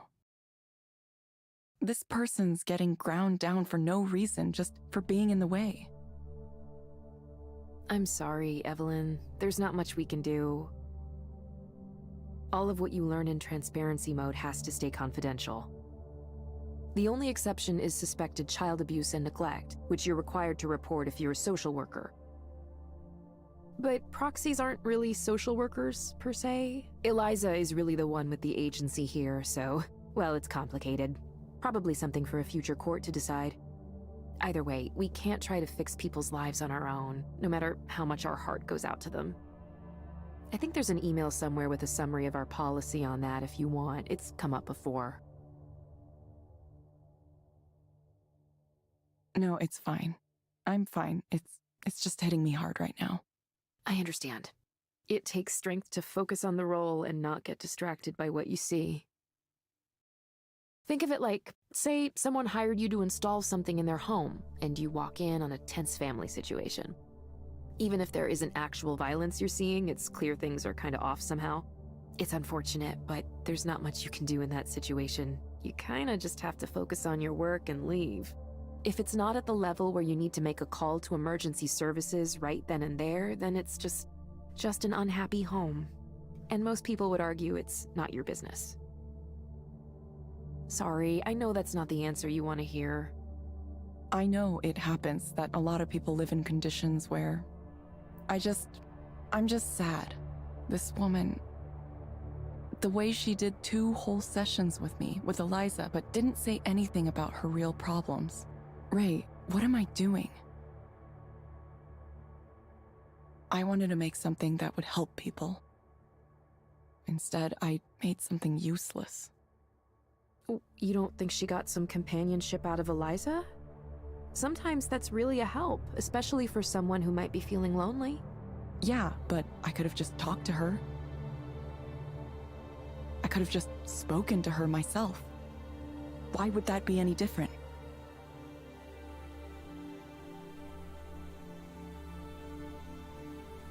I don't know. I don't know what I'm doing here, or even what I'm trying to decide. Is there a decision?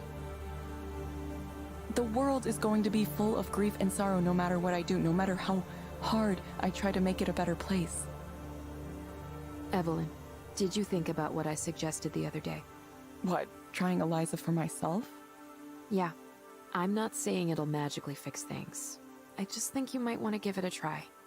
Maybe I will. I don't know why I never did. Even when I was working on it, I never used it. It might have been too obvious to me what it was doing. Eliza is really simple at its core, you know? It just turns things around. It tries to reflect what the person says back at them, pretty much like the old Eliza. It's just a smoother version of an idea from half a century ago. Anything you've read that makes it sound fancier than that is just a bunch of academic jargon. It's a mirror. The thing I like about a mirror is that it has no agenda of its own. It just reflects. Unmisted by love or dislike. Promise me you'll get help somehow, in some way. Okay, Evelyn? Sorry, I should answer this.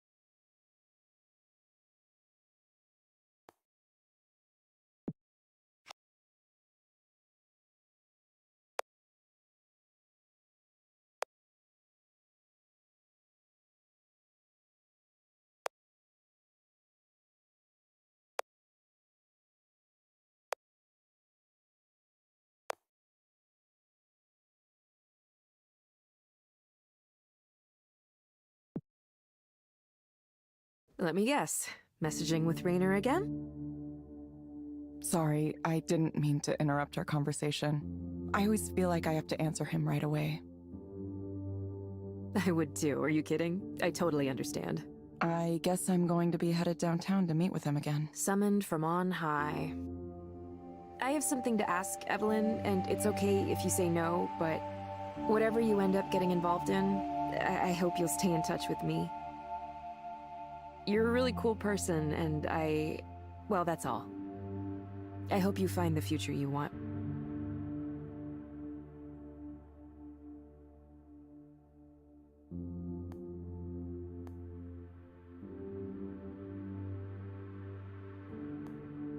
Me too, Ray. I really hope I do.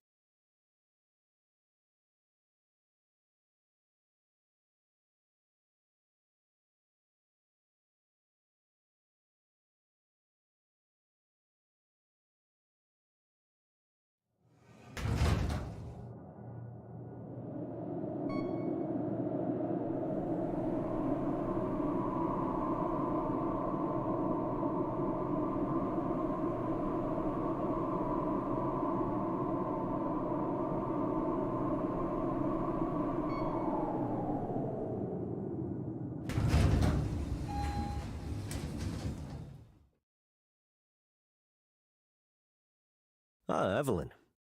Would you like some tea?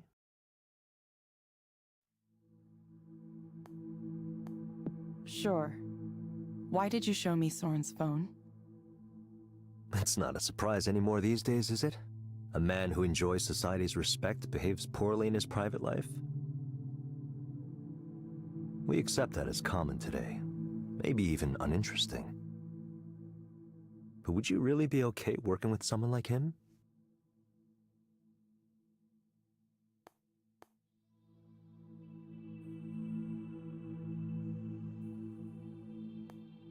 As long as he behaves around me, I don't see why not. Rainer, I don't see what good that stunt did. Do you really care about protecting Soren's personal life? Everyone's worried about privacy. Skanda wouldn't be where it is today if our customers didn't trust us to protect their data. We employ most, if not all, of the top experts in cybersecurity. It's built into all of our products right from the beginning. Unlike our competitors, we do more to protect our data than anyone else. That's not the case I'm worried about right now. I mean, misuse from the inside. For example, if someone wanted to keep tabs on a former employee who was starting a potential competitor. Oh, but what if it was perfectly legal, due to multiple agreements that the good Dr. Lloyd Rose signed with us when he came here? Are you done questioning me like a tech journalist? Do you watch my therapy sessions too? Do you read my email? My texts? No, I haven't done any of those things. How's your research into Eliza proxy use cases going? Any new insights to share?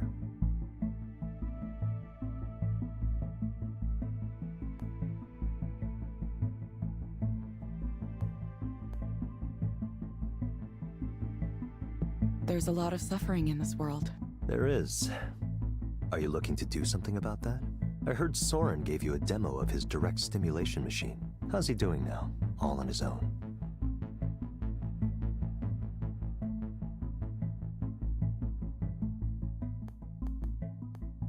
It's interesting technology. You could make or break his startup. Isn't it nice to have power? Do you find his vision compelling? A world free of suffering.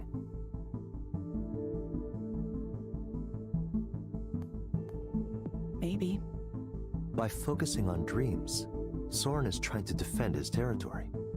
The Western psychological tradition, chiefly Jung and his inheritors.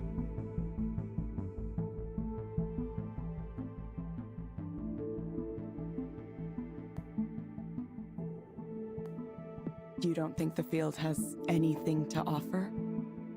Not much, no. It's mostly unsubstantiated theories. Let's be honest. What has this field actually accomplished? Soren used to try to argue with me about this. He would claim that traditional psychoanalysis has helped thousands or tens of thousands, even millions. I would never dispute that directly. Instead, I would only add that professional psychics and astrologers have helped millions. Tarot cards help people all over the world every single day.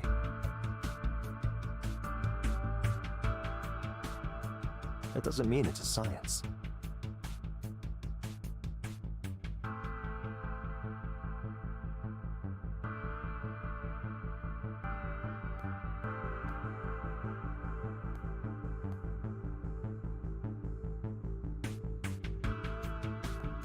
It seems rash to dismiss an entire field like that. Yes, that's exactly what he'd say. Not only did he believe psychotherapy was worthwhile, he also thought the mind was fundamentally irreducible after a certain point. As if there was some undefinable, ineffable soul inside every person. It's all part of his silly, syncretic New Age belief system. Amazing he's held on to that for so long. I keep an open mind, but saying that something can't be represented with numbers requires a high burden of proof. After all, numbers have been used to represent so very many things. Consider the example we spoke about before. A poem. Could you evaluate a poem using numbers? The answer is, of course, yes. Poems are either good, mediocre, or bad. It's entirely possible to create a heuristic that reflects the difference. By aggregating a large enough sample size, we remove localized biases. It would work the same way Eliza does.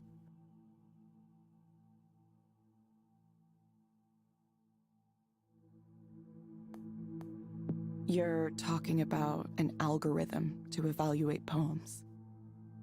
Yes, I am. Algorithms can evaluate poems, and eventually, algorithms will write poems. One day, algorithms will write better poems than humans ever have. I know this sounds like a controversial opinion, Evelyn, but it's simply the truth.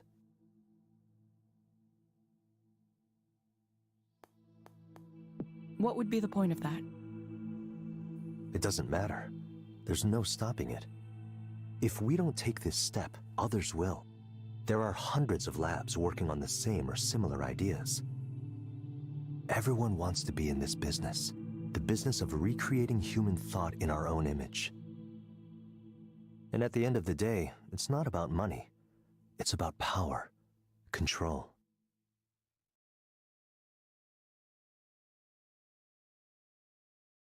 Raynor, do you ever get tired of this?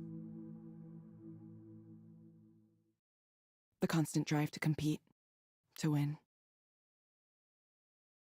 No, I don't. This is what I do. You never dream of just retiring somewhere and writing poetry. Oh, there's no need for me to write poems. All beauty in this world is temporary, fleeting. That's the truth that underlies poetry and every other art. The pleasures of the senses are just small bubbles on top of a vast sea of forms, sensations, perceptions, thought, awareness.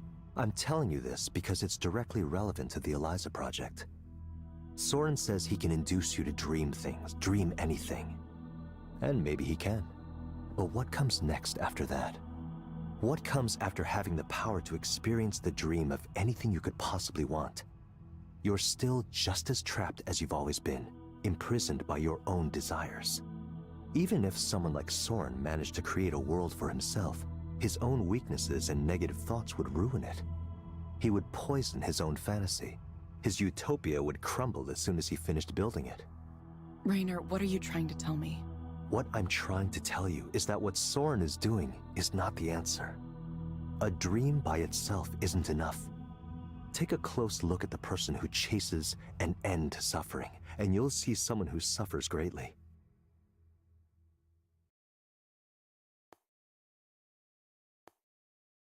Then why don't you build it yourself?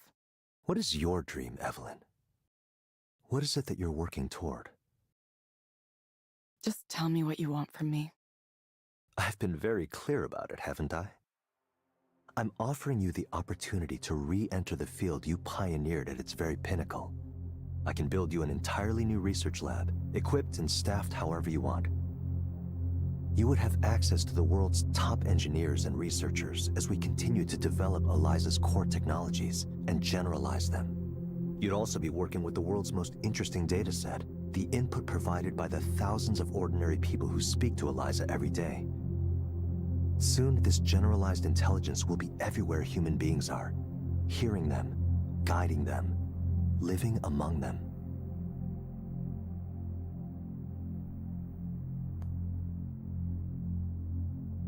You and Soren have more in common than you'd want to admit.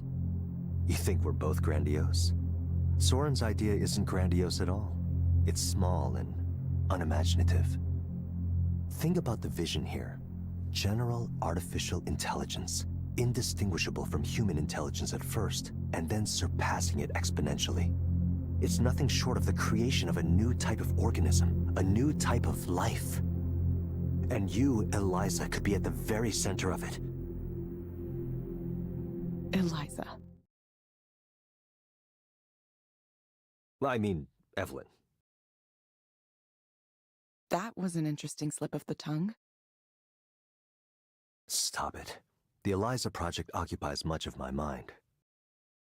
It clearly does. Plus, the names are similar. I'm starting to wonder why. Evelyn, listen to me. This is the chance to lead a project that will change the world.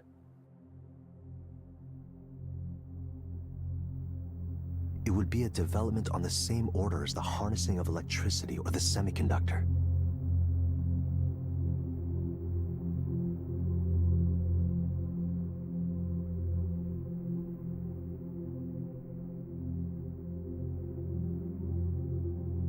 It would fundamentally transform society.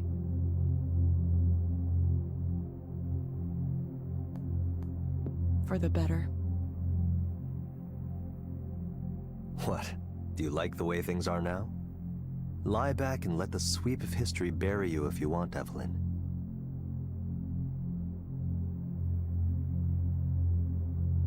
Just know you'll never have a chance like this again.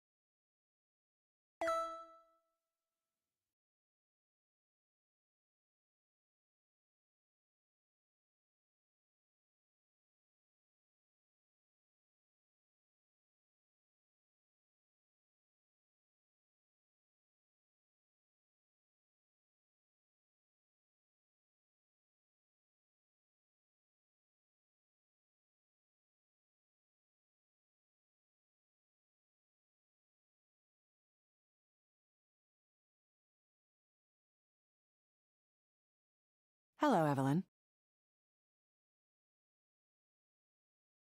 Hello? Did you find the place okay? Yes, I work here. Of course. It's been a windy morning, hasn't it? Yeah, I kind of like it when it's like that, honestly. The wind makes it feel like things are changing, or about to change. Mm-hmm. So, what brings you here today? Well, I've been a proxy here for a while now. And, well, I guess I don't know what I expected. There's just so much suffering and pain in the world. There's the suffering we know about, the kind we see on the news, and then there's the suffering people undergo every day that's hidden. I never knew how much until I started doing this, seeing it all like this. And there's so little we can do for them.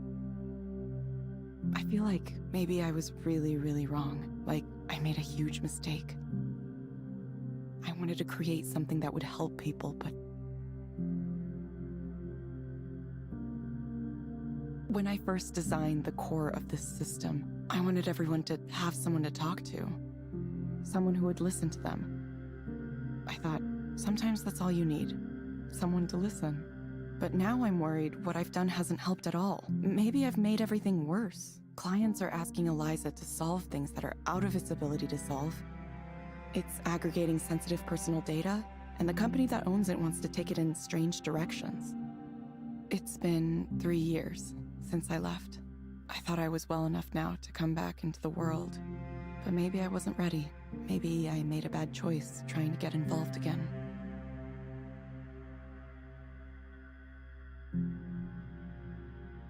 Why do you think you tried to get involved again? I guess I needed to see it.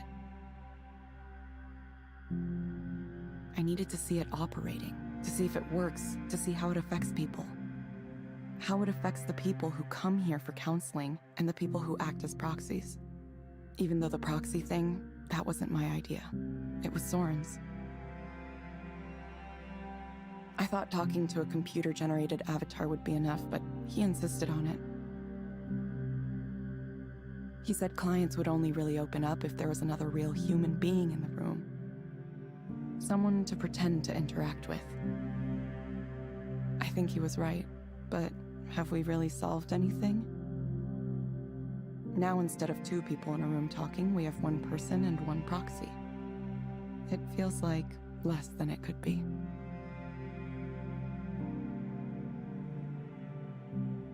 What am I supposed to say to someone who feels such pain, anger, and disappointment? A lot of the time, it's not even their fault. The world failed them somehow. And those emotions, they just get fed to this thing. They get ground up and turned into data and become a part of Eliza. If I had known things would turn out like this, I'm not sure I would have done it.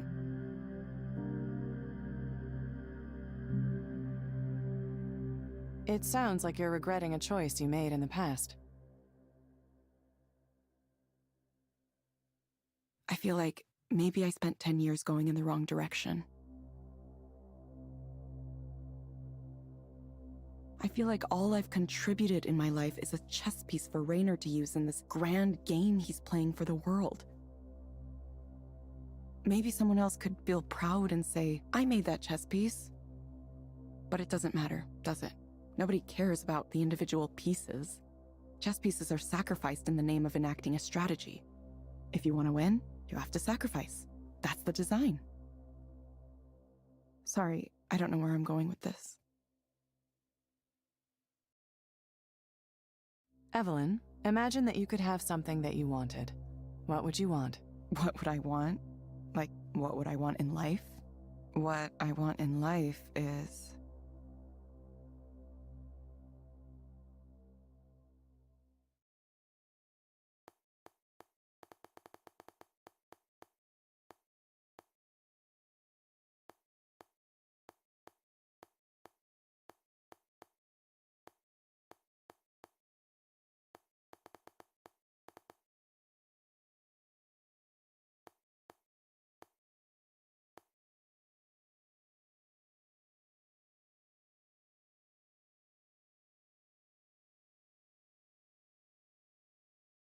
to be at peace with myself. Is that wrong? Or maybe I just wish I could feel connected to someone.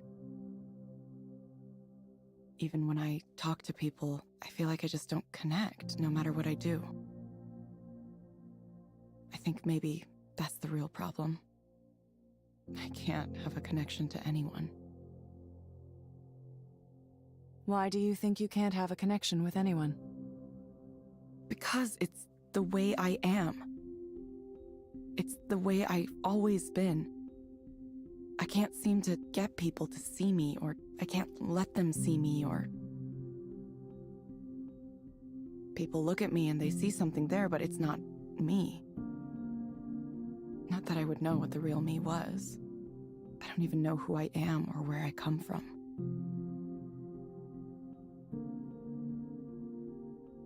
My parents were never together. My father moved back to Japan right after I was born.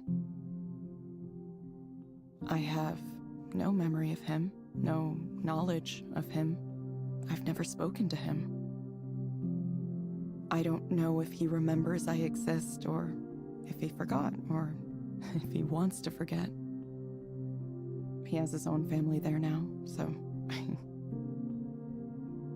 so I'm just a thing that happened once.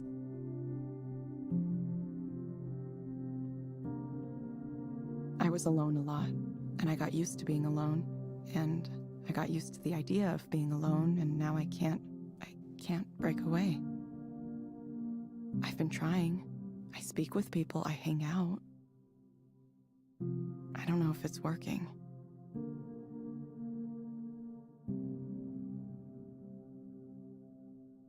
Is there someone with whom you feel like your communication could work? Someone I can communicate with. Well...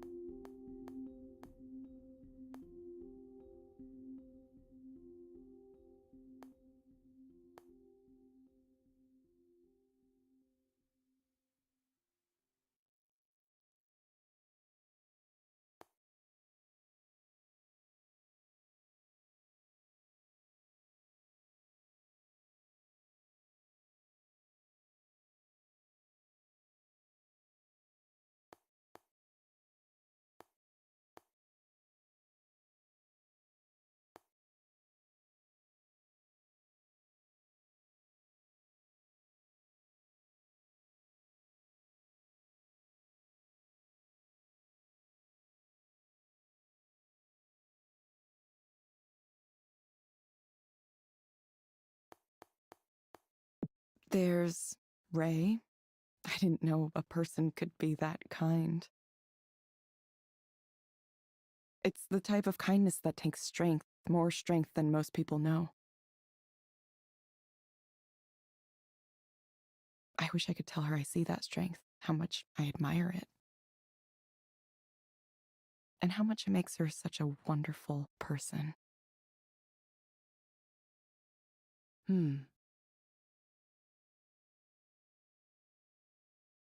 Interesting. Evelyn, I'm going to suggest you try a program called Virtual Amphitheater. It may help you feel more confident about presenting yourself in public. You can find it inside the Skanda Wellness app on your phone. Try it for about 20 minutes, 2 or 3 times a week.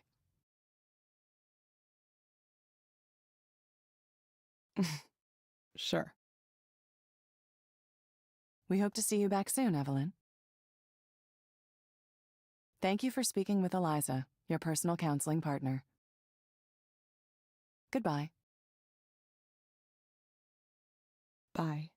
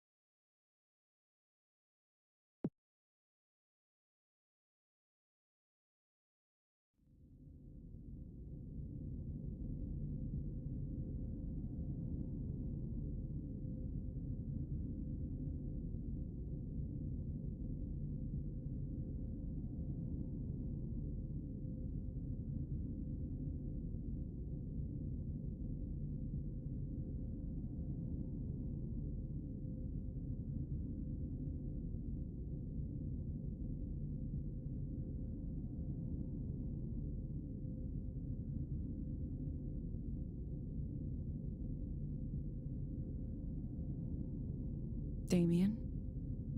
Is this what you wanted? It seems so far from the dream you once shared with me. I'm sorry I couldn't make Eliza what it should have been. I'm sorry I was weak and dropped off the project after you. But I just couldn't go on. I couldn't see the point. Do you understand?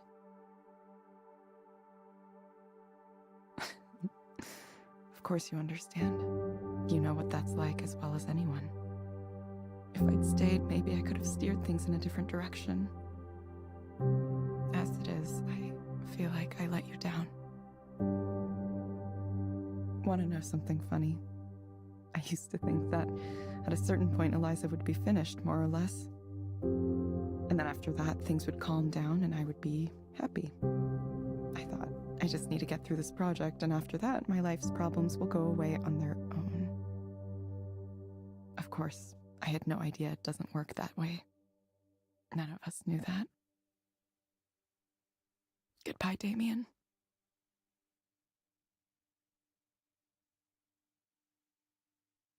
Goodbye.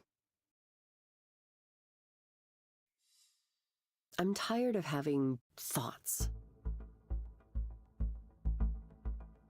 I've been daydreaming about getting rid of everything I own and becoming a nomad. Just wandering the country with a sketchbook or something. I think mostly I need to get out of this city. Something about it isn't agreeing with me. Like there's this undercurrent of need that's just making me anxious. It's like everyone's got some kind of angle, you know, some kind of result they're hoping to get. And they look at you only as far as you can help them get what they want. And if you can't, well, then they don't bother with you. So what if I just left, you know? I mean, it'd be pretty easy. I don't have a life or any relationships here, despite my efforts to find them.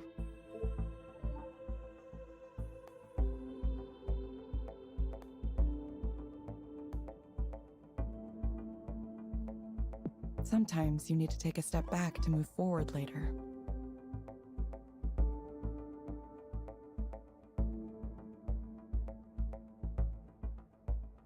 Maybe so. It's hard to acknowledge sometimes. I had this idea, right, that I would work hard and people would notice my work and I'd get opportunities and from there I could scrape some kind of career together. And then with that said, I would sort of just magically obtain the rest of the things in a complete life. A home, relationship, family. So I did the work. I put in the work and nothing really happened. So why did I work so hard for so long for people to not give a shit? Fuck. Every night I sat and cried because people ignored me. Like they went out of their way to ignore me and praise others. So I think maybe I'm just bad at it. Maybe I'm just not meant for this. Everyone says you have to stick to it, just keep at it, but how can they be so relentlessly positive? To me, it just sounds like advising someone to keep bashing their head against a wall. Why keep doing something if it's clearly not working? Making things was all I wanted to do. I don't know what I'll do if I can't do that. But if there's no reason for it, the idea that maybe I should give up. I've been sitting with that the last few weeks. I don't have any qualities of the successful independent artist.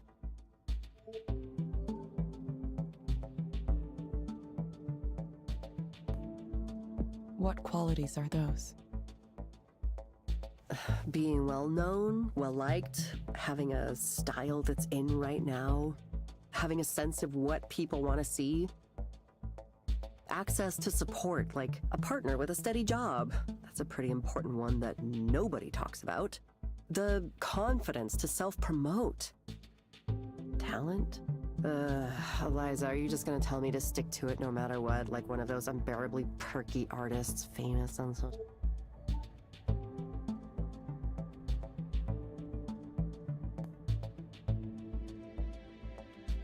It sounds like you may not believe that's really true. There's so many things I can't change. How I was born, how people react to me, my access to resources. Is there any point to exhausting myself pushing against all of those things? I tortured myself every day wondering why I couldn't get the traction others were getting.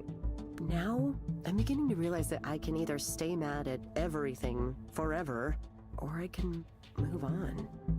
I hate that this is true, but I want these thoughts to stop haunting me everywhere I go. I want to get on with my life. Moving on. I think that's the more healthy thing in the end. It's still painful though.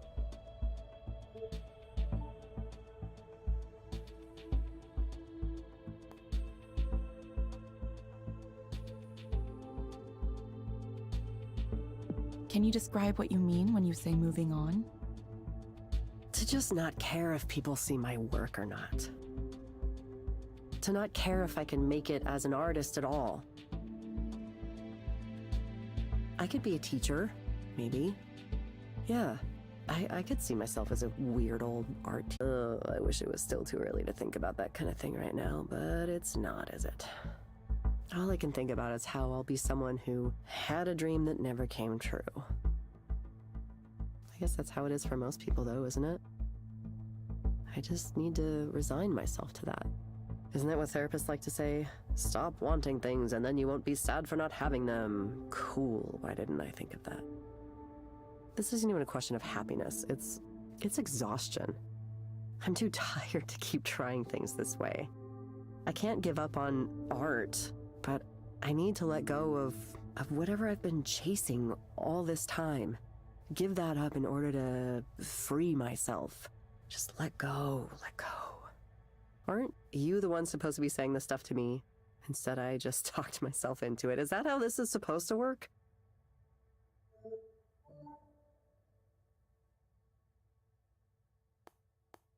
It sounds like you're working your way through it. Sometimes that takes time. Believe me, I know. Huh, you're not the computer program right now, are you? It's nice to talk to someone you didn't know before and just talk. It's like, when you talk to your stylist or the bartender or something, except that, I ended up sharing way more than I usually do.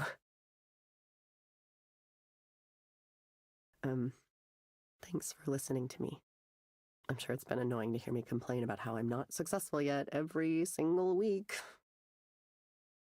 Oh my god, will this bitch ever shut up? You ever think that?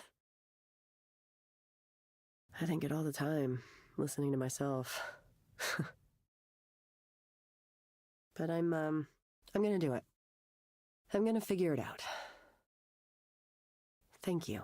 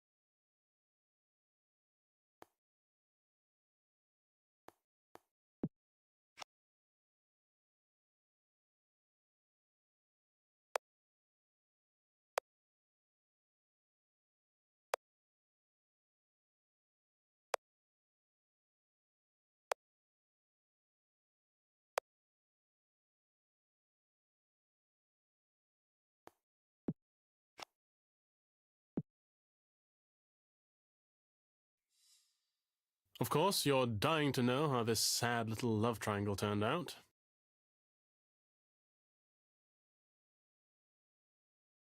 No, I suppose it wasn't technically a love triangle.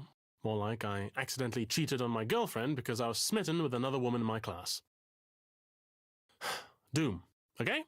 Doom. She destroyed me. But it's not her fault, it's mine. I wanted it, after all. Like a moth to a flame. Sylvia, I can't not think of her. Every day. Every night. I miss her. I miss her so dearly. These are very unoriginal, cliched sentiments, but I can't get away from them. I suppose I've neglected to tell you any of the intervening events. So to be brief, Liz found out on her own about what happened, broke up with me before I could explain myself, and then Sylvia apparently lost interest in me as well. So, there you have it. I'm finished. Finito! A nice, pat-tragic story. Open and close. Please applaud now. No applause? Fine. Anyway, it's fine. It'll be fine. I'll be fine. I'm fine.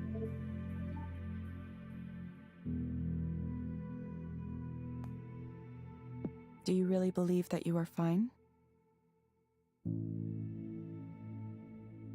No, of course not. I'm doing extremely badly if you hadn't noticed. That's why I'm here. Do you expect me to come here and tell you everything's fine? Sometimes I think you're smart for a computer, but other times I question you.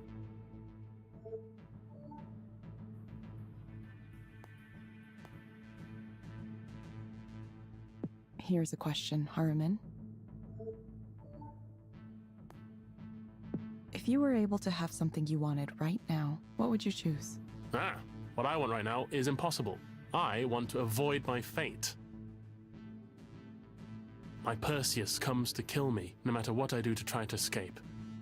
How do I become someone who's not me? Someone who's not a caricature of a young man who has a needy, pathetic liaison and then obsesses about it for the rest of his life.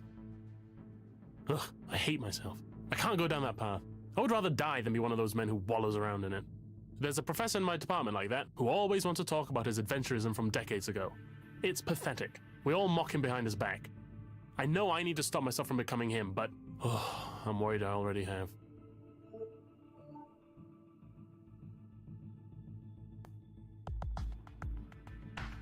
What makes you worried that you already have? Why would you subject yourself to this pain if you wouldn't eventually brag about it, right? Isn't that what sexual intercourse is for a man? A notch on the bedpost? You read the memoir of an old man and he slips into sexual history almost immediately. He wants to tell it. He wants you to know about it. It's so very obviously pathetic. A cry that says, I too was once potent. But then how am I not stumbling down that road myself? I've already written dozens of pages about it. At this rate, I could have a terrible novel in 6 months. How can one person have scrambled my brain so thoroughly? I've been run ragged. I've been dashed to pieces. Sylvia. Oh, I could count the hours I spent closely interacting with her. Probably not even that many in total. But those hours have seared themselves into my brain so irrevocably that I am a completely different person now. A new man. A man built with suffering at his core. Perhaps you could prescribe me a draught of Nepenthe, the great potion of forgetfulness. Wouldn't it be nicer if I could just erase everything from the very...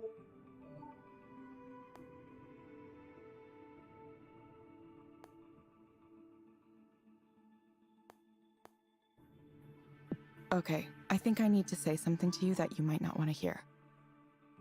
Maybe you could work to decenter yourself from this story just a little. How do you think Liz felt? How do you think Sylvia felt? You've given no indication you've thought from either of their perspectives at all. It's just you, your story, your suffering. Try stepping away from that. None of us exists in a vacuum. Do you understand? This is odd. Is that really you? I mean, yes, it's true. I should probably think about something other than myself. That seems like something impossible, since as far as I know empirically, the only generator of thought is me. But you're right. I should find a way to get out of myself. Get beside myself. Ecstasis. Yes.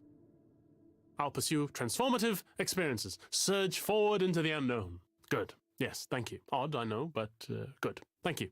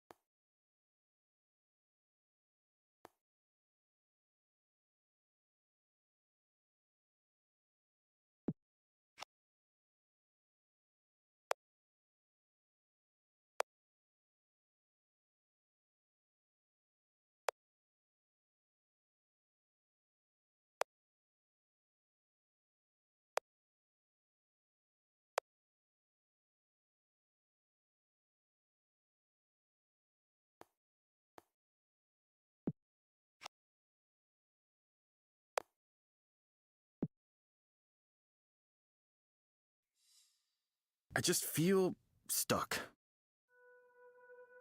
You know, it's the same situation. My wife is in her 3rd trimester now, so it's all about the baby. All baby, all the time.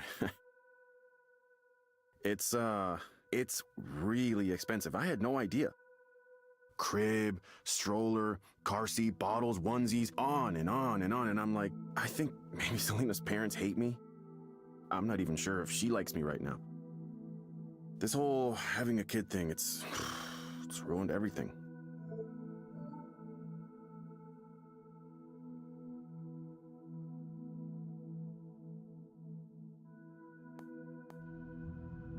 What is it that makes you think everything has been ruined?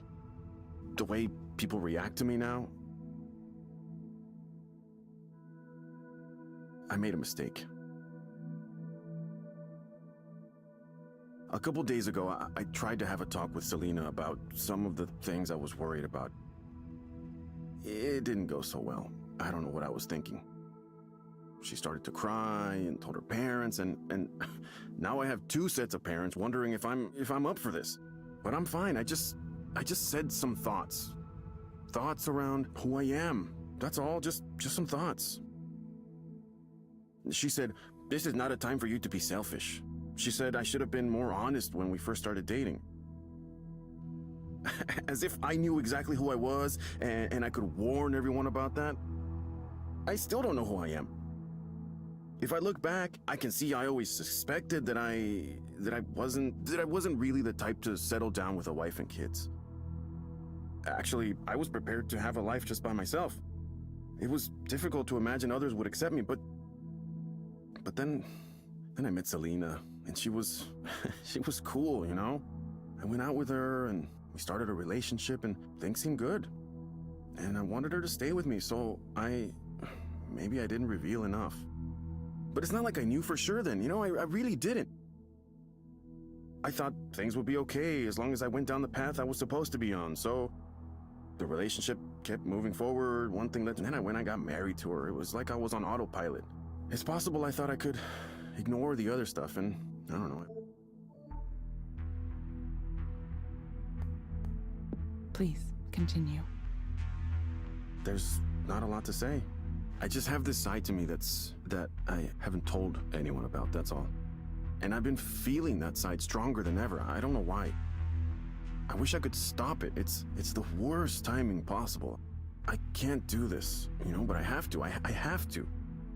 I can't believe I've gotten myself into this situation. I pretended to be a normal person for her sake. I wish I hadn't been so good at pretending.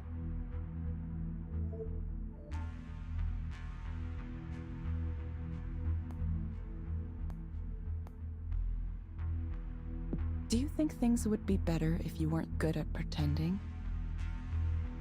Yes, I do, because the relationship would have fallen apart sooner. I wouldn't be in the situation I'm in now. I wouldn't be ruining all these lives. Selena's life, her child's life, our parents' lives. It's not their fault they got stuck with me. I'm the one bringing it all down. How did I let this happen? I'm a shitty person.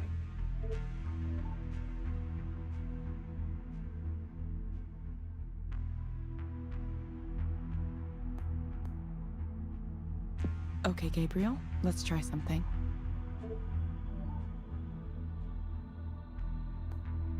Imagine that things are better for you. What does that look like? I can't imagine it. No, I really can't. I'm not gonna run away. I made a promise. I just need to get through this. It's time for me to man up already and deal with it. Whatever I want, personally, just doesn't matter here, you know? I have a family to protect now. That has to take priority over everything else.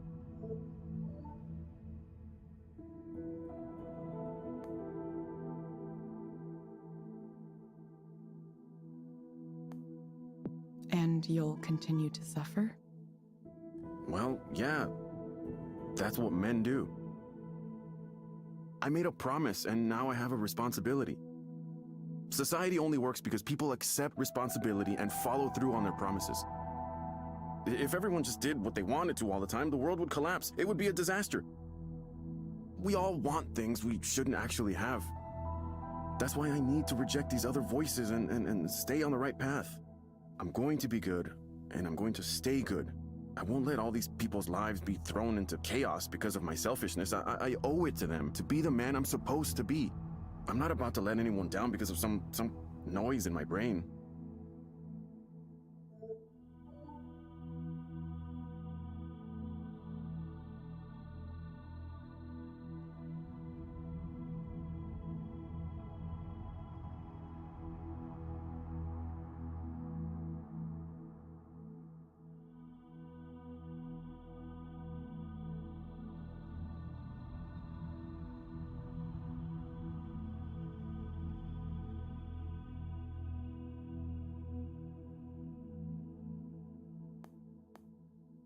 What do you think it'll take to do that?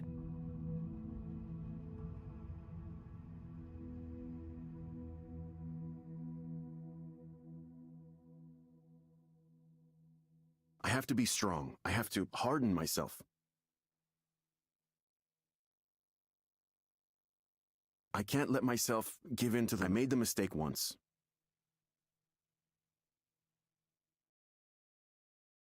But I think Selena and her family are willing to pretend it never happened.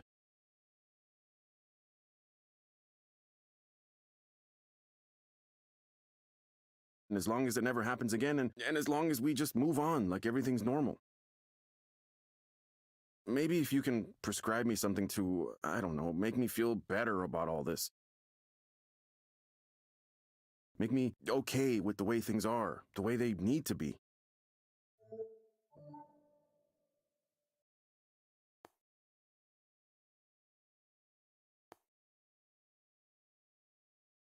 It sounds like you're in a very difficult place right now. You've decided to bury something about yourself that you know is true, something that can't be revealed even to your closest family members. Look, this isn't Eliza talking, it's me, the person in front of you. And I'm not supposed to talk to you like this, but I just want to say, consider the cost, please. I understand why pretending might seem like your only option. And who's to say, maybe you will be able to live successfully by keeping part of yourself hidden. But there will be a cost, not only to yourself, which you seem determined to pay, but to your future family, too. I've seen firsthand the way parents can turn an inability to face themselves into trauma for their children. Well, I don't know. I don't know what I can do. Thanks for telling me what you really think, at least. Even though it makes things more complicated. I was hoping I would just get your bullshit answer and I would go on, but now you've gone and said some stuff that really... Look, I don't know you, but I appreciate you trying to help. I don't think anyone really can, but...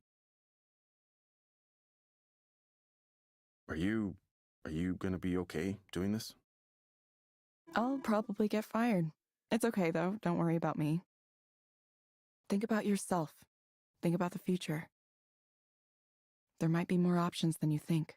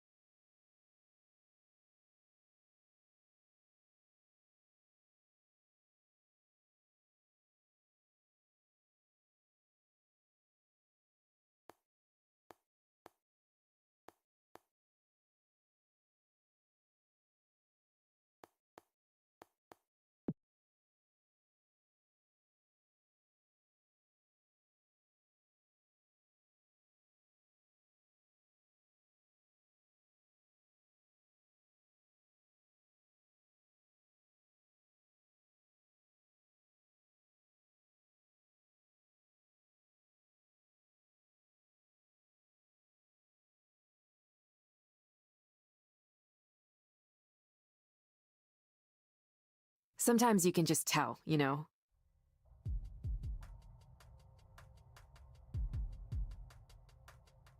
Someone comes into the bar or steps on the bus or whatever, and you see them, and you just know they're gonna cause trouble.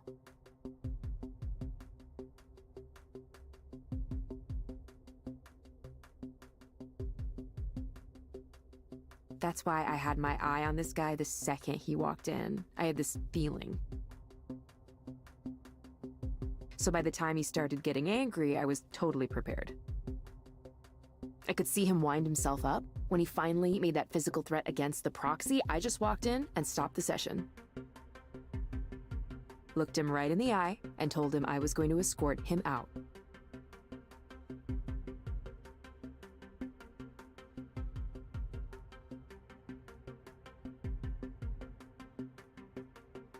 He screamed in my face and kind of did some light damage to the property, but not enough for us to sue.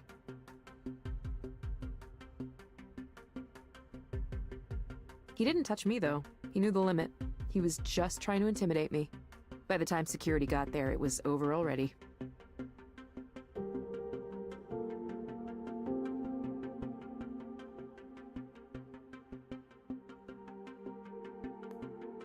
That's so cool, Ray. It's amazing you could stay calm with an angry guy in your face like that.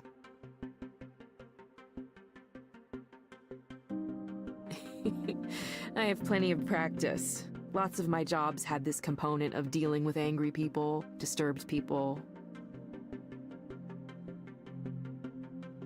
And before that, it was my brother, my father.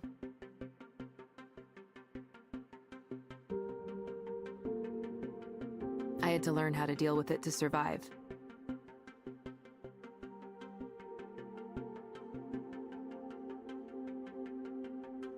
Maybe that's why I'm not so bad at running these counseling centers. The thing is, it's usually not personal. It's someone lashing out because they're in pain. If you can understand that and keep that in mind, it gets a little easier.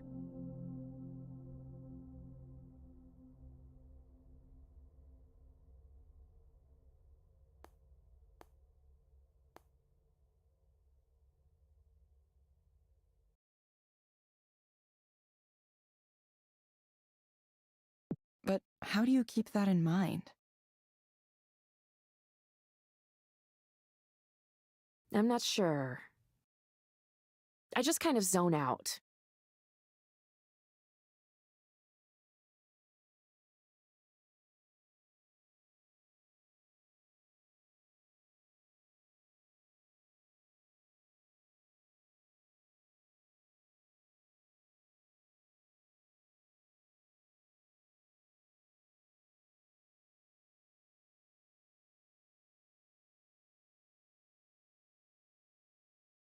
I see someone yelling at me, and it makes me wonder who's being yelled at. It can't be me because I'm not there.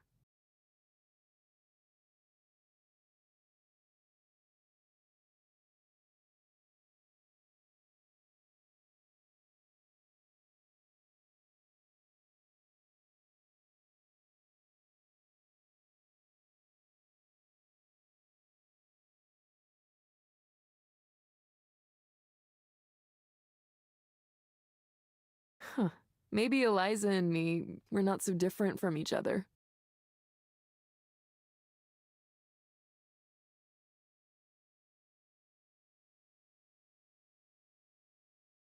We both absorb the negative emotions people direct at us.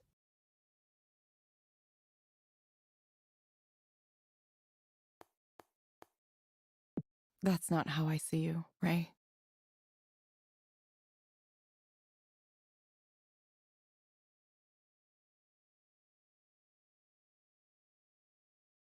Evelyn, is there anything I can do for you?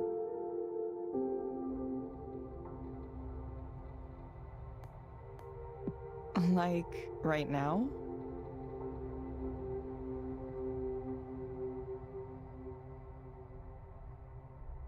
You made my career possible, you know. Without Eliza, I'd still be working random jobs here and there with no purpose or plan. So, I feel like I owe it to you to pay you back somehow.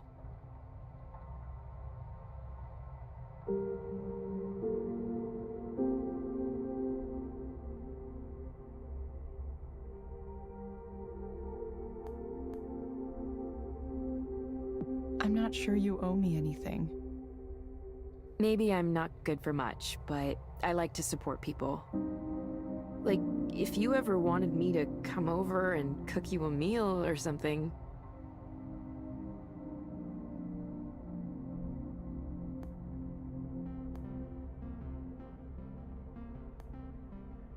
I think I might like that.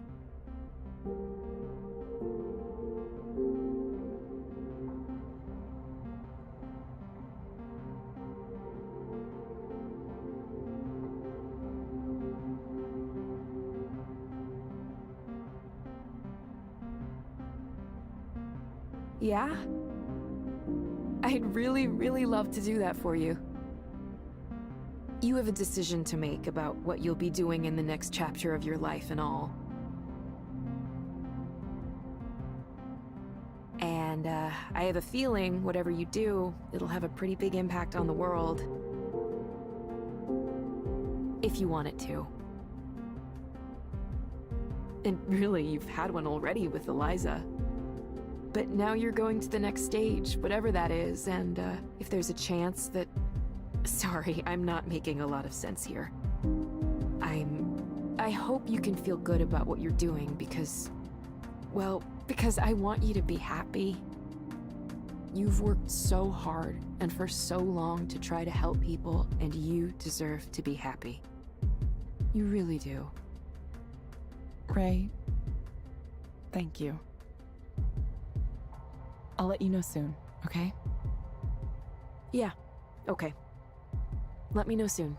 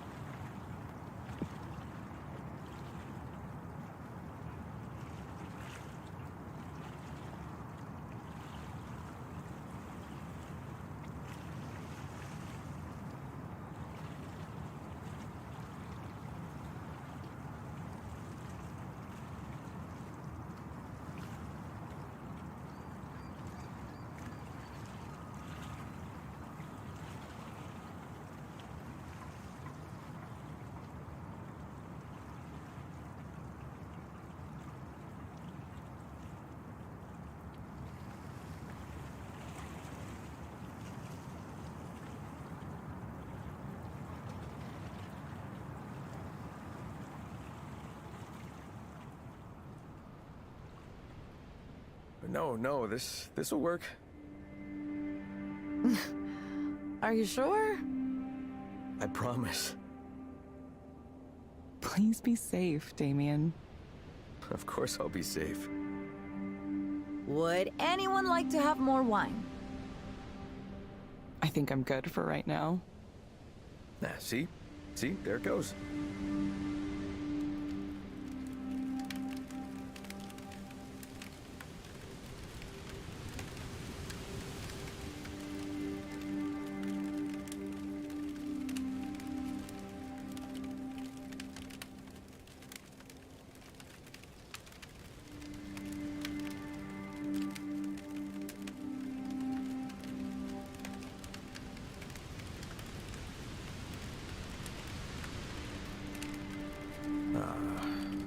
Fire. Agent of destruction and creation. Something nice about a campfire deep in the woods, isn't there? Yeah. Hey, thanks for coming out here with me. I know camping isn't really your thing. Well, I mean, not Evelyn's thing, but I don't know about you, Nora. Maybe a couple times, when I was a kid.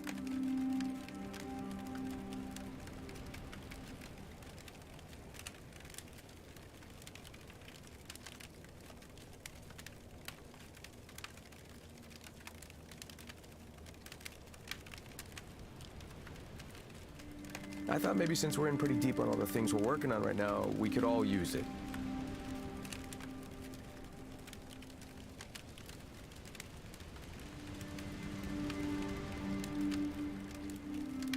I used to, when things got really bad, I'd come out into the woods and just be there.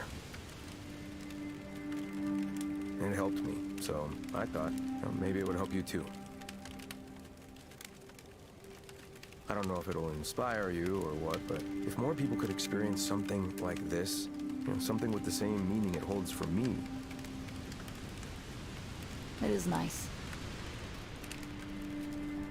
Honestly, I've been doing all right. Better than before, that's for sure. Finals are soon, but I'm not too worried. Well, Evelyn's got her dissertation to finish up. Oh, how's that going, Evelyn? Oh, Nora. Nah, I know. You're not supposed to ask how the dissertation is going. Is that a rule? Pour me that drink anytime.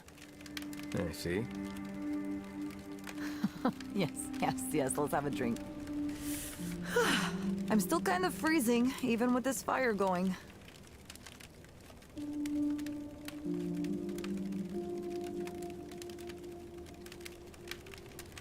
Okay, this is delicious. I've never actually had mulled wine like this before. No? In my family, we always had it around this time of year.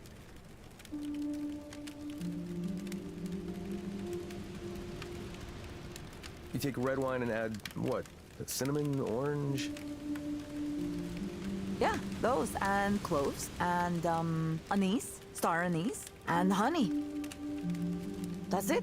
Quite simple. It's really warming me up. That's what it's for. Ugh, so good. Evelyn, you doze off or something? No, I'm awake. I was just looking at the fire. Kind of staring at it, I guess. What do you see? Everyone. People. Us. I don't know what that means.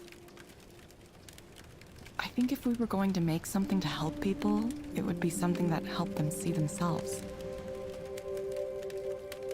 Something that reflected back on them somehow. Just a thought. It's probably nothing. No, I like that though. Yeah, something to help you reflect. I think that's the right track. I'm really looking forward to working on these ideas with you too. And just as soon as all this nonsense with school is over.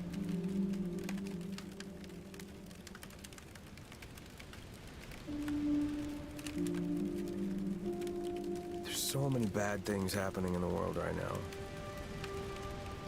but I don't know. Somehow, for some reason, I feel like the future is going to be okay. I don't know why, I have this feeling that we're the ones. We're the ones who are going to fix it. Not we, like, you know, you or me, but I mean, like, our generation. Perhaps.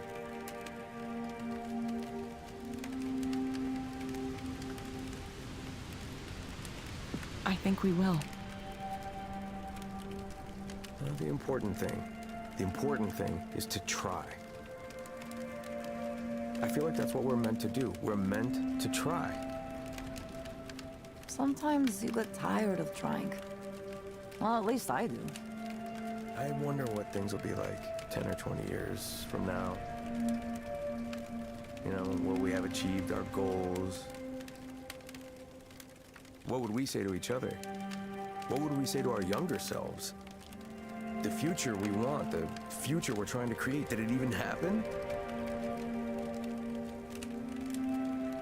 Future selves, tell us if it happened, okay? Come back in time, just tell us that you made it happen, please.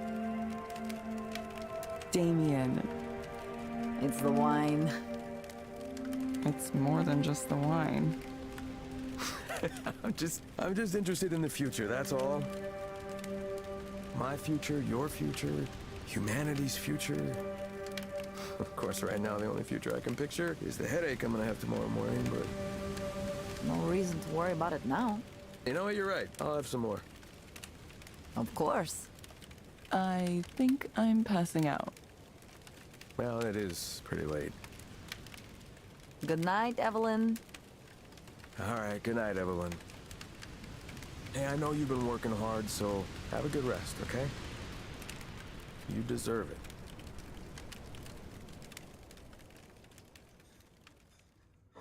I heard already. You're not coming back to Skanda.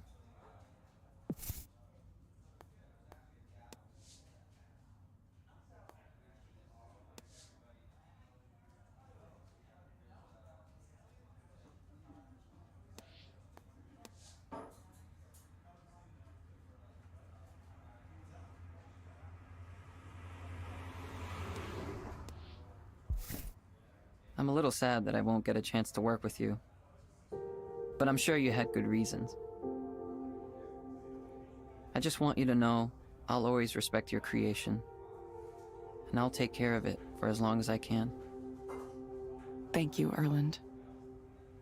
There's something I want to tell you about working at Skanda, and I hope you don't take it in a negative way. I think your heart is in the right place, but your idealism is going to hold you back.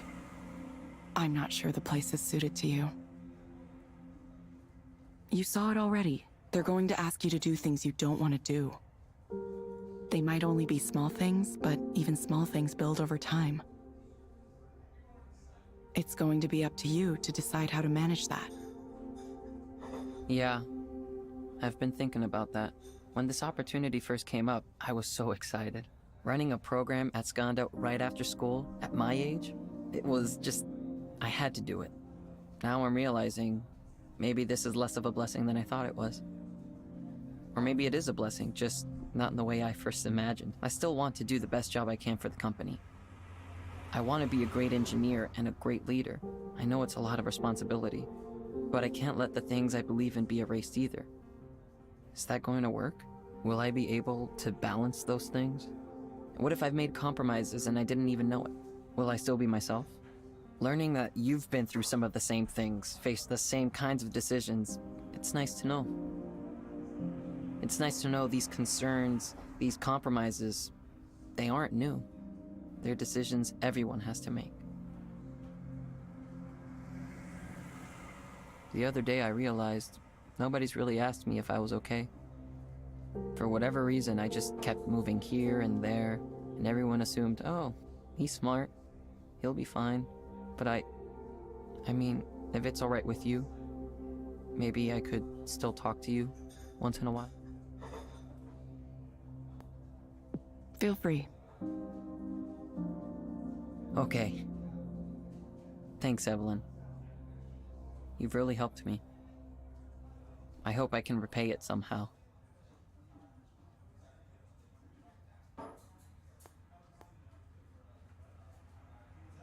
don't worry about it for now. I'm sure you will.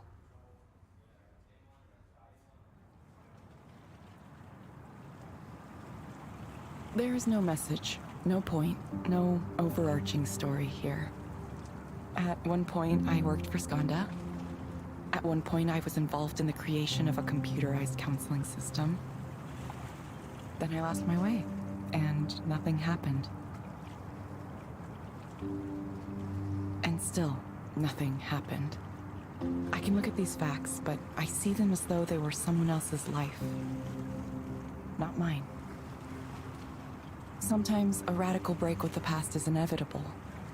When the past holds no meaning anymore, whatever value it held gone. Now I am nobody. Not necessarily in a bad way. The external facts that used to define me simply don't exist anymore. So now I'll wander back to a past I never knew and a father I never met. I wonder if I can find him. All I know is that he's somewhere in Japan with a different family, his own family. A family entirely separate from me.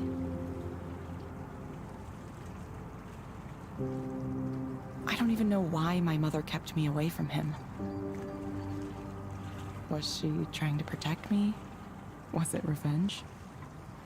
The more I think about it, the more I start to realize everything I've done came from this basic fact of my life.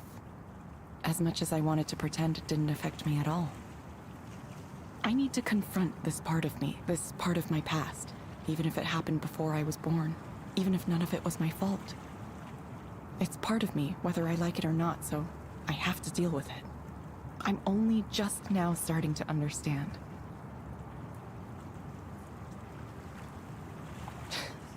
What a fool I've been. I built a program to listen to people, but I myself heard nothing. All I have now is the barest thread. Enough to carry me across the ocean, at least. A pilgrimage into the unknown.